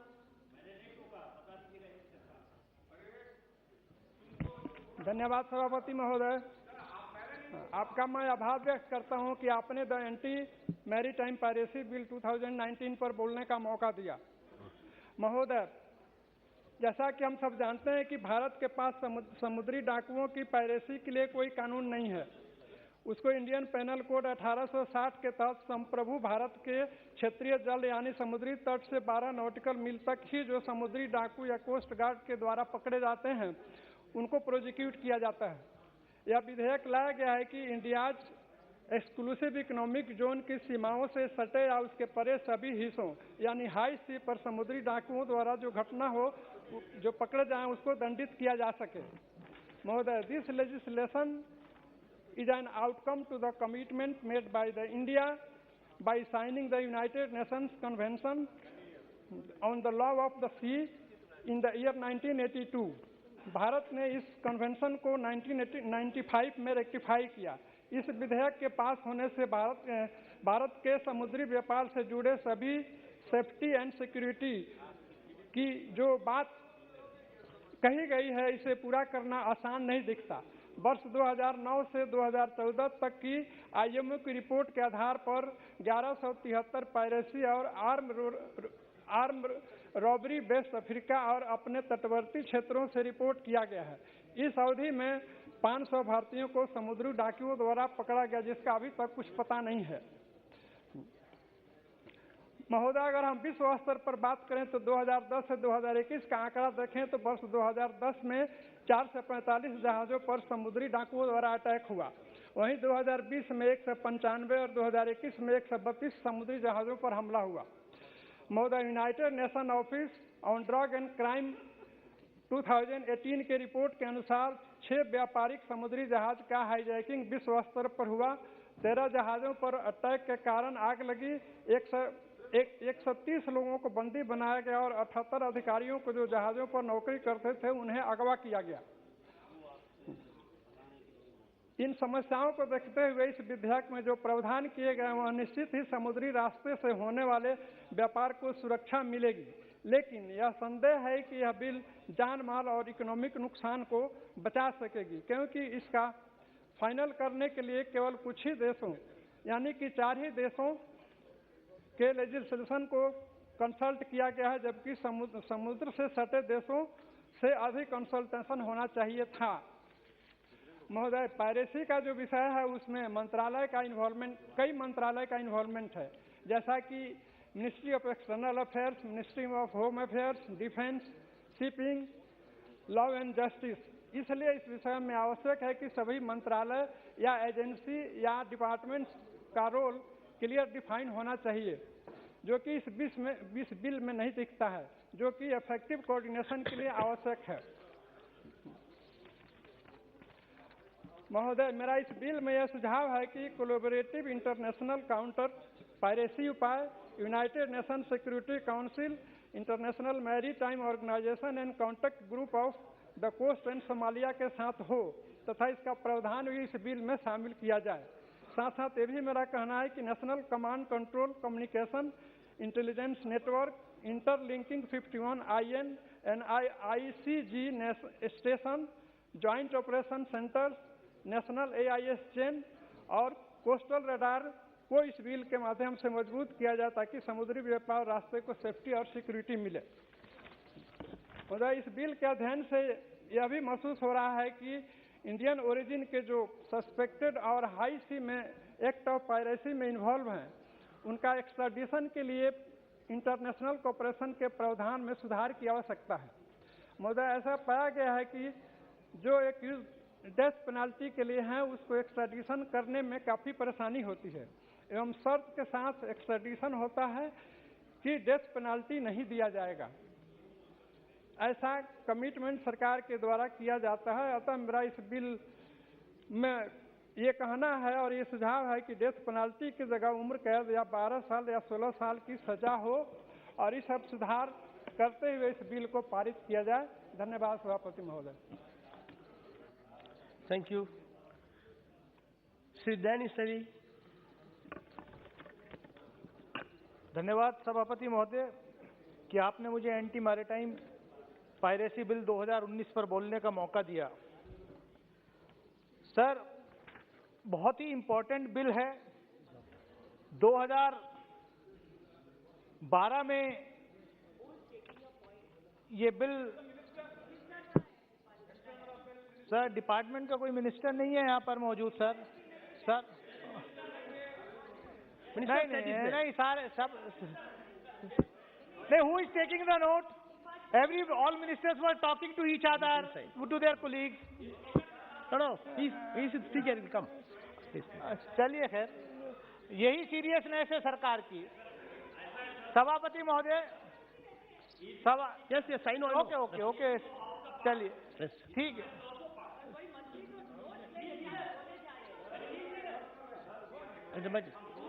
यही seriousness है सरकार की। बहरहाल देर आए दुरुस्त आए। 2012 में इस बिल को इंट्रोड्यूस हुआ था, 14 से 19 का टाइम निकल गया। अब ये बहुत ही इंपॉर्टेंट बिल है, इसकी सीरियसनेस को इस तरीके से खत्म ना किया जाए। मैं सभापति महोदय, मैं आपके माध्यम से सिर्फ इतना ही कहना चाहता हूँ।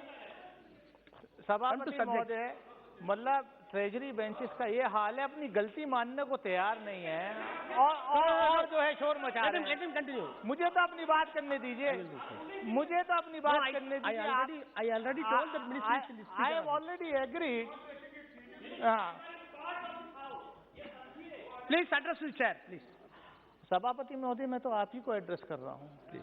अब ये जो है बार बार डिस्टर्ब करें, मैं तो ये कह रहा हूँ ये इतना अच्छा लेजिस्लेशन है, बहुत जरूरी लेजिस्लेशन है। मैं सरकार को कॉम्प्लीमेंट कर रहा हूं कि देर आए दुरुस्त आए, ये बहुत जरूरी है, बहुत जरूरी था।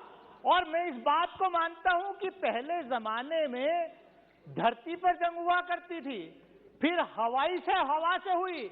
अब असली खतरा पानी के अंदर है, और पानी के अंदर जो है आने वाला वक्त, अगर कोई युद्ध होगा तो वो पानी पे ही होगा। और पानी के अंदर अगर सिक्योरिटी के लिए हमारी सरकार जो है सीरियस नहीं होगी तो ये बहुत उसकी बात है। इसलिए मैं तो कॉम्प्लीमेंट कर रहा हूं कि सरकार इस बिल को लाई है, अच्छा बिल है।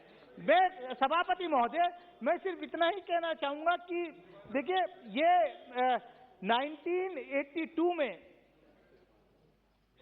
यूएन में ये हमारा जो कमिटमेंट था और फिर रेटिफाई किया 1995 में, उसके तहत ये बिल लाया गया। United Nation convention on law of sea adopted by India in 1982 and ratified in 1995।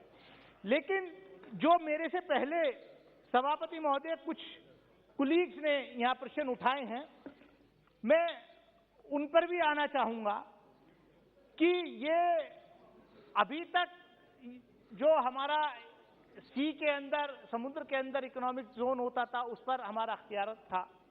लेकिन समुद्री डकैत जो होते हैं, जिनको हम पायरेट्स कहते हैं, ये किसी से छुपा नहीं है कि सैकड़ों बेगुनाहों को, भारतीय बेगुनाहों को उन्होंने किडनैप किया, कई की हत्याएं भी हुई। लेकिन क्योंकि कानून ना होने की वजह से वो सब, उन पर कोई बड़ी कार्रवाई नहीं हो सकी। कानून लाया जा रहा है, अच्छी बात है, लेकिन कानून बिल जो है वो ऐसा होना चाहिए, कानून ऐसा लाया जाना चाहिए क्योंकि इसके इंटरनेशनल रिपरकशंस भी होंगे।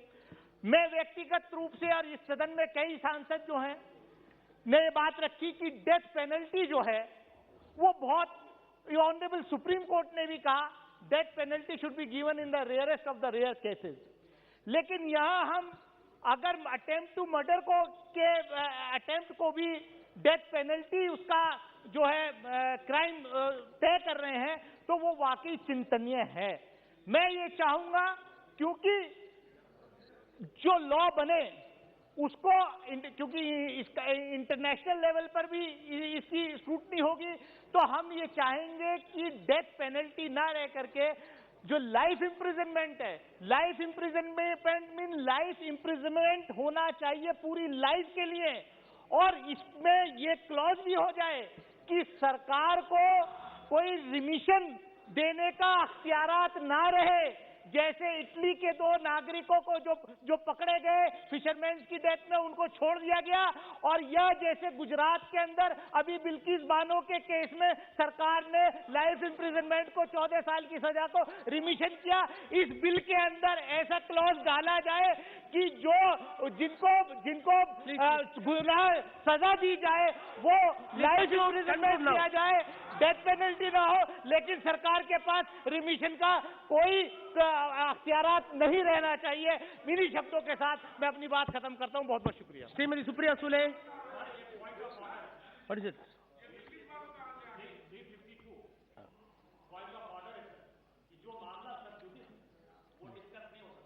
किस बानों का मामला है सर, वो सब जुडिस है, जो इन्होंने बात किया उसको एक्सपंज कर दीजिए सर, आपसे ये रिक्वेस्ट है। I will look into it. Chair will look into it.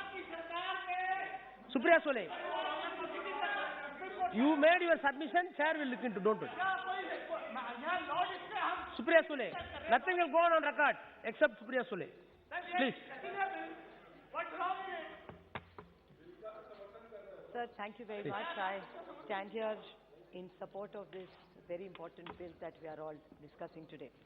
I appreciate all the points and the clarifications the Honourable Minister has given. So there's really very little left in the scope of the bill.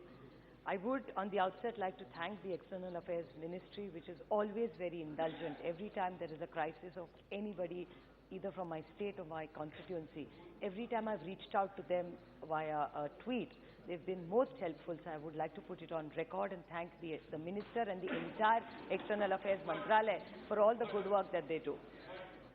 But there are a few suggestions. देखो अच्छे को अच्छा बोल रहे हैं. There are just few suggestions and clarifications I would like to ask the Honourable Minister. Most points are already covered, so I won't repeat them. But look at the Russia and the Ukraine war. During this war, there has been an incident where there is a boat which was full of food, which was attacked. Now, how do we deal? We all know, and many people before me have talked about it. Now, the next wars are not going to be physically attacking each other. These are going to be cyber attacks. So, in this bill, there is nothing that has really come clearly about cyber attacks or how you're going to address cyber attacks in the future. Because this bill is not only about today or yesterday. It's about something we want. Legislation also has to be very futuristic for 25 years, 30 years. Of course, we can change it and we evolve while the journey goes on. But in today's day and age, the only disappointment for me is there's no mention of any cyber attacks or how are we going to handle a situation like that. Because still that boat with food was attacked and nobody still knows who's taken it, how it's gone, where is it gone, and millions of people are hungry because of this gap or disruption that has come. The other point is talking about extradition. Also, a lot of people did talk about extradition. Sir, extradition treaties are something because if we arrest somebody or we want to arrest somebody and the person leaves the country, how are we going to bring them back in a time-bound manner? Because otherwise they'll be going. And I didn't want to make it political, but I would just like to give a small example. And please, I'd like to put it on record. I'm just drawing parallels for laws that we have made. And I'd like to give 2 examples. It's like the Nirav Modi case. Have we been able to extradite him and bring him back? The answer is not yet. So this is not a political point, but if we have not been able to bring somebody back who has created such a big fraud is what we hear from the government for so many years, how are you going to implement this law is my first question. That's the parallel I'm drawing. So, and the second parallel I'd like to draw, because my colleague and friend PP Chaudhary as well as Manish Tiwari both talked about it, you are drawing a parallel of this law when you talked about clause 11 where you talked about presumption, and you both took the example of PMLA. Now, I'm just broadening the scope. Again, this is not a political point. Again, I reiterate, I'm drawing a parallel. I'm not making an allegation. But in PMLA, again, it goes the same way is what I understand from what PP Chaudhary and these are all lawyers. I'm not a lawyer, so I don't understand law as well as these two lawyers understand it or interpret it. I am just a novice at all this. So my question to the Honorable Minister is that if PMLA, like you rightly, both of you drew parity in it, that the whole, you have to prove that you're innocent. Now, I'll give you a small example of Sanjay Raut, who happens to be a part of this thing. He was arrested. He was left after 103 days. And the order which came out said that, I'm just using it as a parallel, I'm not making an allegation. So all that he said was, the order says, I'm not saying, this is what the judge in the court says, that there was no case against him and how was he arrested. So my limited question to you is that you yourself, I mean people from the treasury as well as the opposition, has drawn the same parity that PMLA has ambiguity and it has presumption. So I think we should be careful while making laws, and I clearly remember it. I'm so glad Mr. Dubey is in the House right now, because he talked about this ambiguity when this bill of PMLA was discussed. And I still remember, and he said it can. Now I'm not getting into the merits whether this government is using it on the opposition or not. That's not what I'm here for. That's not what I want to debate here or discuss here. My limited point is that when we make laws which are so important, and if we feel, and like a consensus of the House, that everybody's supporting this law, but if there is ambiguity and there is presumption, then should we make, maybe mistake, maybe a wrong word, but should we follow, if we have doubts about what we did in PMLA, should we repeat those ambiguities and presumptions so that no law should get misused? That's my limited point. So I just want this clarification about the death penalty. Plenty has said about Clause 3, the Chinese naval presence, but I know these are very sensitive issues, and I do respect that the Honorable External Minister may not be able to speak freely about these relationships. This is not also the agenda for it or the place for it, but I would like to request him on this occasion that there is always in society and in newspapers, if you read, there is always this sort of, the pot is boiling somewhere. So if the External Affairs Ministry would have a broader discussion on our relationships, because Meenakshi Lekhi ji was very kind enough by reading out all the accolades of this government and so many wonderful things that they have done and hosted so many people and been hosted by so many people. We're all very proud of it as Indians.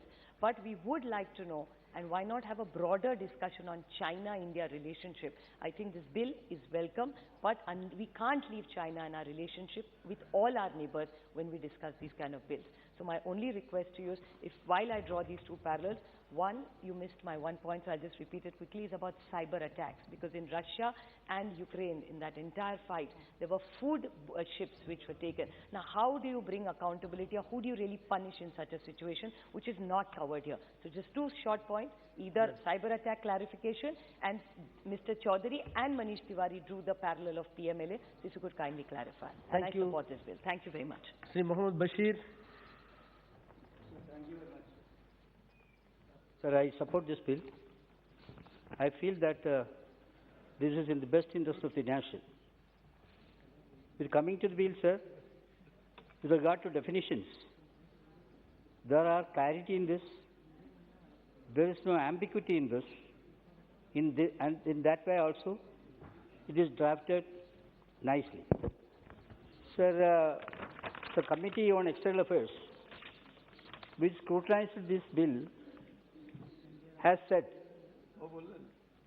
I quote, committee therefore desired to cover all means of transport on water and sea. The word vessel should be added along with the ship and aircraft. Moreover, along with the crew, the passengers and the presence of any other person on ship, by aircraft, and private ship is also possible. The committee therefore would like that the word any person should also be incorporated suitably, and the ship and the aircraft should also be defined in two separate subclauses in the light of definition of the object and the relevant act to cover all kind of possibilities. I hope that government will seriously consider this observation of the Committee on External Affairs. Sir, this Act stipulates volume of punishment, and India's need to have a separate legislation on this, and necessity of establishing the designated courts to address this issue All these kind of things are most welcome. Sir, this widen the scope of lawmaking. The bill has been drafted in accordance with the United Nations Convention of Law and Sea adopted by India in 1982 and ratified in 1995. The committee now hope that the new proposed legislation will definitely enable the authorities to prosecute the apprehended pirates, irrespective of the nation. The number of UN resolutions have been passed to facilitate the nation to enact legislation of the piracy by adopting definitions suggested. So that also may kindly be taken into consideration. Sir, the need of legislation, I need not say much about that. That is very, very vital because, sir, this kind of crimes in this sea are increasing day by day, whether it is in the way of robbery or any kind of ill motive, this kind of things are increasing. A dangerous situation has arisen in the country, not only in India, other countries also, sir. Our committee has suggested after 2008, the major part in piracy attack was witnessed in the Gulf of Aden by pirates of Somalia. Committee also observed that the threat of piracy has mushroomed enormously. That also is a very important thing to be noted, sir. Towards, sir, and I would like to make 2-3 suggestions, sir. Further probe should be done in order to make the things in a proper way. What are the costs of piracy and how to do this compare to the expenses required for mitigation? 2, sir, what is the best way of countering armed maritime violence in region chronic lawlessness and anarchy?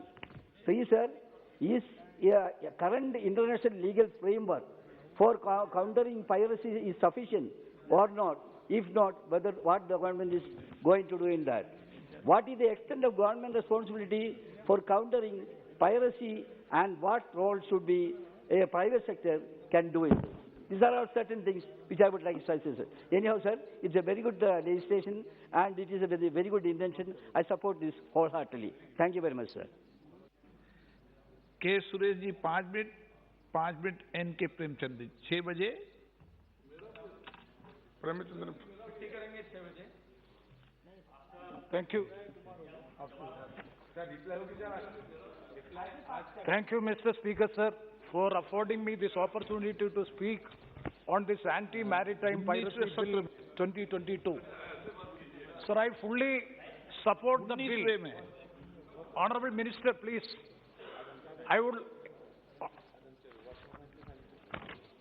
So first of all, I would like to congratulate the Honorable Minister in comprehensively piloting the bill in a very structured and diplomatic manner, for which I would like to place it on record our appreciation. It's really a model to all other ministers also, the way in which it was presented. And also I would like to take this opportunity to thank to the Honorable External Affairs Minister for accepting my amendment. My amendment number 6 is accepted in your official amendment, for which also I am thankful to the Honorable Minister for accepting my amendment and moving it as an official amendment. Pardon? Yeah, other 5 amendments I will be moving, it will be accepted in future. Sir, it is quite unfortunate to note that India, such a larger country, is having no separate, distinct domestic legislation in dealing with the piracy issues. The menace of piracy is increasing like anything, and we are adversely being affected because of the reason by which we are not having a domestic legislation so as to combat the piracy in the seas. Sir, our country, especially the Indian Navy and the Coastal Guard, is facing big difficulties in combating the maritime piracy only because of the reason by which we do not have a comprehensive legislation to combat this piracy in the maritime piracy.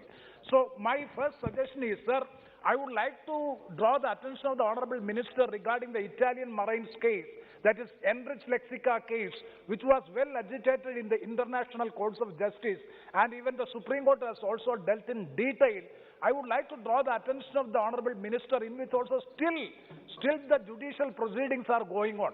when two fishermen belonging to my constituency in Kollam, Nindagara, was brutally killed by the Italian Marines. Big controversy has come regarding the jurisdiction where the case has to be agitated or the case has to be instituted. Such a big problem was there, big controversy was there, unfortunately, and the justice was given to the victims or the relative successors of the victims after a long time. So my suggestion to the Honorable Minister and the government is, we should have a comprehensive legislation so as to determine the jurisdiction in the case of this international waters or waters according to the norms and guidelines of the International Convention. Because United Nations Convention on Laws on the Seas UNCLOS is specific. So if the country, the domestic countries or the signatory countries or the signatory states are having ample freedom to have legislation of their own, but it should be within the stipulated norms of the convention, rules and regulations. If that be the case, my first suggestion is the government of India should have a comprehensive legislation in respect of the crimes in the seas. Sir, coming to the bill, I fully endorse the views, and it is a ruthless scrutiny of the provisions of this bill by Manish Tiwari ji regarding clause 3, clause 4, clause 6 and other provisions of the bill. So regarding the clause 3, it is absolutely a correct fact, because the death penalty, it is being disapproved by the Honorable Supreme Court. It is in the rarest of the rare cases it is being given. Now, by way of the official amendment, you are providing a discretionary right to the Supreme Court or to the concerned court. Yes, it is absolutely okay, and we fully welcome the official amendments. But at the same time, we have to be more clear regarding the jurisdiction of the cases and the way by which the case is to be investigated. So regarding, clause 6, you are defining a police officer. That is, notwithstanding anything contained in the code, the central government, for the purpose of this act by notification, confer the powers of arrest, investigation and prosecution of any person exercisable by a police officer under the code. So I would like to move an amendment. The police officer means the police officer has to be designated. What is the rank of the police officer? That has to be designated in specific. Otherwise, it will also be creating problem in the future, because it will be agitated in the courts of law. And also regarding so clause 8, for the purpose of providing speedy trial of offences under this act, the central government has, after consulting the Chief Justice of the concerned High Court, my suggestion is, after getting concurrence from the Supreme Court, so Chief Justice of the concerned High Court, that has to be made. That is an amendment which I have already given notice of an amendment. And it is a welcoming step on the part, because I am also part and parcel of the Standing Committee on External Affairs. We had threadbare discussion of this bill, and we had a very scrupulous scrutiny of the bill, and most of the suggestions of the Standing Committee has been accepted by the government, for which also we are thankful to the government. And this proclaimed offender in absentia, that has been removed. And also we have to be very careful about clause 11 of the bill. That is the burden of proof. It is a well-accepted jurisprudence principles of Indian jurisprudence principle that you are, unless and until you are convicted, the presumption of law is an innocent. The burden of proof is on the convict. I don't know the legality of this clause in the courts. When this will be agitated in the courts of law, it will be a clear case of confusion, though that has to be clarified by the Honorable Minister. These are the provisions by which I would like to seek clarification on these issues. And another issue which I would like to highlight or draw the attention of the Honorable Minister regarding one of the major issues. Recently it has occurred. Now 30 Indians. I would like to draw the attention of the Honorable. This is also in the name of piracy. 30 Indian citizens have been arrested, and they have been captured by the request of the country, the Nigeria. They have requested for arresting 30 Indians who were in a vessel, out of which one third officer who belongs to my constituency, one Vikraman Nair. He is the third officer. He is also now in facing trial in Nigerian courts. I would like to urge upon the government and the minister, please look into the matter, and probable and maximum diplomatic assistance has to be provided them. And nowadays we are getting series of complaints from them. Yes, sir. They are not even allowed. They are not even allowed to have the mobile phone to their relatives in the country. So kindly have a diplomatic intervention in this matter so as to rescue all these Indian prisoners or all these persons who are facing trial in Nigeria. With these words, once again I support this bill. Thank you very much, sir. K. Sureshji. Thank you, Speaker, sir. Give me opportunity to participate in the discussion of this important bill. The Anti-Maritime Piracy Bill 2019. So the bill brings the UN Convention on the Law of the Sea into domestic law and enable Indian authorities to take action against piracy on the high sea areas. What essentially one gets to understand is that through the bill, the government of India becomes a party of the UN-led International Convention on the Law of Sea and get more truth to our differency of piracy, our deterrency on the piracy. However, there are certain areas of concern regarding the ambiguity present in the bill. Before moving to those issues, let me remind you to current incident wherein 15 Indian seafarers of merchant vessels named Heroic Idun, who are now under the custody of Nigerian Navy and are taken to the land of interrogation, which is far from any judicial dignity. Just now, Honorable Member Sri N.K. Pravindra also mentioned one Vijit Vikraman case. So this is very much embarrassment of their family as well as the members of parliament in Kerala. The parents of these Vijit Vikraman and others contacted us. We also contacted to External Affairs Ministry as well as our Embassy of Nigeria. But we couldn't get a proper reply from the External Affairs Ministry and also our Embassy. They are not giving proper reply or not given any intervention of the results. So I would like to again bring your attention, sir. Still this problem is not solved. Their family members are very much shocked, and I would like to request to sort out this problem at the earliest. Sir, and also, sir, is many of the vessels, the poor vessel workers, those who are working in the maritimes, they are unnecessarily arrested by the Nigeria, African, especially the Ghana, Nigeria, so many countries. So without any reason, they are deliberately arresting the vessels and taken to custody.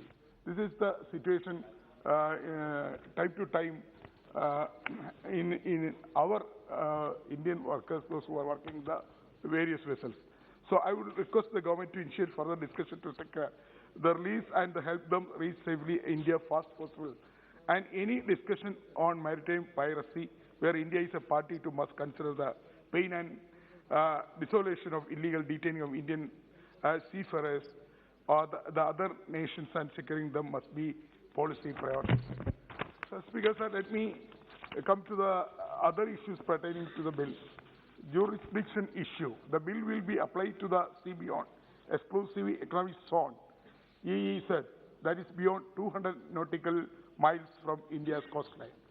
However, it is unclear if it will apply to EEZ that extend between 12 and 200 nautical miles from the coast of India, which means that area of jurisdiction being unclear will result in loopholes for pirates and other criminals.